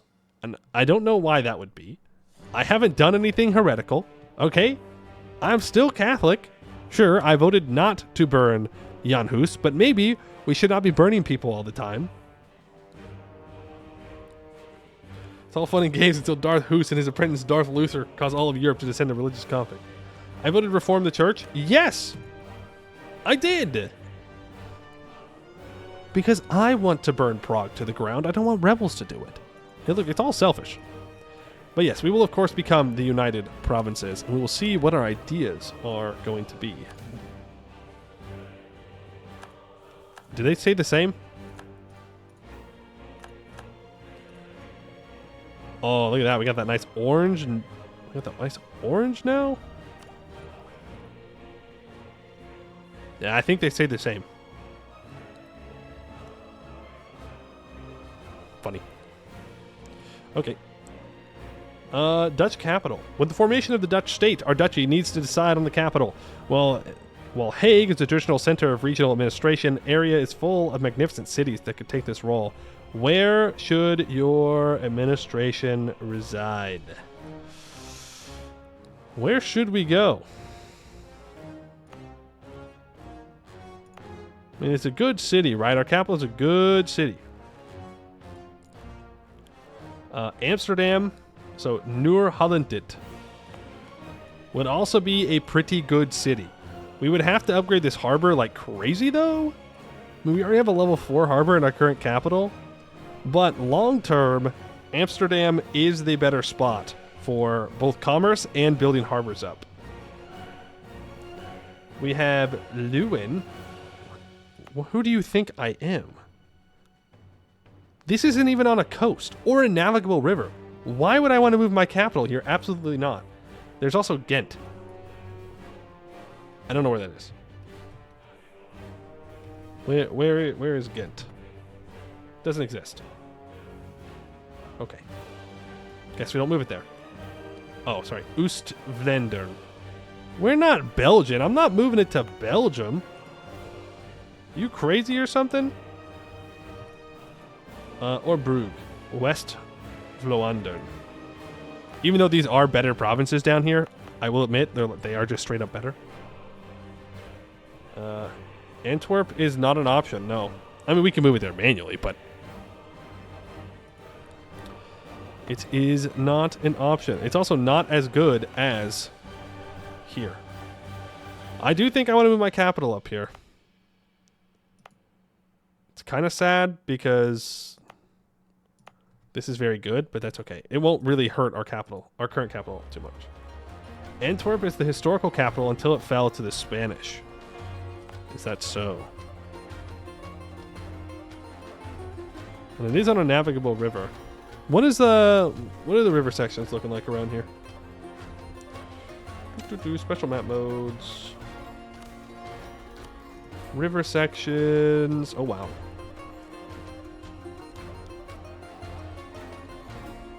Wow. Somehow these two provinces are connected to the Rhine, it looks like.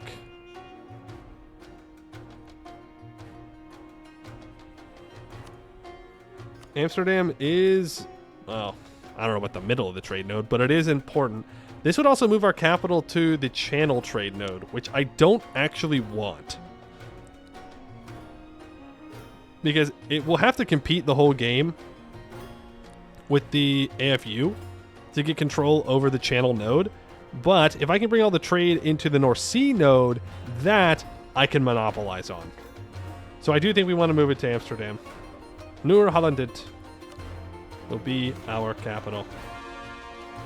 Oh, the Netherlands at a crossroads. Our nation has undergone a colossal change, leading to another choice. Do we set new ideals for our country, or do we keep our ancestors' legacy?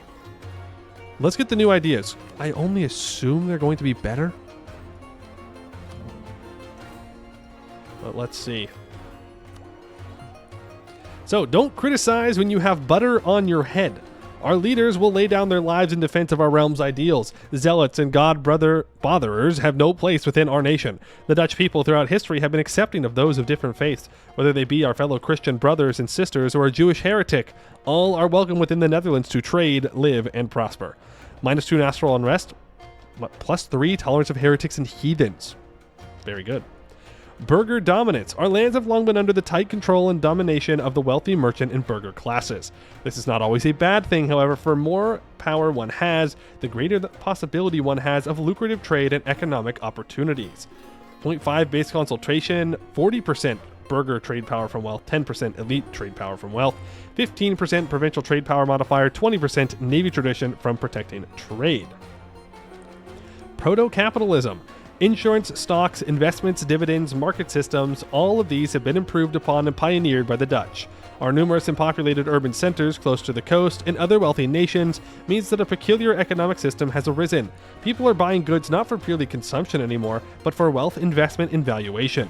This has led to numerous goods that would never once be thought of as profitable to turn into lucrative capitalistic ventures. Want a tulip? 5% luxury output, 10% global ideal burger size modifier, and 1.5% urban production efficiency. He who controls the spice controls the world. Where there are goods sold, there is profit to be made. Also, nice tune reference. Our people have journeyed across the seas to find the rarest and most profitable of goods. Where there are valuables in the ground, we dig them up and sell them. When a quality product is seen in a merchant's stall, we are there to invest. Wherever there is wealth or value to be made, the Dutch are sure to not be too far away from it. 10% trade power abroad, +1 naval leader maneuver, and -15% commerce production inefficiency. The Dutch made the Netherlands. They say that God made the Dutch, but the Dutch made the Netherlands. No truer words has been said. As we continue to process of reclaiming more land from the sea, our techniques grow greater.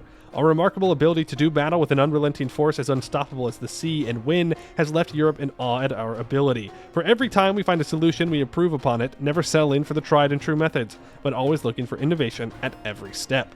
10% farmland output, +1 attrition for enemies, -2.5% tech cost, and 20% inno gain. And finally, Guardians of Trade. With ships going as far as ours, it would be remiss to leave them without protection. Our wise leaders have long invested in our navy and our defenses, preparing for the very real possibility of invasions of our enviable lands. Thankfully, our newly built dikes have certain defensive measures to make our lands more difficult to siege than many others. Hope you know how to swim. 20% forward attractiveness to trade, 10% morale of navies, and 15% fort defense. Now the Netherlands is done. War crimes time abroad. Yeah, I guess. It's going to take us a while to get there, but we can complete a bunch more missions. Conquer Wallonia. We own everything in Wallonia. Gives us -10% cost of fabricated claims, -5% aggressive expansion impact. Thanks. -10% province war score cost. Stupid sexy Flanders. Our capital gets rise to the capital for 100 years, giving us -5% local material cost for projects. Oh. So there's literally no reason not to switch to the Netherlands, because you get the bonus anyways for the other option. We own all of South Brabant. We gain a permanent claim on the Artois area. And that's as far as those missions are going to go. We can gain a ducal title, I guess, for 10% improved relations for 25 years. Which is cool. We are going to leave the Empire, though. I don't know when that happens. When do I get that option? Also, I would like to hire an explorer. Put him here. We will explore the North Atlantic Sea when those ships are repaired. Now, we want to immediately start to invest into our capital infrastructure. Start upgrading those harbors. And I will probably also want to build a fort in Friesland And then another one in somewhere else. Nice, we got another one of the islands.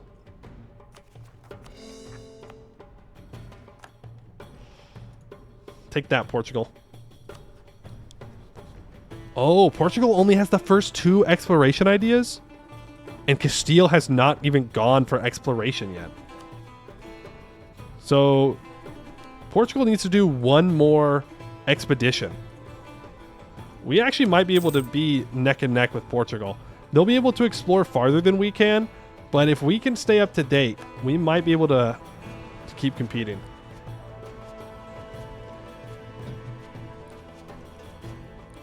We need to get to the Congo first. We need to get to the Congo. We need to create a strong trade chain back to our capital, and then we'll be able to buy and sell exotics to a huge chunk of Europe. If we can do that.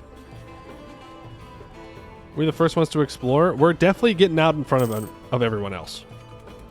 But not by much. But the positive thing is, there is no France to compete with. But the Anglo-French Union has taken exploration ideas. And I would only assume that they're able to get over into North America faster than we are. Can we get chocolate for that Belgian chocolate? Maybe not. Maybe we should not be like the Belgians, you know? Maybe we should avoid that. Look, we're taking trade outposts in the Congo. I should be more specific. Trade outposts. And we are still in the Empire. We could leave.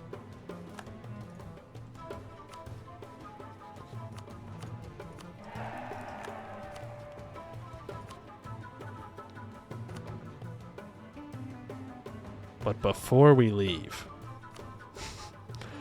I made a promise. I made a promise that I would burn Prague to the ground. And I keep my promises. Alright? Praha will burn before I leave this empire. What kind of rebels do we have? Ooh. One's in the north. Swedish ones. We were going to have to deal with that. No, wait. Wait, not yet. No. Hold on. Wait. Pause.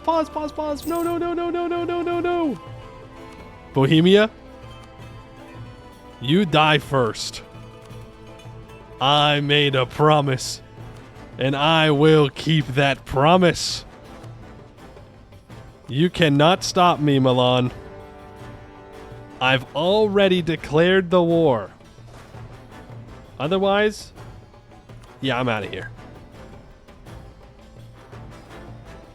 But the war deck has already gone off. Mission complete. Colonial ideas. A new idea has begun to take form. An idea that maybe we should look beyond the familiarity of home and instead gaze beyond the impossible line where the waves conspire, where they return. Maybe something lies beyond lands both old and new. Maybe we should endeavor to find the truth for ourselves. 15 prestige. Need to discover North America. I need to discover the Caribbean. I need to discover the West African coast area. All good goals. All things that will happen. If someone doesn't give me access to Prague right now, I'm going to lose my mind. Where am I missing access through?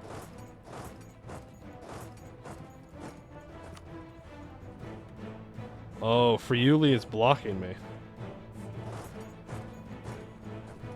Land shoot. Land shoot. Access, please. Thank you. Severe looting. How do I get Artois? That's the secret.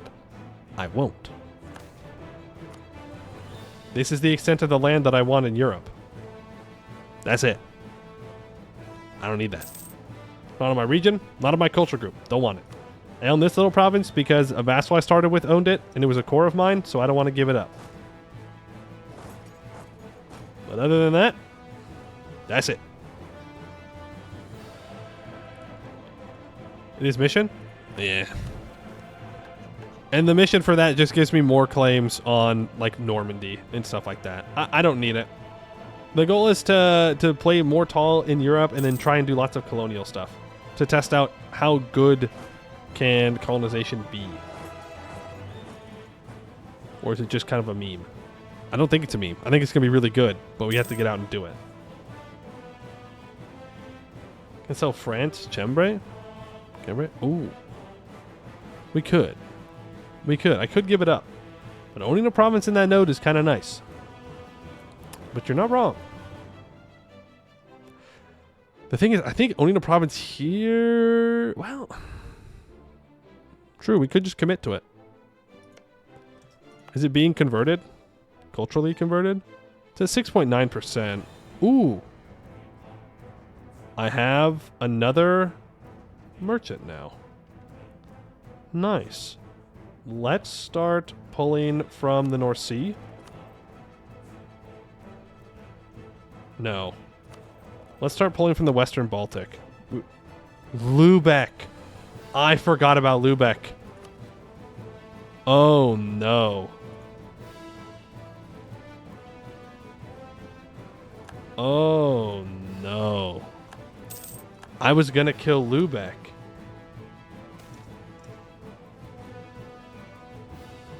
Oops.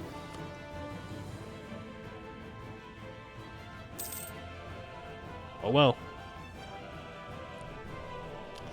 Oh, well. I guess we'll have to figure out a way to beat Lubeck another time. I mean, we could try and take on Milan, but we need to bring in all of our homies.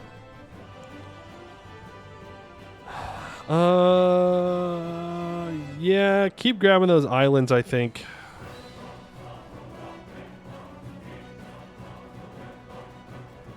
Actually, can I see...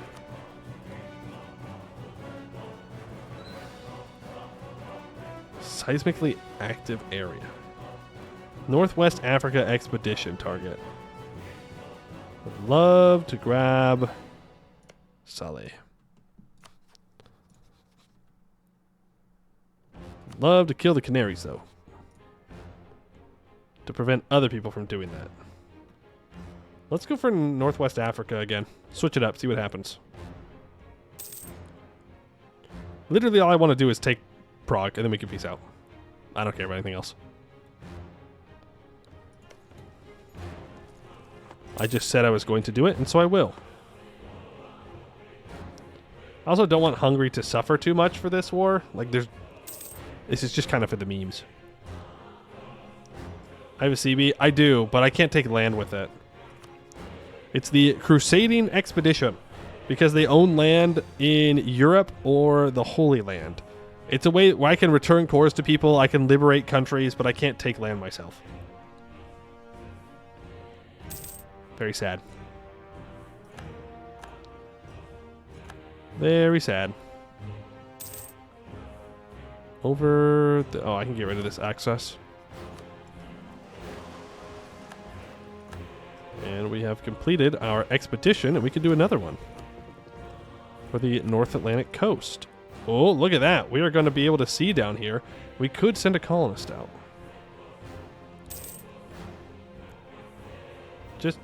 Just take Prague, please. Let me get my vengeance. You're going to make this war actually last forever.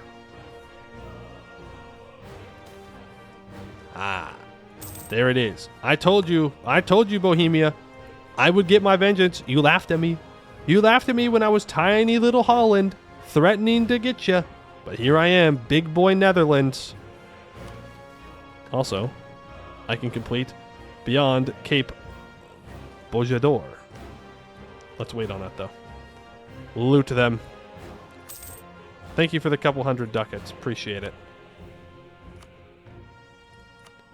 And now... Oh, now I just went out of the war. Yeah. We're going to be stuck in this war for a while if I don't just peace out. Like, they're going to start sieging all this down. It's going to be very annoying. I mean, a war reps would be really nice, to be fair. It's a lot of money. I'm not exactly under threat. Maybe I can threaten these troops to move away. And I did. Oh, nice! Yes! We got the province I wanted. Huge! Huge. I can't turn it into a trade company, though, which is so frustrating. But, great, we have a new province. And we have almost positive tolerance of heretics and heathens. We may actually take humanist ideas.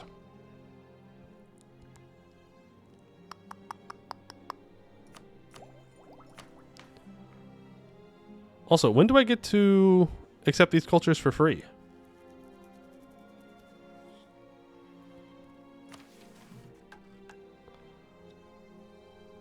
I can request a promotion to the principality. Oh, I need to ask the Pope man? Ooh.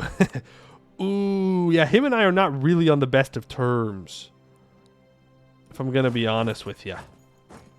We're not exactly like this right now. So, maybe not. Oh, I tried to help you, Transylvania. I did. I was committed. I was committed to helping. Are there center trade in the Sally? I think there is a regular one. Like a bronze one. We'll go take a look at the province after the year tick here. But that is the province I wanted. Because we can build that up to be pretty good. Or we can try and take Tenja, which would be even better.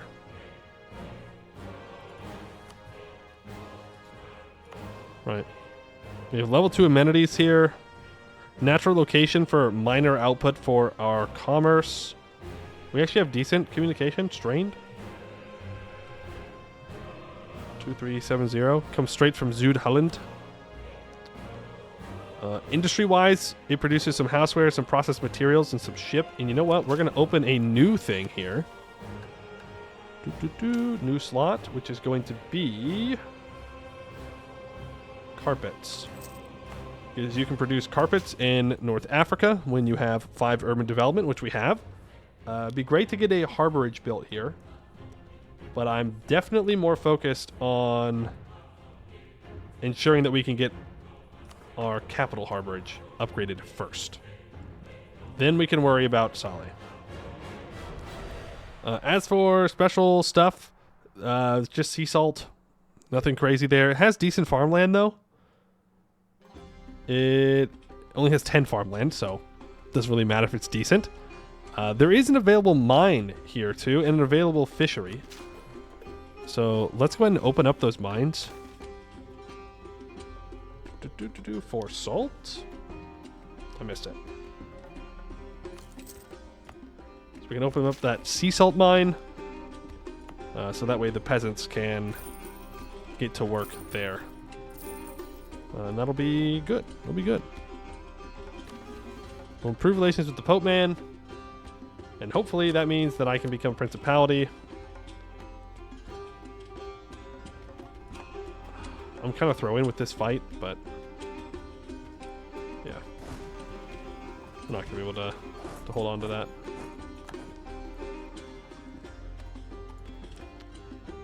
Oh, he's on low now, though. He might take the peace deal.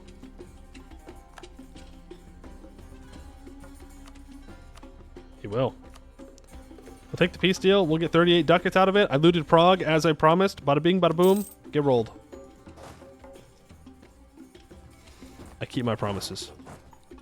A Poe always keeps his promises. Let's go ahead and take that idea group. And which one do we want to go with?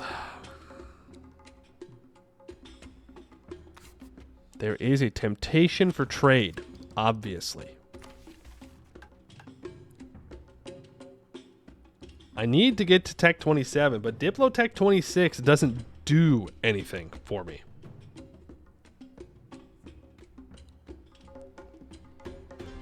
Logistics for mill for the reforms. True. But I can already do this noble reform.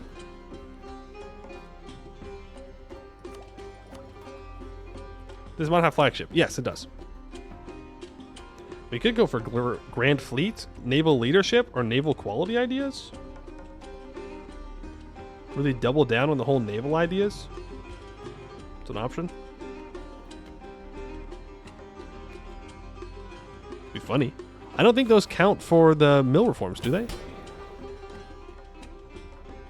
No, they don't.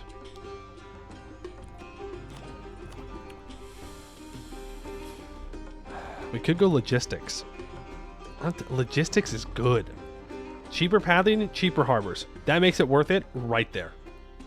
Like literally right, that makes the whole idea group worth it.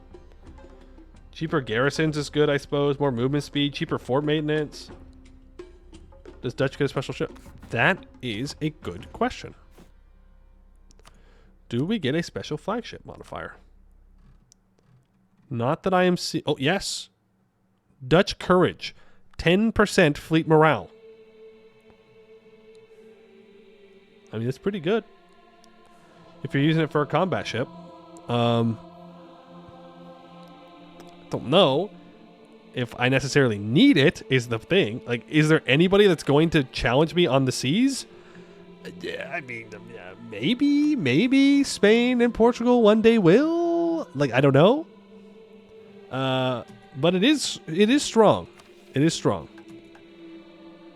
It's very strong. I will not deny that. We don't need aristocracy. We don't need culture. We're going to need free trade at some point. Though one of the missions for one of the available options for forming the Netherlands had to take mercantilism, which I don't fully understand why. Cheaper harbors. Like, we would most certainly rather have free trade.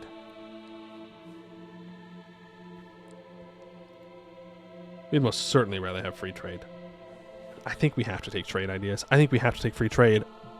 The other option would be empire ideas. Again, cheaper pathing is always good. There's also autonomy change in there. Less corruption from local autonomy is fantastic. Really good. Economic would also go really hard for us. Colonial ideas. If we want to take colonialism, we need to own a trade company or colonial nation, which we do. But it is not here. 25% merchants from trade centers would flood you with them. Yes, that'd be great. Naval? Oh yeah. We take only the boat ideas. There could be an interesting run to only own islands and just go like full naval ideas and see what happens. There's an institution requirement. That would make sense. Yeah, that's what this is showing right here. We need Colombian imports, which means I need to have a port with a trade value of greater than 5, and we need a colonial subject whose capital is in the New World. So I do need to go make a colonial subject ASAP. And then we can take colonialism ideas, which we will. So we don't do that now. Colonialism is an admin idea group, I think. No, not necessarily, because exploration is Diplo and it's blue. I don't know what the colors mean. And then we cannot take expansion ideas, but we could take global domain at Diplotech 40.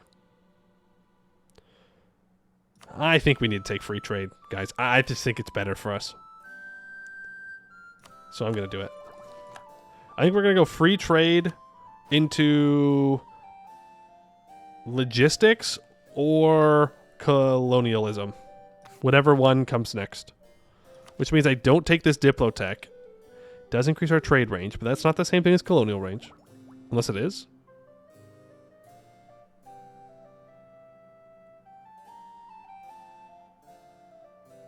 Is trade range the same thing as colonial range in this? In MEIOU taxes? Standing army used to be pretty cool. I think it still is. 15% movement speed, 20% manpower recovery speed, better rebel suppression, recover army morale speed and siege ability. Volunteer and enlistment mana cost reduction is huge. Means you can recruit more guys. Yearly army tradition decay, yearly professionalism, cheaper manpower recruitment cost, less land attrition, more prestige from land battles. That is very good. Colonialism is an admin idea. You've just seen what it provides and is dope? Alright, no spoilery dues. No spoilery dues. This also gives us a Diplo relation, more ship trade power propagation, Diplo rep and global institution spread, interest per annum and commerce production and efficiency reductions, 25% merchants from trade centers, 10% trade efficiency. You're almost able to finish the whole idea group. Whole damn thing. We're still focused on Diplo. That's great. Could I actually start to colonize down here is the thing. No, I cannot. Trade post provinces cannot be colonized with colonists, only through expeditions. Interesting. So that's what that means. It's so you can't like lock down the entire trade node immediately before anybody else can get there. I like that. I like that. That's good. Okay, so we can't send our colonists anywhere. That's fine. We don't need to. But Mali is here. Oh, we have a minor center of trade in this node now. That means it can trade with everything else in this node. Are we actually buying things for this province? Let's see. A little bit, yes. We're importing food from our capital and fiber from Mali. Some raw materials. Yeah, it's doing a little bit. But there's not much demand and there's not much trade. But it gets us in the door. There's no like metal here, right? No, just sea salt. Part of the Caribbean is a trade company zone and part of it's colonial. Yes, I believe it's the little islands on the outside of it are trade company, right? And then the larger islands are colonial. Better opinion that you commerce more? I don't know. I don't know if opinion affects it. To be honest with you. But I should improve relations with them nonetheless. Unless I wanted to conquer provinces from him. I mean, we could. We could conquer provinces from him. But he does have the largest city on the continent. Wait, what? Oh, right. This is counted as a different continent from this. Technically, this is the Middle East. All the way down into Ethiopia is the Middle East. Well, this is Africa, and everything down here is also Africa. It's kind of weird. Yeah, we need greater than minus 150 to trade. I don't know if actually improving relations helps, but I don't know. Beyond Cape Bojador, the Netherlands gets unknown frontier for 25 years, 5% settler chance, plus 10 global settler increase. There's no reason for me to click that mission right now. In the expeditions, I can reach the Caribbean at Diplotech 29. Okay. You think it's to nerf autos? Really? Why would that be? Why would it nerf the autos?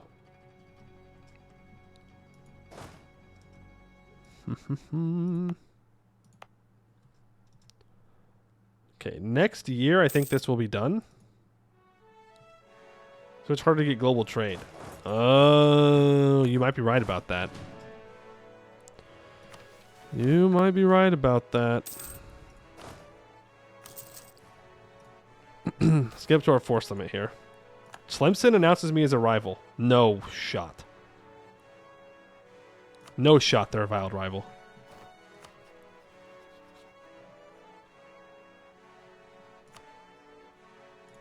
Can I rival them back?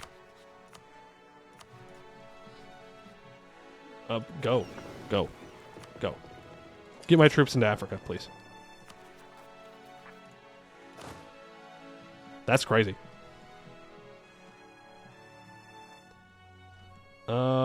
Yeah, land them on the continent. That's an easy show strength war.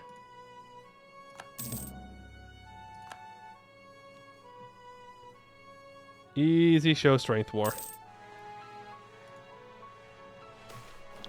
The printing press. By the middle of the 15th century, several print masters were on the verge of a revolution. A former goldsmith, Wouter de Houtman, devised an alloy of lead, tin, and antimony that would melt at low temperatures but be durable in a printing press. This allowed individual pieces to be reused by arranging them in any order. One set of letters allowed printers an infinite number of texts. Wouter de Houtman attempted to keep the process a secret, but copies of the original quickly spread to every major city in Europe.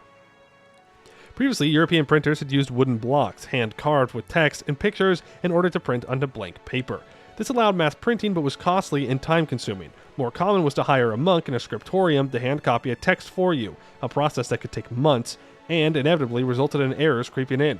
The new system of a movable type meant there are more books could be printed for a fraction of the price with few errors. And suddenly, books went from being family heirlooms to being consumed in ever-increasing numbers by the middle class, and monks went from being respected scribes to being unemployed, and increasingly outraged at the humanist books coming off the press. We can establish a press in Amsterdam and gain 50 admin and diplo points. For 2 years, I get 20% stab increase interval. Yeah, that sounds good. The first document mass printed in Europe was a text consisting entirely of increasingly creative ligma jokes. I'm sure. I'm sure it's exactly what it said. I'm sure. That guy, he walked up to a monk and he's like, "Hey, you heard this book about ligma?" And that was it. It was Jover. That's when Protestantism really started. That was the actual start. Historians are lying to you.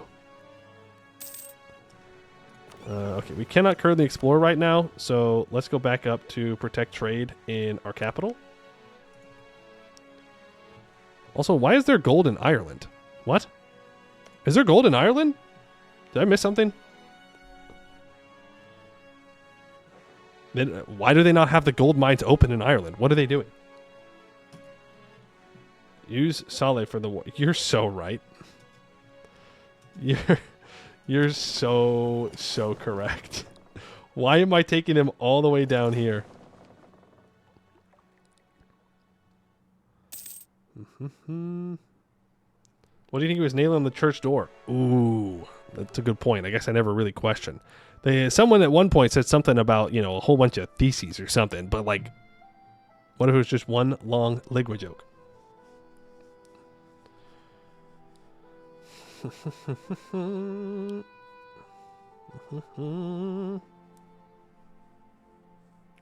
DC's nuts? Got him. Got him. The monks were never ready for it. Okay, we do get our heavies at Tech 28 though, which is amazing because at that point, no one will be able to touch our military or our navy. Because the only way, I believe that all Europeans get access to heavies at Tech 33. If you have naval ideas, I think you get access to them earlier at Tech 28. Western nations get access automatically. Other nations can build them if they westernize, if they have the Grand Navy Idea Group, or they have both the Western Arms Trade Modifier and naval ideas. I don't know what that means. But the Grand Navy Idea Group is, I'm assuming, Grand Fleet. That's outdated? Okay. But I'm pretty sure you just need naval ideas to get access to heavies. I don't think you need Grand Fleet ideas, but I could be wrong. Okay, you do just need naval. Yeah, they have to take naval outside of Europe to get access, which means some people will absolutely have them, but most will not. All right, we are sending our guys away. Tlemcen has 22,000 troops.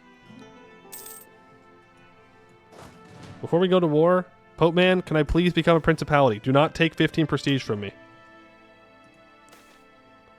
He has granted our request. Thank you, Pope Man. Hey, Pope Man. Can I become a kingdom? I need a Diplo skill of 4, a mill skill of 5. Why not an admin skill of 6?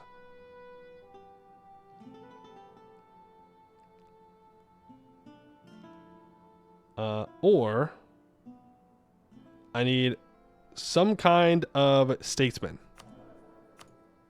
at level 2.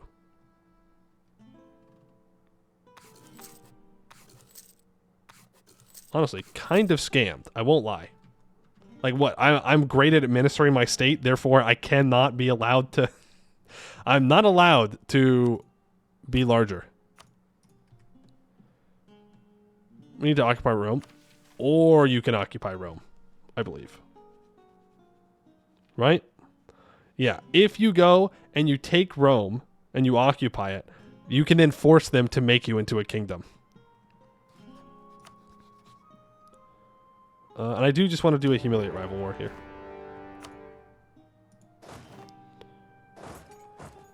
I don't know where their troops are at. Expedition? What counts as Northwest Africa? Okay, this is West Africa. This is West Africa. This is North... Wow, we got the furthest province down from North Africa. Literally. Well, I guess we keep hitting the Iberian Islands. We try and secure all of this. I don't know how much it's actually going to slow down Portugal and the like. I think what we're really rushing for is South Africa. Right? Like, trying to make sure that the Iberians cannot get around South Africa for a long time is a pretty good goal. So that way we can secure the Spice Islands, we can secure all of the Eastern Africa trade. Maybe eventually we can break into China. China has not united yet, which is kind of weird. Looting policy? Oh, severe. Severe, through and through. Where is Tlemcen's capital? Shoot. I'm going to have to get access through the Castilians. Uh-oh. Perhaps I did not think this through. That is okay, because we have 7 galleys, which I will not be upgrading. Because that would be a very silly thing for me to do, since I'm going to immediately replace them with heavy ships.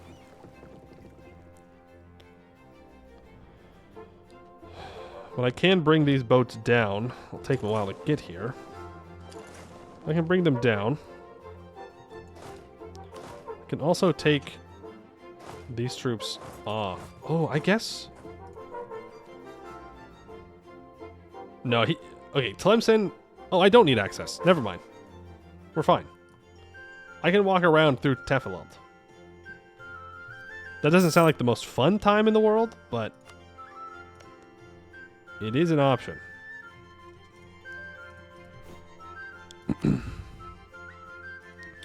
I like to keep improving with neighboring countries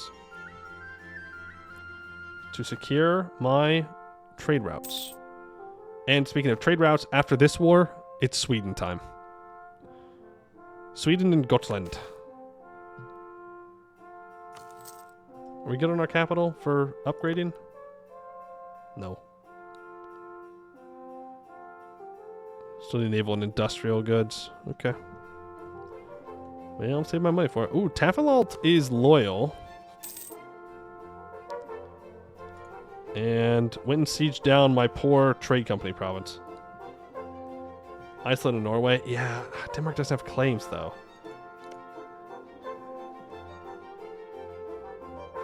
And he's losing his claims on this state, which Denmark does want, but I'm not going to fight Lithuania for it. Who is still Remuva, by the way. And I think will stay Remuva because why would they switch? Poland's not here to force them over. Oh no.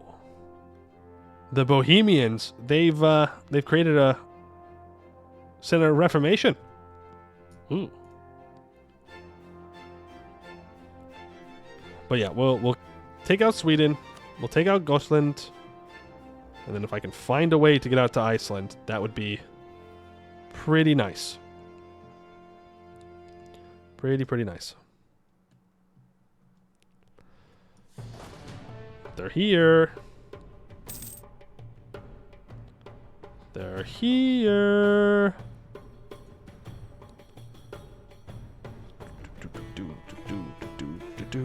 I didn't think this war was going to take this long. This is going to be a bit more of a commitment than I thought. Who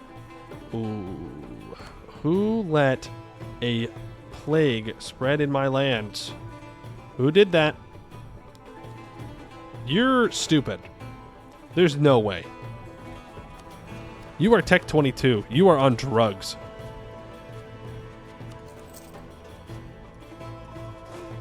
When do you get there? The 22nd of October? Yeah, so do I. You are on crack.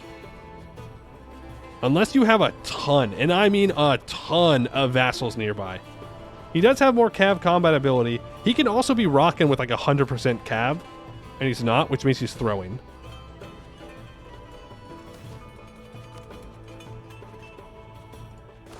I mean, it is just Shrub Hills, but like... What is the goal, man? Loot Zimor.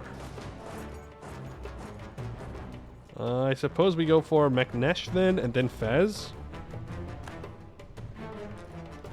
Did I get an island? Only got maps.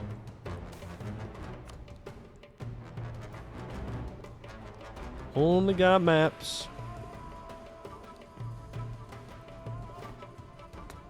This war is going to take much longer than I thought.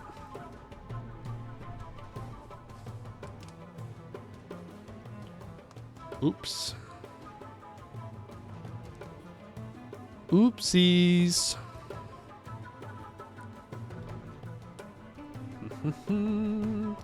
Salver is good, but I don't think you really need it since the trade system in MEIOU works differently. It's not about trade. It's about preventing them from being able to colonize further. Though I don't know how that works with expeditions. I suppose they'd be able to use their expeditions anyways, right? So maybe that won't work. But obviously we want control of the main province in South Africa. The good one. Remember when Ireland got a port in India? That's a good point. You got me there. They did do that. And we will hopefully do that as well. They actually have a lot more troops than I thought. We might have a bad time here. Might have gotten a little overzealous. I don't know. We are pretty far ahead on tech. Tafilalt is more caught up, though. They're pulling a real Ethiopia strat here. Tafilalt, why are you loyal, man? Go home.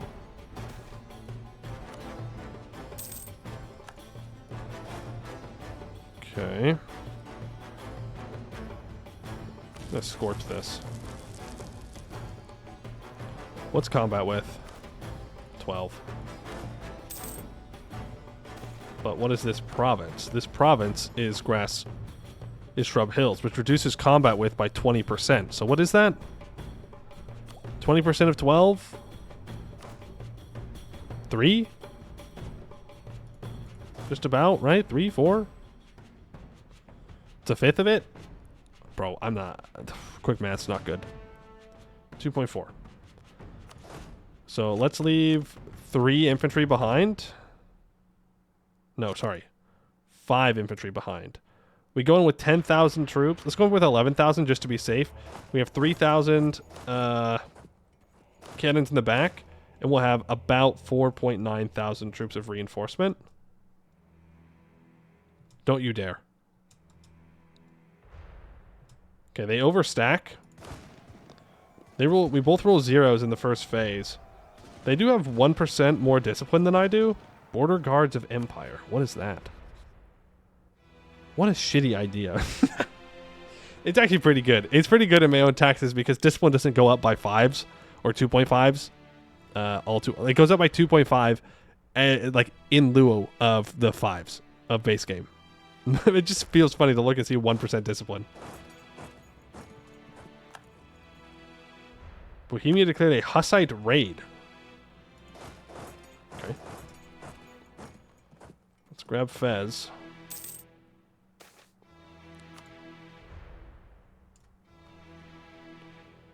If we grab Fez, then we can walk around. We can grab Marrakesh. And then we can siege down everything else. and try and walk over to Amur if Spain does not declare war early, because they are now, in fact, Spain. Fun. Very, very fun. And we can finish free trade ideas. We get more trade range, more trade power abroad, and 10% trade steering. Spain without the S, yeah. It's still building that construction. It'll be done this year for sure. Commercial. Let's try and get our trade capacity up and going. We're going to want to urbanize more, I think. Especially in, say, like, Friesland. We only have textiles available here. If we open up a new industry, that would help it grow urban-wise.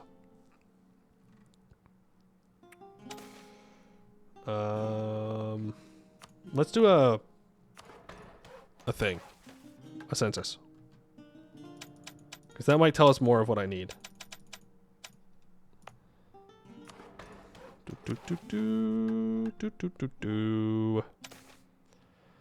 Conduct industry census. We're short on food. Go figure. Happens eventually. Fiber. We need to find somewhere that has really good farmlands and kind of colonize it, maybe. Like in Africa, like in West Africa somewhere, there's some pretty big farmlands. If we could own that and just produce food like crazy and export that back, but we could also just buy it from somewhere else. Fuel, we're struggling on. Raw material, we're struggling on. Exotic goods will come in time. Timber, luxury.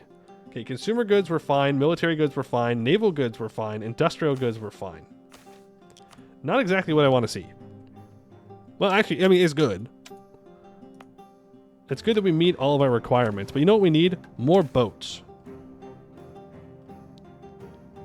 More boats. So open up a ship industry here. You have textile and processed materials. That's fine. And East Friesland. You also have houseware ship. Good. My farm's capacity yet? Oh, good lord, no, we are not.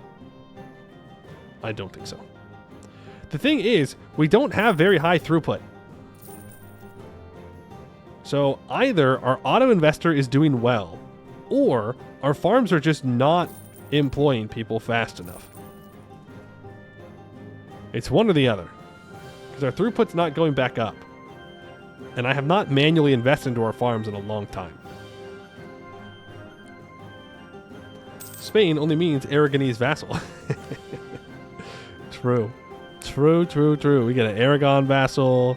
We get a France vassal. And then, next thing you know, boom, we own all of Western Europe. Sometimes you just accidentally conquer Western Europe. Happens. Naples is 22. Brandenburg 34. Fez has fallen, and I will loot. I will loot. We're just going to tank this disease. Oh, I didn't check what the combat width was last time. When's this fight? The 20th? I'll get there on 31st? That's actually a long time to reinforce. Why is that? What's taking so long to move into this province? There's metal in this province? Why did I do a show strength war?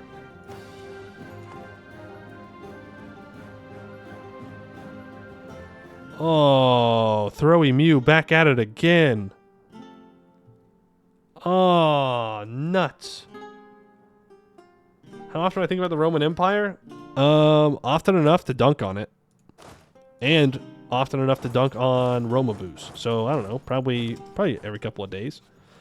But I play map games, so like the Venn diagram of men that play map games and men that think of the Roman Empire is just a circle. It's literally just a circle.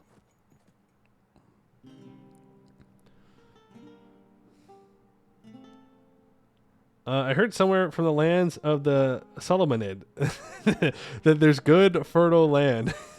We're not going back to Ethiopia. We can't do it. We'll have no control.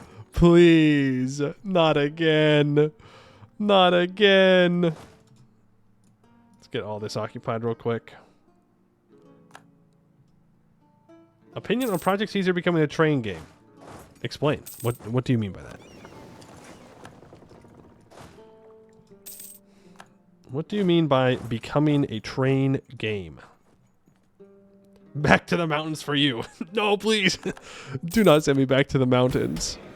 It's scary there. You have no control over your territory.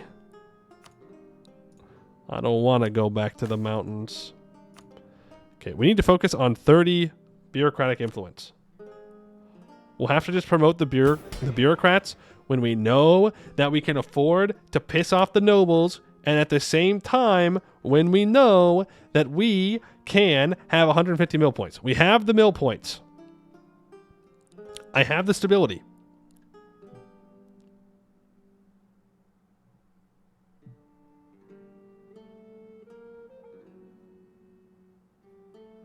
I have the admin points. You know what? Frick it. Frick it, we ball. We do it live. Promote the bureaucrat faction. Boom. Then we are going to reform into extended levies. Boom. That will drop our stab only by 1 and only drop noble loyalty by 15. I will then do further reforms. I will say, boom, we are going to do the tax farming reform. Boom. That loses us 2 stability. And then we do a further reform. And we upgrade our devolved military service into a higher one, which lowers base hierarchy, and it is 0.1 times welfare times 2% plus 2% times state reach base manpower from all non-elite classes, which, boom, then lowers our stability by 3. But it doesn't matter because we only go down to -1 stab. Now, we do for 10 years have recent reforms, but we get 3 reforms for the price of 3 reforms, but it happens with 1 click. That is a huge, huge reform for us. You know, you could say that 1453 is perhaps the best year in history. You could say that. You know, it is fitting for the conversation we were just having. It is both a Byzantine L and a Netherlands W. Pretty good. Also, Constantinople fell before 1453. RP fail. Huge RP fail. What do you think Kesha meant by wake up in the morning feeling like P. Diddy? You know, I think if that tells us anything, Kesha cannot see the future. I don't think anyone was saying that she could, but I think it only confirms it. Give me more Iberian Islands. Or she could. No. No. I think that's worse for her.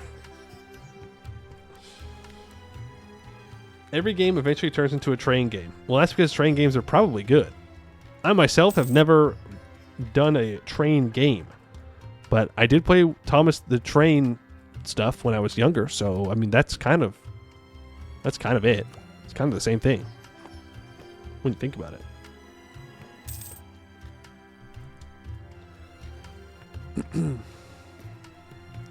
So I don't know what exactly this is going to do for our force limit, by the way. What I do know is that now I will be able to start dealing with increasing the taxation of the state. I do need to expand my bureaucracy more, but I'm going to wait to do that until we get some stability. Though we do have 31 bureaucratic influence right now, so maybe the best plan is not to wait, but to do one of our reforms here. We need 25 state reach average for the bureaucratic hierarchy.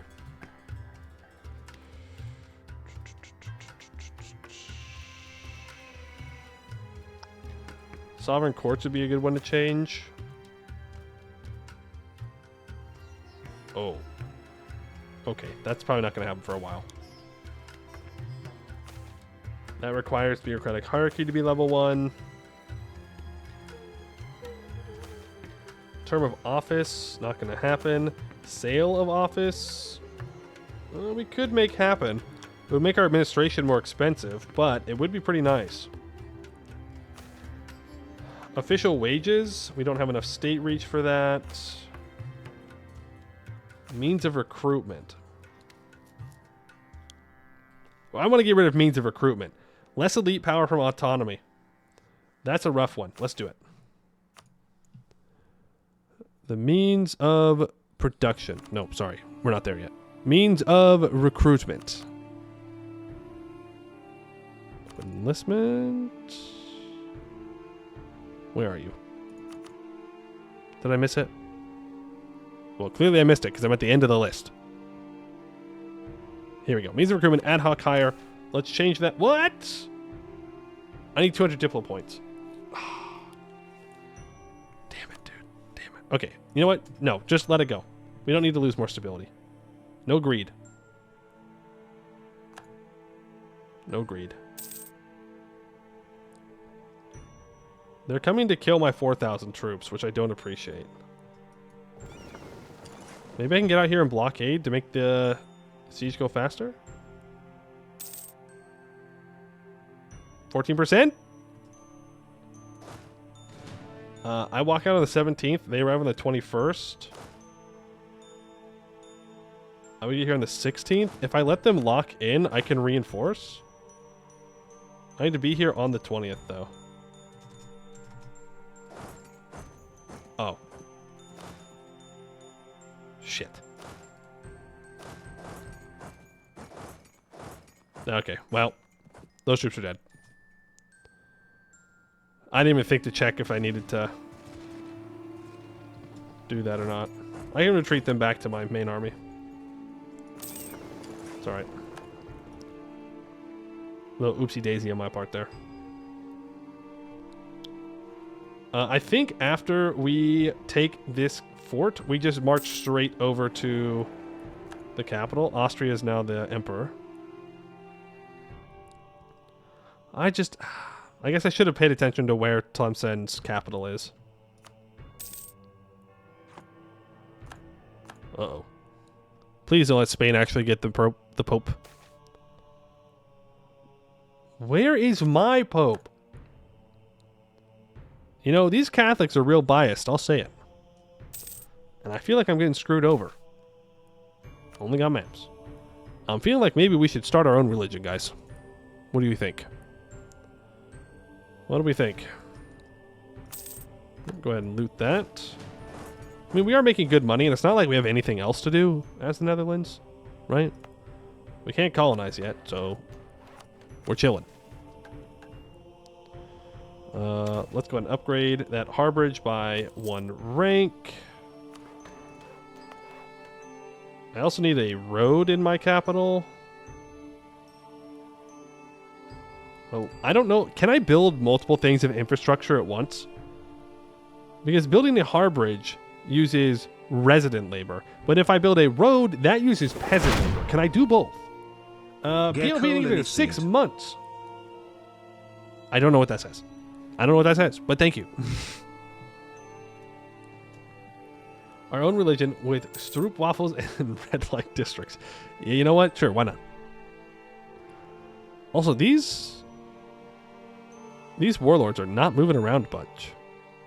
They're just kind of chilling.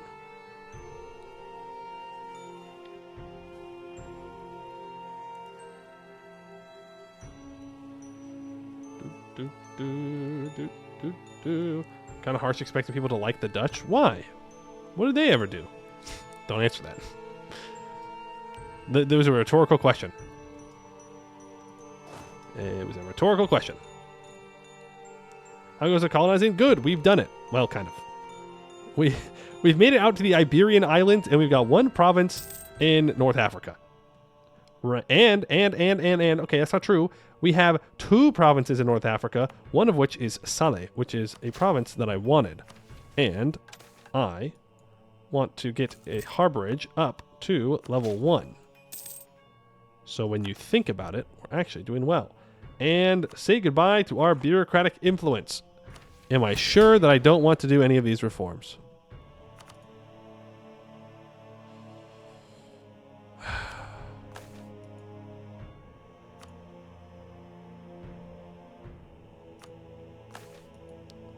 I could ban the sale of offices.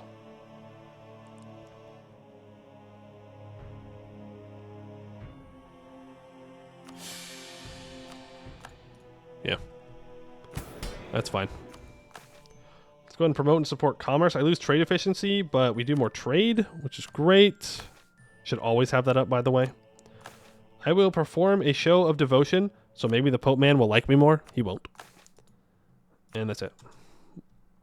Our stability will go up eventually. Right, so 2 Amor. 61% defensiveness. Wait, do you have defensive ideas? No. Then why do you have so much defensiveness? Fortified Realm. Navigators of the Endless Sea. What the hell are you talking about? 15% fort defense from their national ideas. Fortified the realm. Oh, did they get the event that allows them to get permanent defensiveness somewhere? That might be it.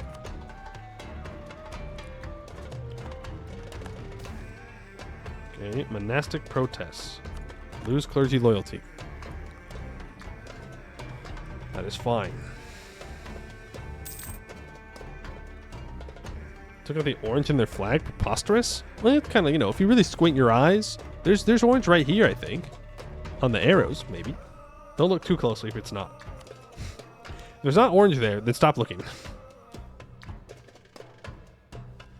Put the monks in a dark, damp cave. That will teach them. Well, we don't need them to write things anymore, so I'm not exactly sure what they want. They're kind of not so useless anymore. I hate to tell them. It's an old Dutch YouTube meme video. The title is actually de VOC. Also means colonized. Oh, okay. I see. I see. Well, I do not speak Dutch. So I'm afraid that one goes over the head. Feudatory under Tlemcen. Feudatory of the Mamluks? Okay. The Mamluks have not been chilling this game. I didn't even realize that they've taken out Tunis for the most part. Okay. Sure, man. I mean, that's fine until I need to, you know, grab a certain canal later on in the game. But for now, that's fine. I don't care.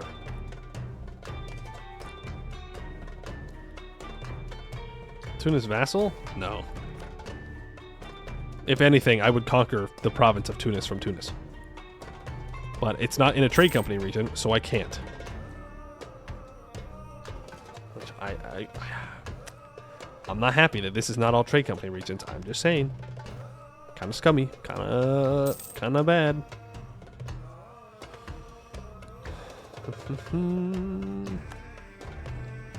Yeah, I don't think we're going to go for a full show straight. I will take the L and admit that I significantly underestimated the Tlemceni.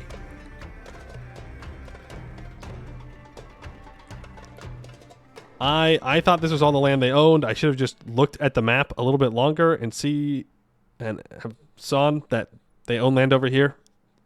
Oops. Sometimes it'd be like that.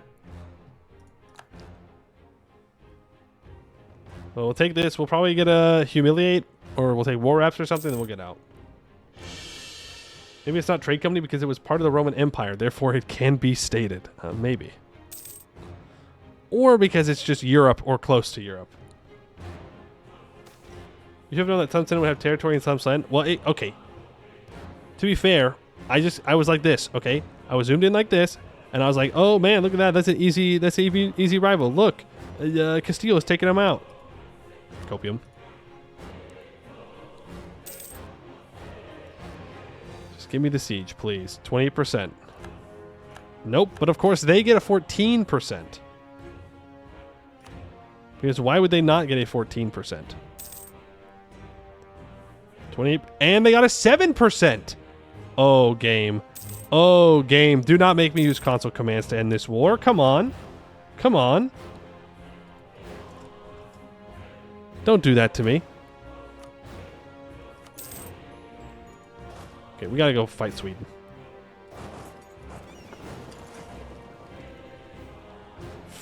7%. Get out of here. Get out of here. Can I start to pull trade from this node into somewhere? I can pull it into the channel. Let's go ahead and do that. We're up to 16% control of this node. 18% control of this node. You suckers. You suckers. Let's invest into the commerce down here. I'm going to steal your trade power, and you're going to have to just deal with it. Can Denmark go Sweden? Yes, that's what we're doing. Yeah. That's the point. Let's bring everybody back up to balance first. Randenbox, thank you for the 5 gifted. Appreciate it. Very kind of you.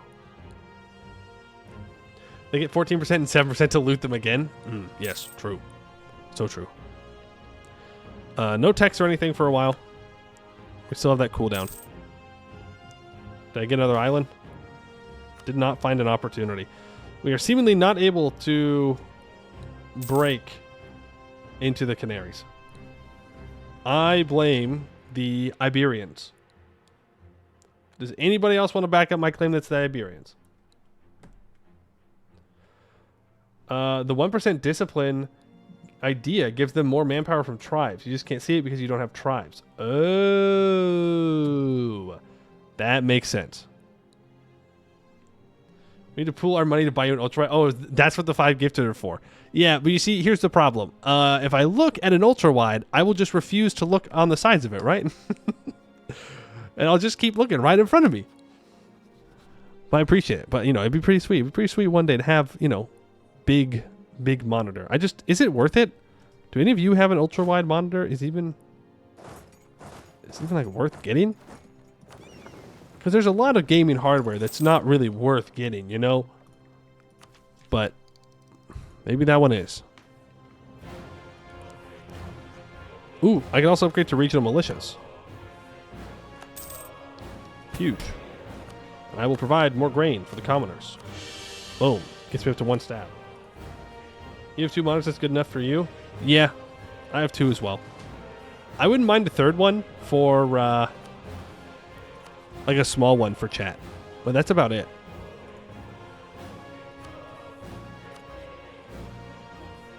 Just like a small, like, vertical monitor for chat. But that's it. That's all I really want.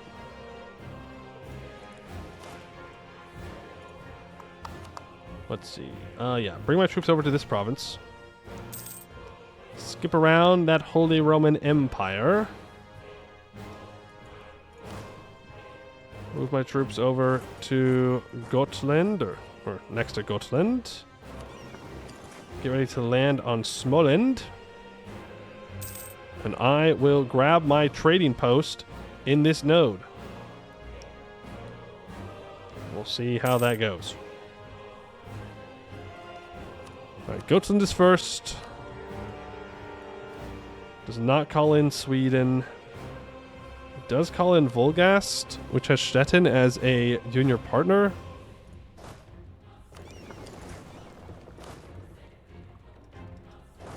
But that's alright.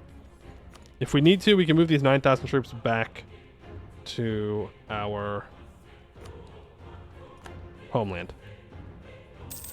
Bohemia is doing all kinds of Hussite raids. And for what? Is he like converting people with them? Is that what's happening? We spotted a comet.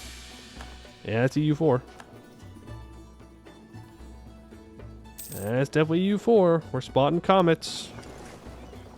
Let's make sure we're actually successfully blockading here. Do they have access to me? They do. Send these 9,000 troops south. Denmark, you no longer need to be sleeping. Ooh. We're selfish. It's rough.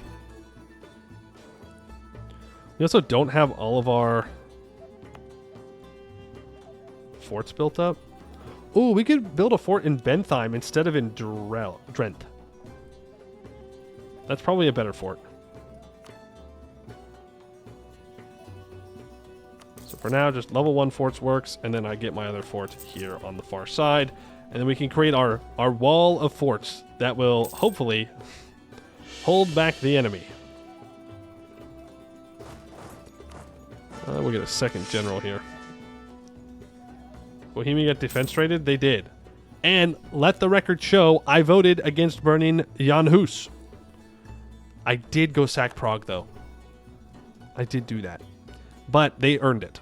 Okay? It had nothing to do with our religious disagreements. It had everything to do with Bohemia 100 years ago demanding unlawful territory when they had no right to. The Dutch never forget. Didn't you hated PUs?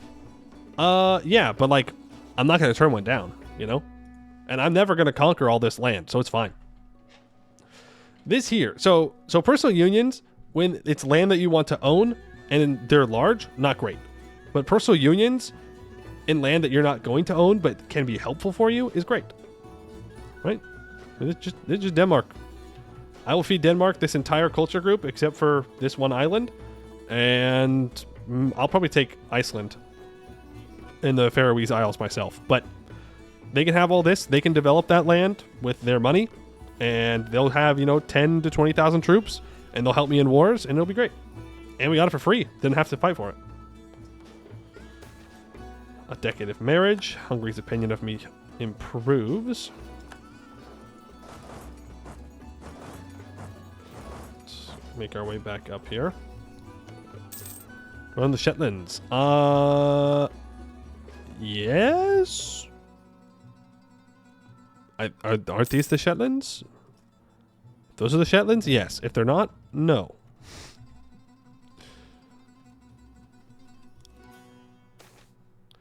Expedition.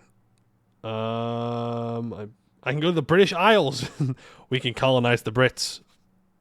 Wait, how did you get here? How did Connacht become independent? Huh. Weird. The Shetlands are lower in purple. I don't know. I don't know what the Shetlands are then. No. I don't own them if they're in purple. That's Orkney. Wait, how about these? I don't know, man. I could try and colonize Iberia. Would be kind of funny. But I want the Canaries. I could just vassalize them. Like, I'm doing a lot of work to annex these guys. I could just vassalize them and then annex them in 10 years. Do I have the Diplo slot for that? Yeah. I do. I may be overcomplicating things. The ones I own are the Shetlands. You're making from the British Isles, calling them the Shetlands. Oh, okay. It is this one then. I don't know. It's all just islands, right? All islands are basically the same when you think about it. Piece of land surrounded by water. Boom. Easy. That should be enough to end this war.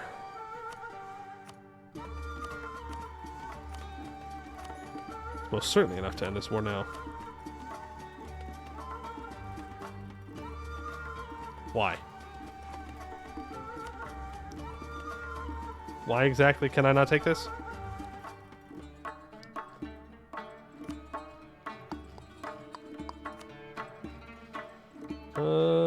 Where's the damn colonial? It's too far.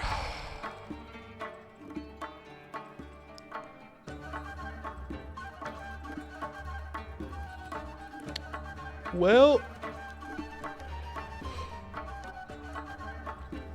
skill issue. I guess that's just kind of it. I guess we just give it to Denmark. There's not really much I can do about that. Vassalize them? Oh, so true. So true. We could just vassalize them. He's a subject of Sweden, but I can annex it and then release him. Yeah, we definitely want to annex him. If we vassalize him, he'll be a nominal subject. Well, What's the religion? Or okay, it's good. We annex. We can't annex. Frick. Okay, I'm making a save. I'm making a save. If we vassalize him and he becomes a subject that we can't annex for like 150 years, then I'm not going to keep him. Killing range? There might, but it's like 20%, right? Which is not going to be enough to get to 125.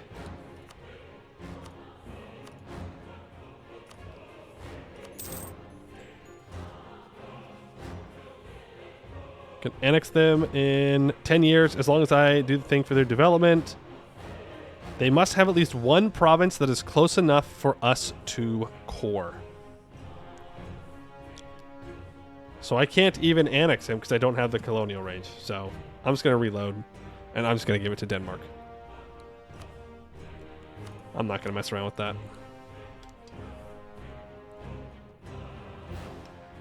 It's going to be forever until I can deal with that.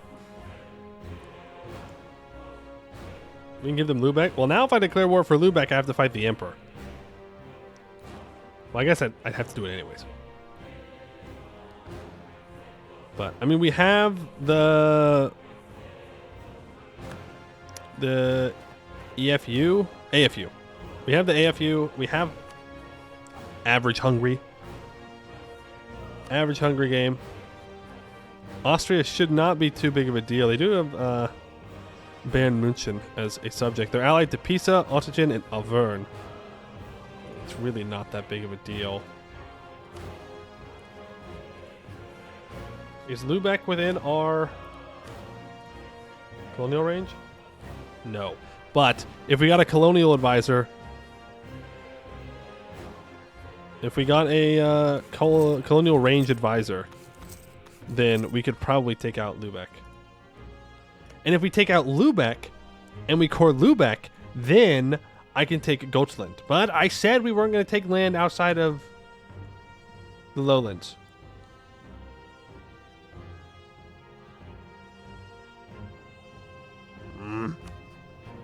So I won't. I won't do it. Even though I want to, even though it'd be better for us to do so, I will not do it.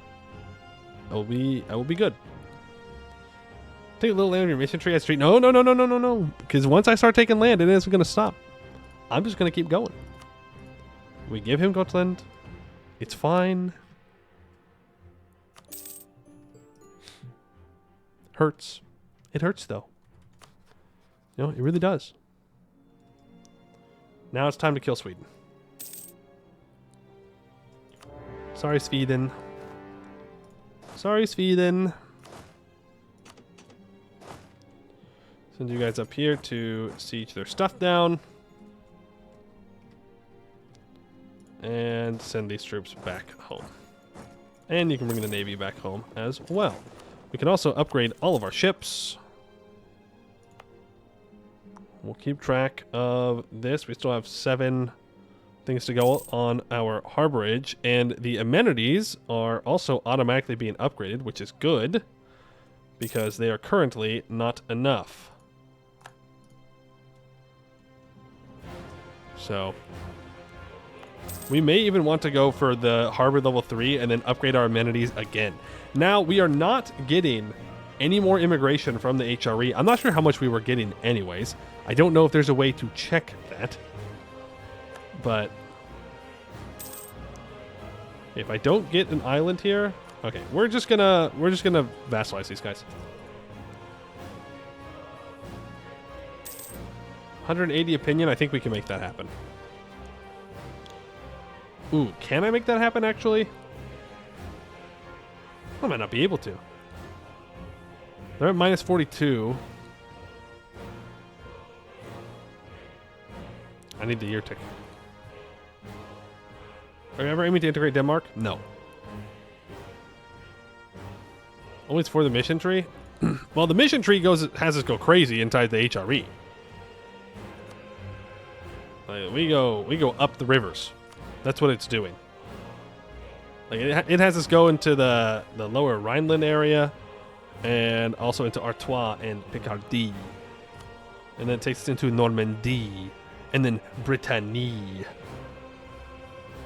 And then we need a larger fleet than England. And then I need 60% trade power on my node. I get trade efficiency. But then it has us go into the middle Rhineland. And then the upper Rhineland. As well as the Holstein area. That one I think is a little bit more reasonable. Because I could feed that over to Denmark if I wanted to. But that does technically count for Lubeck. Okay, I'm just saying, Lubeck is technically speaking part of the mission tree. We just have to take a whole bunch of the HRE to get there, and I don't want to do that. Normandy's got him. Got him. But no, I don't think I need to integrate Denmark ever. Denmark also owns more provinces than I do, so I can't. I mean, eventually that will not be true, right? Eventually we'll own more. But. Because we're going to expand. Denmark's not going to expand anymore. Can I transfer all this over to Denmark, please? This is just one province? Oh. Sweden. Buddy. I'm sorry. I thought this was another province right here. This red.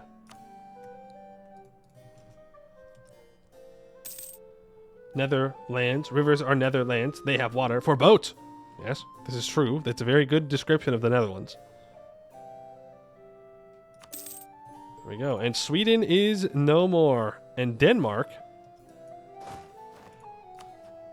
becomes Denmark-Norway.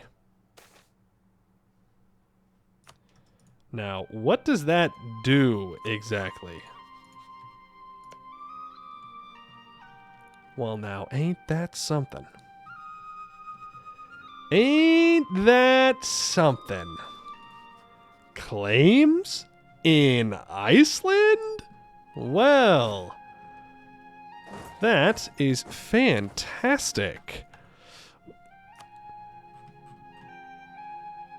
And if I give all of coastal Finland to him, I think we can turn Denmark into Scandinavia. Which I would assume has better ideas than Denmark-Norway. Again, the only problem is there's a Lithuania involved in that one.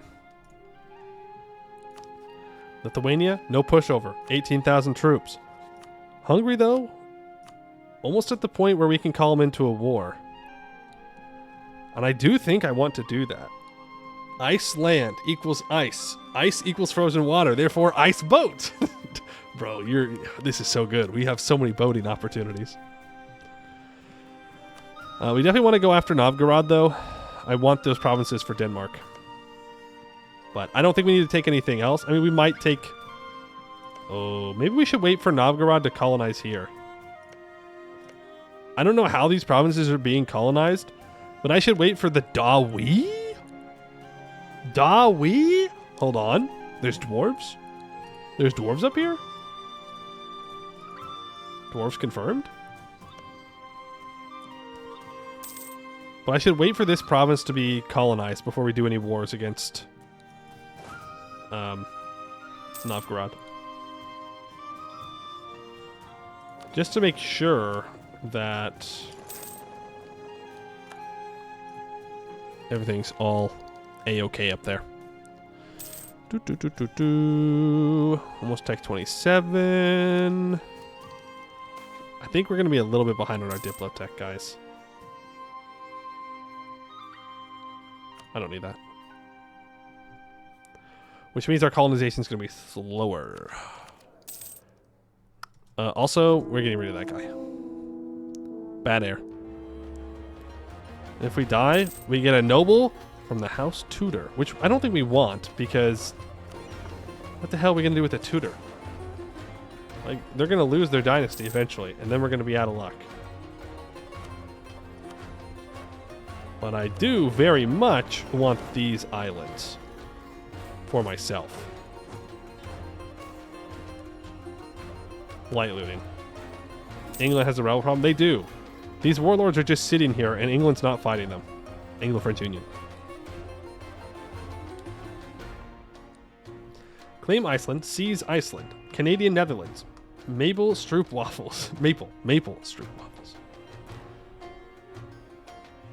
Surely we have colonial range to Iceland through these islands, right? Surely.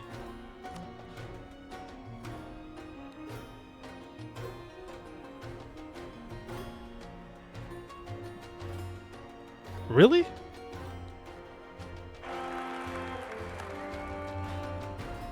That seems crazy to me.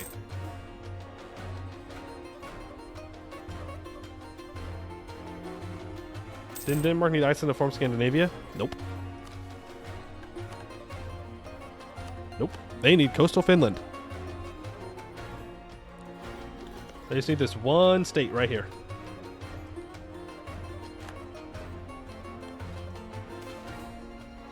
Expedition. Send it to... How funny would it be if I colonized the Iberians? I mean, come on. Send it. I just think it'd be funny. I'll probably just sell them the province right back, but it would be a good hee hee ha ha moment for sure. I can't take this. Is it only doing colonial range from my capital? Is it not doing colonial range from my closest province? Oh. Oh, that's why. Actually. It's because it's going through two huge ocean provinces.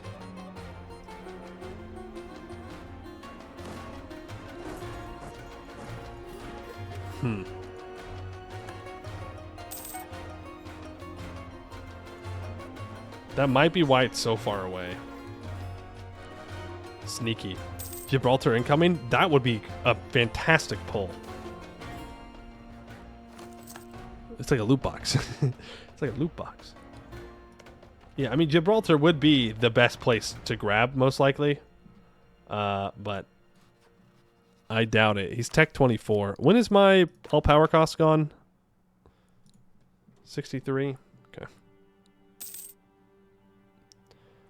Well, if I can't take that anyways, then there's no point in staying in this war. We just take the Faroe Isles and we walk away, right? Forget it. I'm done. I'm done with this war. Pathetic.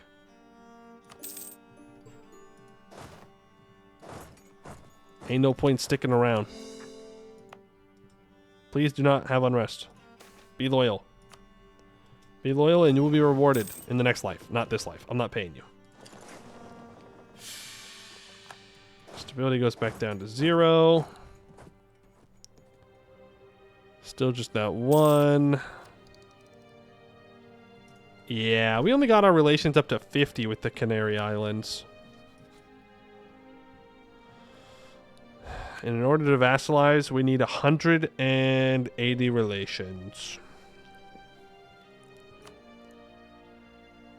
And they're not actually willing to give me an alliance because they don't know about me. So, I guess it's good that we made friends.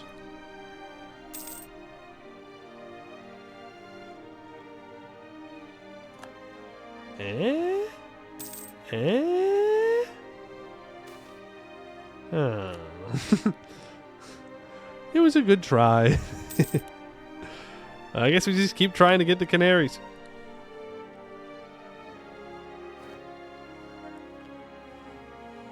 I suppose that's just what we'll have to do. Wouldn't colonizing Northern Europe expeditions give you a colony in Iceland? Maybe.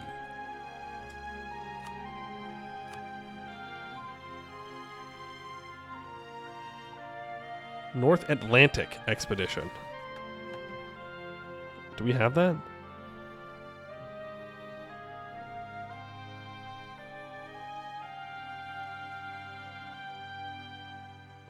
France, Northern Europe. I'm assuming that's the same thing. It's just called something differently. No. Sorry. I have to be Diplotech 40 to go to the North Atlantic. I think it's counting Norway as like New World stuff. Hey, Trick Trickster. How do you make and maintain a good economy? Are you asking about MEIOU and taxes, or are you asking about the base game? Because that's going to be a very different answer.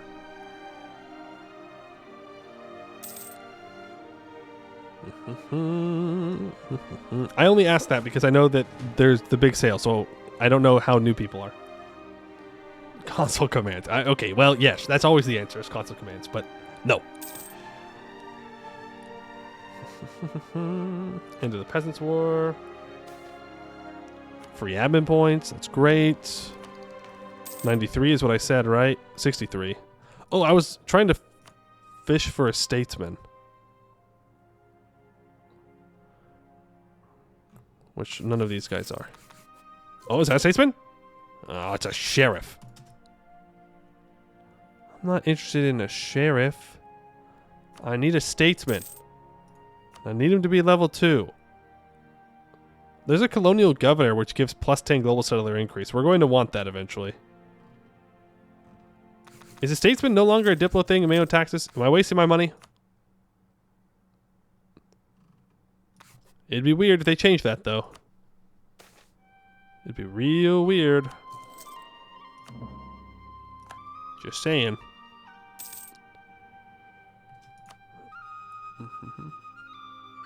You just got the game and trade and staying in the profit confused me. Ah, okay.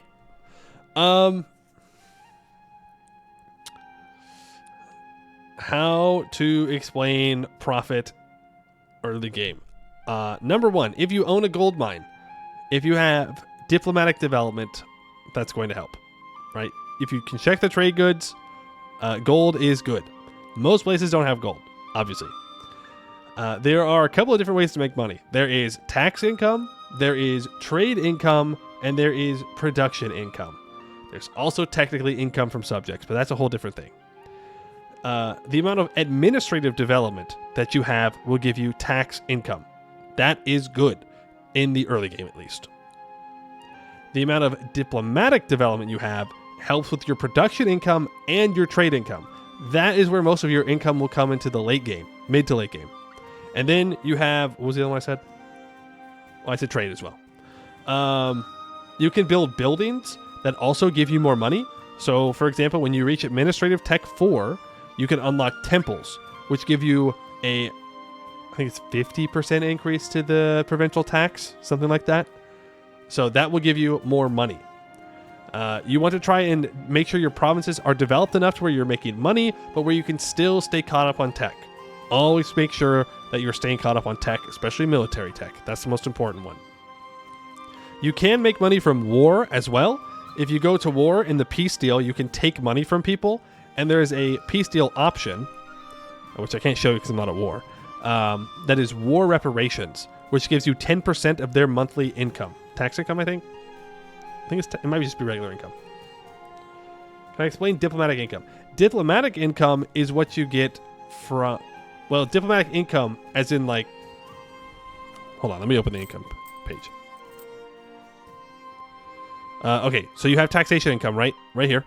It's the same in the base game. We're playing a mod that makes the game even more confusing, but it doesn't matter. It's all basically the same. Taxation income is from your admin development. Production income is from Diplo development. Trade income is from trade, which is a whole thing which you don't need to worry about right now. I'm going to be so totally honest with you. Just know that the more Diplo production you have, the better it is. You want to get control over your trade nodes. Okay? That's what you need to worry about. Tariffs don't matter. Vassals, if you have subjects, they will pay you part of their income. And then there's the war reparations. Like here, I'm getting 0.58 ducats a month from the nation of Tlemcen from war reps.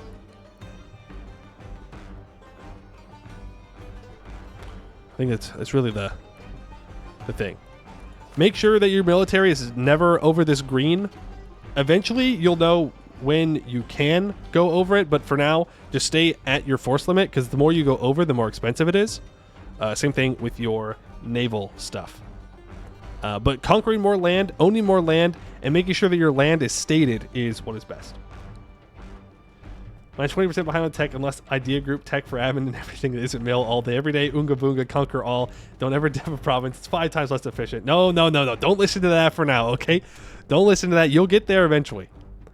Eventually, you will just go ooga booga and you'll just conquer everything. And you'll realize that everything that you learned in the past 2,000 hours was a lie. But for now, you learn the basics.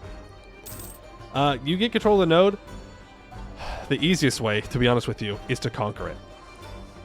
Right? So like this entire orange block here is my trade node. I currently have 64% control of it. I don't own the whole thing, and I personally never will because we're restricting what we can control.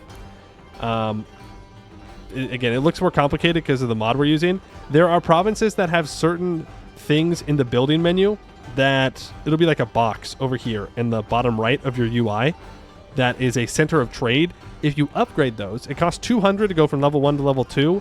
It will get you more trade power. Build the marketplace building in all of those provinces.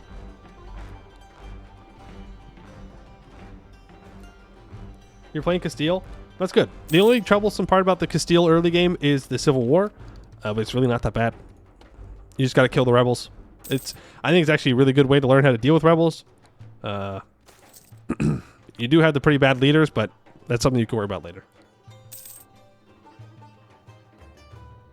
And all of which ones? It's a little bit hard to explain since I don't have them in the mod that we're using. But they are centers of trade. If you click... Oh, well, I have my things at keybinds. If you go to your economic map mode, down here in the bottom right... Oh, you can't see it. Hold on. We will get back to MEIOU taxes here in a second. In the bottom right, there is the economic map mode. You want to click on this, and then you want to click on trade. Boom. And then you're going to see provinces that have an icon that looks like... Oh, there's really no equivalent icon. But you're going to see a box. There's going to be a little box, and it's going to have a number in it. It's going to be like a 1 or 2. And you want to make sure that those are upgraded. But honestly, the best way to learn is just to do. Right? Like, I can't explain to you all the intricacies of it. You kind of just have to do it by trial and error. And just watching other people play. That's how I learned. You get the Iberian Wedding? Yeah, which is a really good boost. Because then you get Aragon. They can fight your wars for you. My number one tip, don't try to learn everything at once. If you try and learn everything at once, you'll get overwhelmed pretty easily. But if you just sit back, relax, enjoy the ride that is learning EU4, eventually you'll just kind of know it all. And you'll wonder how you came to know it all. Marketplaces on the ones with 1 or 2? Yes. They can go up to level 3. You want to put on the 3s as well, but yes, with the 1 or the 2, marketplaces go there. It will help you out. We have lots of money. I want to... Okay, we're almost done with that harborage there. How's autonomy in the south doing? It's looking okay. Where's our... Okay, we're getting our communication efficiency straight from... Zuid-Holland. What? What? Wait, so now that this is no longer our capital, this is where we're getting our communication efficiency through? I would only assume that's the case because it's a level 4 harbor compared to our level 2 in our capital. So I think we need to get this to level 4, and then it will help even more with our communications efficiency. We can look, though, with our map mode here. Political. We can go communication efficiency. Oh. Ethiopia could never. Ethiopia could never, dude. Oh my god. Not even investing that heavily into roads, and look at this. Barely reaches yellow back here. Oh. When you get national ideas, what should you choose? You mean when you choose an idea group? Like in this node, ignore all this stuff in the middle. This stuff in the middle doesn't matter. When you go here, choose whatever feels right to you. Whatever sounds good. If you want to colonize, go exploration ideas. If you just want to poke around, as Castile in Europe, military idea is an alright choice. Go quantity. So colonization, exploration, military for now, quantity. Pay attention to the bonuses. Eventually, they will mean something to you. Quality, yeah, but like, I would say, I don't know, maybe for me, it was for me at least, having more troops is better than having better troops when you're not used to the war system yet. Like, eventually, yes, quality is better than quantity every single time. But early on, it's better to have more troops so that way you can overwhelm people. Oh, also, don't pick a fight with France. That would be another recommendation. That'd be a tough war. Very tough war to do. How can you change the map mode? You tried to play MEIOU Taxes, but my map modes never work when you tried the special C map mode. What's France? Sounds fake. Hey, whoa, they're alive. Never mind. They're dying again. France simply cannot catch a break. Oh, brutal. Brutal. How can I change the map mode? Okay, so to use special map modes in MEIOU Taxes, you need to go to your natural decisions. You need to click on special map mode. And let's say you just want to use the communications efficiency. You go down to other map modes. Or sorry, no. You go to political map modes. My bad. You click on communications efficiency. And it now comes up here. What you need to do is turn off my webcam again. Is go down to the bottom here and look at special map mode. Now I have this binded to I. What it replaces is the trade good icon. Okay, so I believe it's also an economic. Maybe not. Isn't it geographical? Where does the trade good icon come from? I don't know, but I have it binded to I. It's somewhere around. Oh yeah, here it is. Special map mode. Duh. It's in economic. Special map mode. You click that. Boom. It shows up with your special one. Do they still have cores? Yeah. They do. But we're being good. We're being good. We're not doing imperialism, okay? We're just uniting the Dutch people. Also, I need a fort in Luxembourg. Even our Scottish island is in yellow communication? Oh, you're right. You're right. Even these islands are in orange. They don't have a port. Oh, Ethiopia is brutal, dude. Absolutely brutal. How you doing, bud? Perfect. What? How do you have perfect communication in Big Emder? Well, I guess it's right next to the capital. Fair enough. You get out to Wedge, it's already fallen off. You get over here, it's nightmarish. What a loser. Ethiopia's also taken the tribal land down here instead of allying them to use them to kill the Mamluks. My fella. All my fellas. You know what I'm saying? I want to get to taking tech before we end stream today. Ooh. Do I want to centralize more? We have nominal realms, so I think it's actually fine. We do have to be careful with unrest. But if we do go humanist ideas, which I think is actually a decent plan, if we can ever fit it in, then we won't have unrest problems.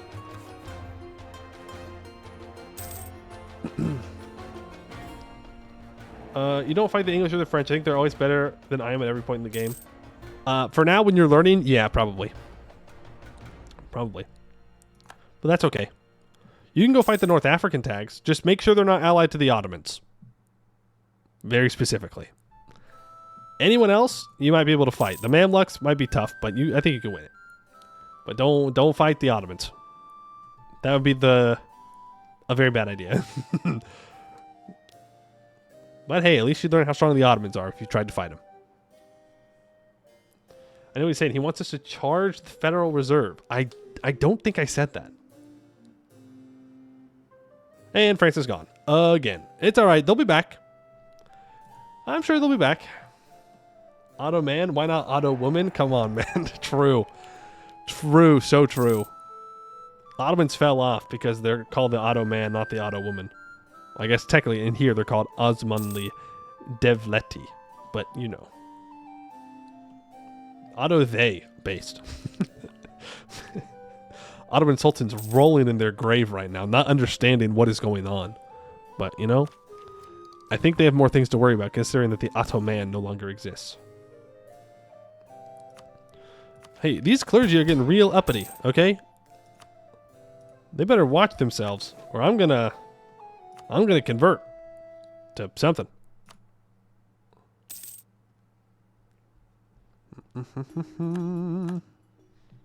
Stettin, Wolgast, truces are up. We don't really care. Bohemia is Hussite raiding like crazy.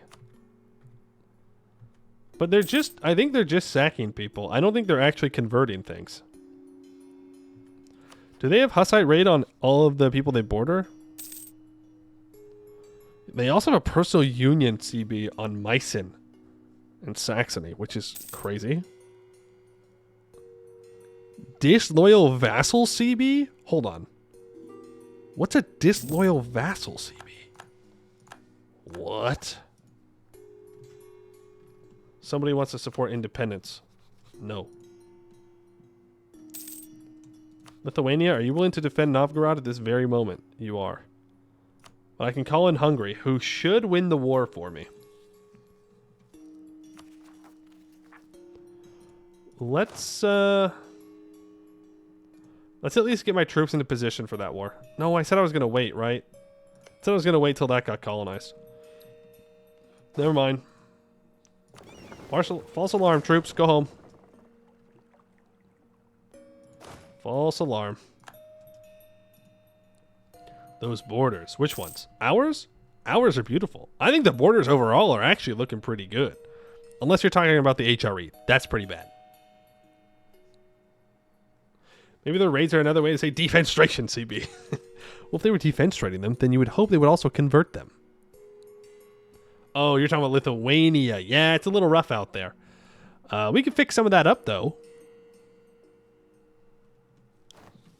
We could feed Hungary some land. I don't know if I want to, though. Like, how often are we going to see Romuva Lithuania? What if they could do well? What if they can outlast Muscovy? What if they can outlast the Horde? Oh, that is a problem. If I take this land from Novgorod, Muscovy's probably going to pop off. Oh, and then we have to deal with a Russia. I don't want to deal with a Russia. They're going to hate me forever.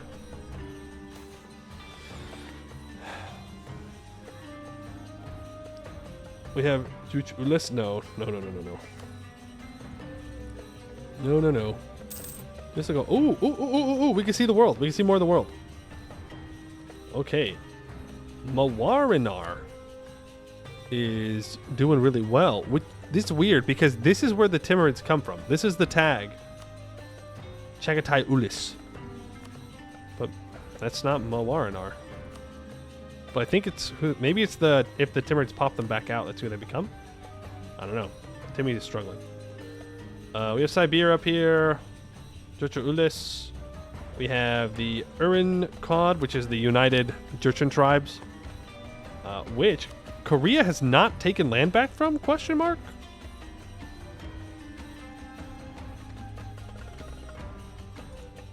What happened here? Who's the Emperor of China? She.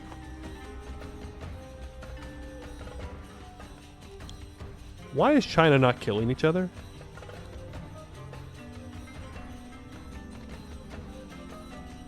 Why is China just sitting here? They should be killing each other. Look, Liu Dong's even here.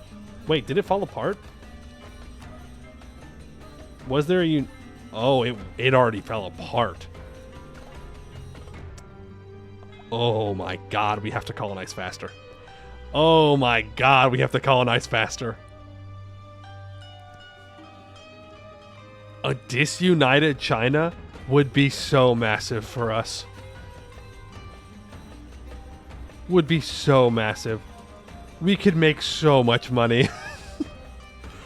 We would make just unlimited cash if we were able to get a province in each of these nodes and just turn them into absolute trading hubs. Oh, there's a chance. Oh, this could be amazing. Disney China would be so massive, we make so much money. The US, I guess. No. The Dutch. The Dutch. Well, that's weird. That's weird, but hey, I'll take it. That does make more sense why there's no one China at the top of the Great Power list. It's 4 of them. It's 4 Chinas. We're not a great power, by the way, which I do feel a little insulted by. And Spain's back down to 11,000 troops.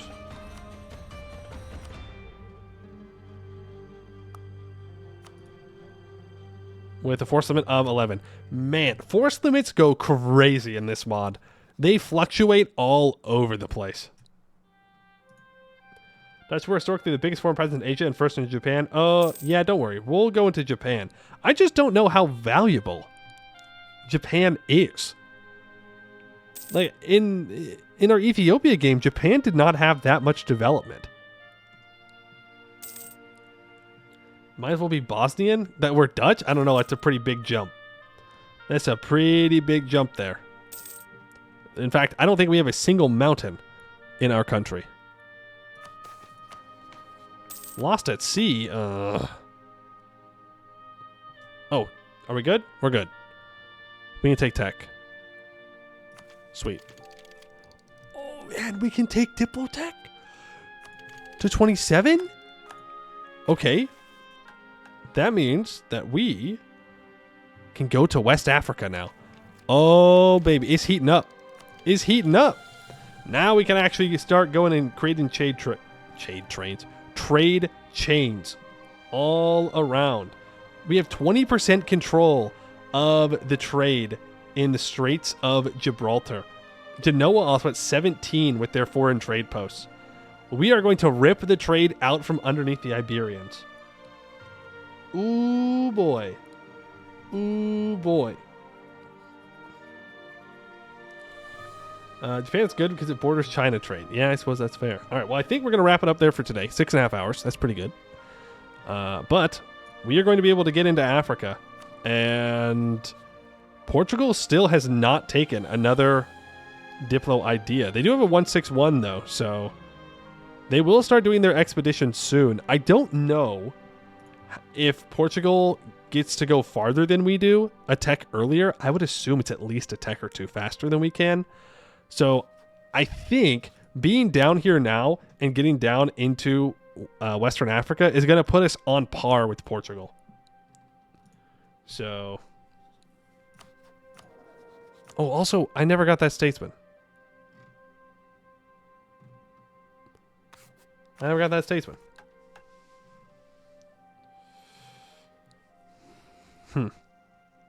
Well, we'll have to work on that as well. Yeah, we'll have to work on that as well. I'll have to remember that we need to get a statesman because we need to up our rank to a kingdom. I want to accept all of the cultures in my little area. It will help with autonomy a bit. It's what is it?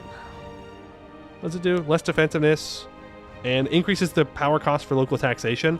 So we'll make a lot more money and get a lot more manpower when we fix that. Alrighty. Well, thank you all for hanging out today. Do appreciate it. Hope you all enjoyed our bit of MEIOU and a bit of taxes. Tomorrow's Thursday. I'll be back. I'll be back again tomorrow with some more MEIOU and taxes. I don't think there's no dev diary for EU5 tomorrow. There's nothing crazy is going to happen tonight, hopefully, that we have to talk about. So, yeah. He's leaving us. He will never return. I will return tomorrow. Literally tomorrow. Less than 24 hours, you will see me again. Exclamation point Discord if you want to join the Discord, and exclamation point VODs to check out the VOD channel. This will hopefully be up sometime this evening if you missed part of the VOD and you like and prefer to watch on YouTube compared to Twitch. We can check and see who is live right now. Do we have anybody out there, any homies that are doing the thing? That are doing the thing, doing the stuff. No.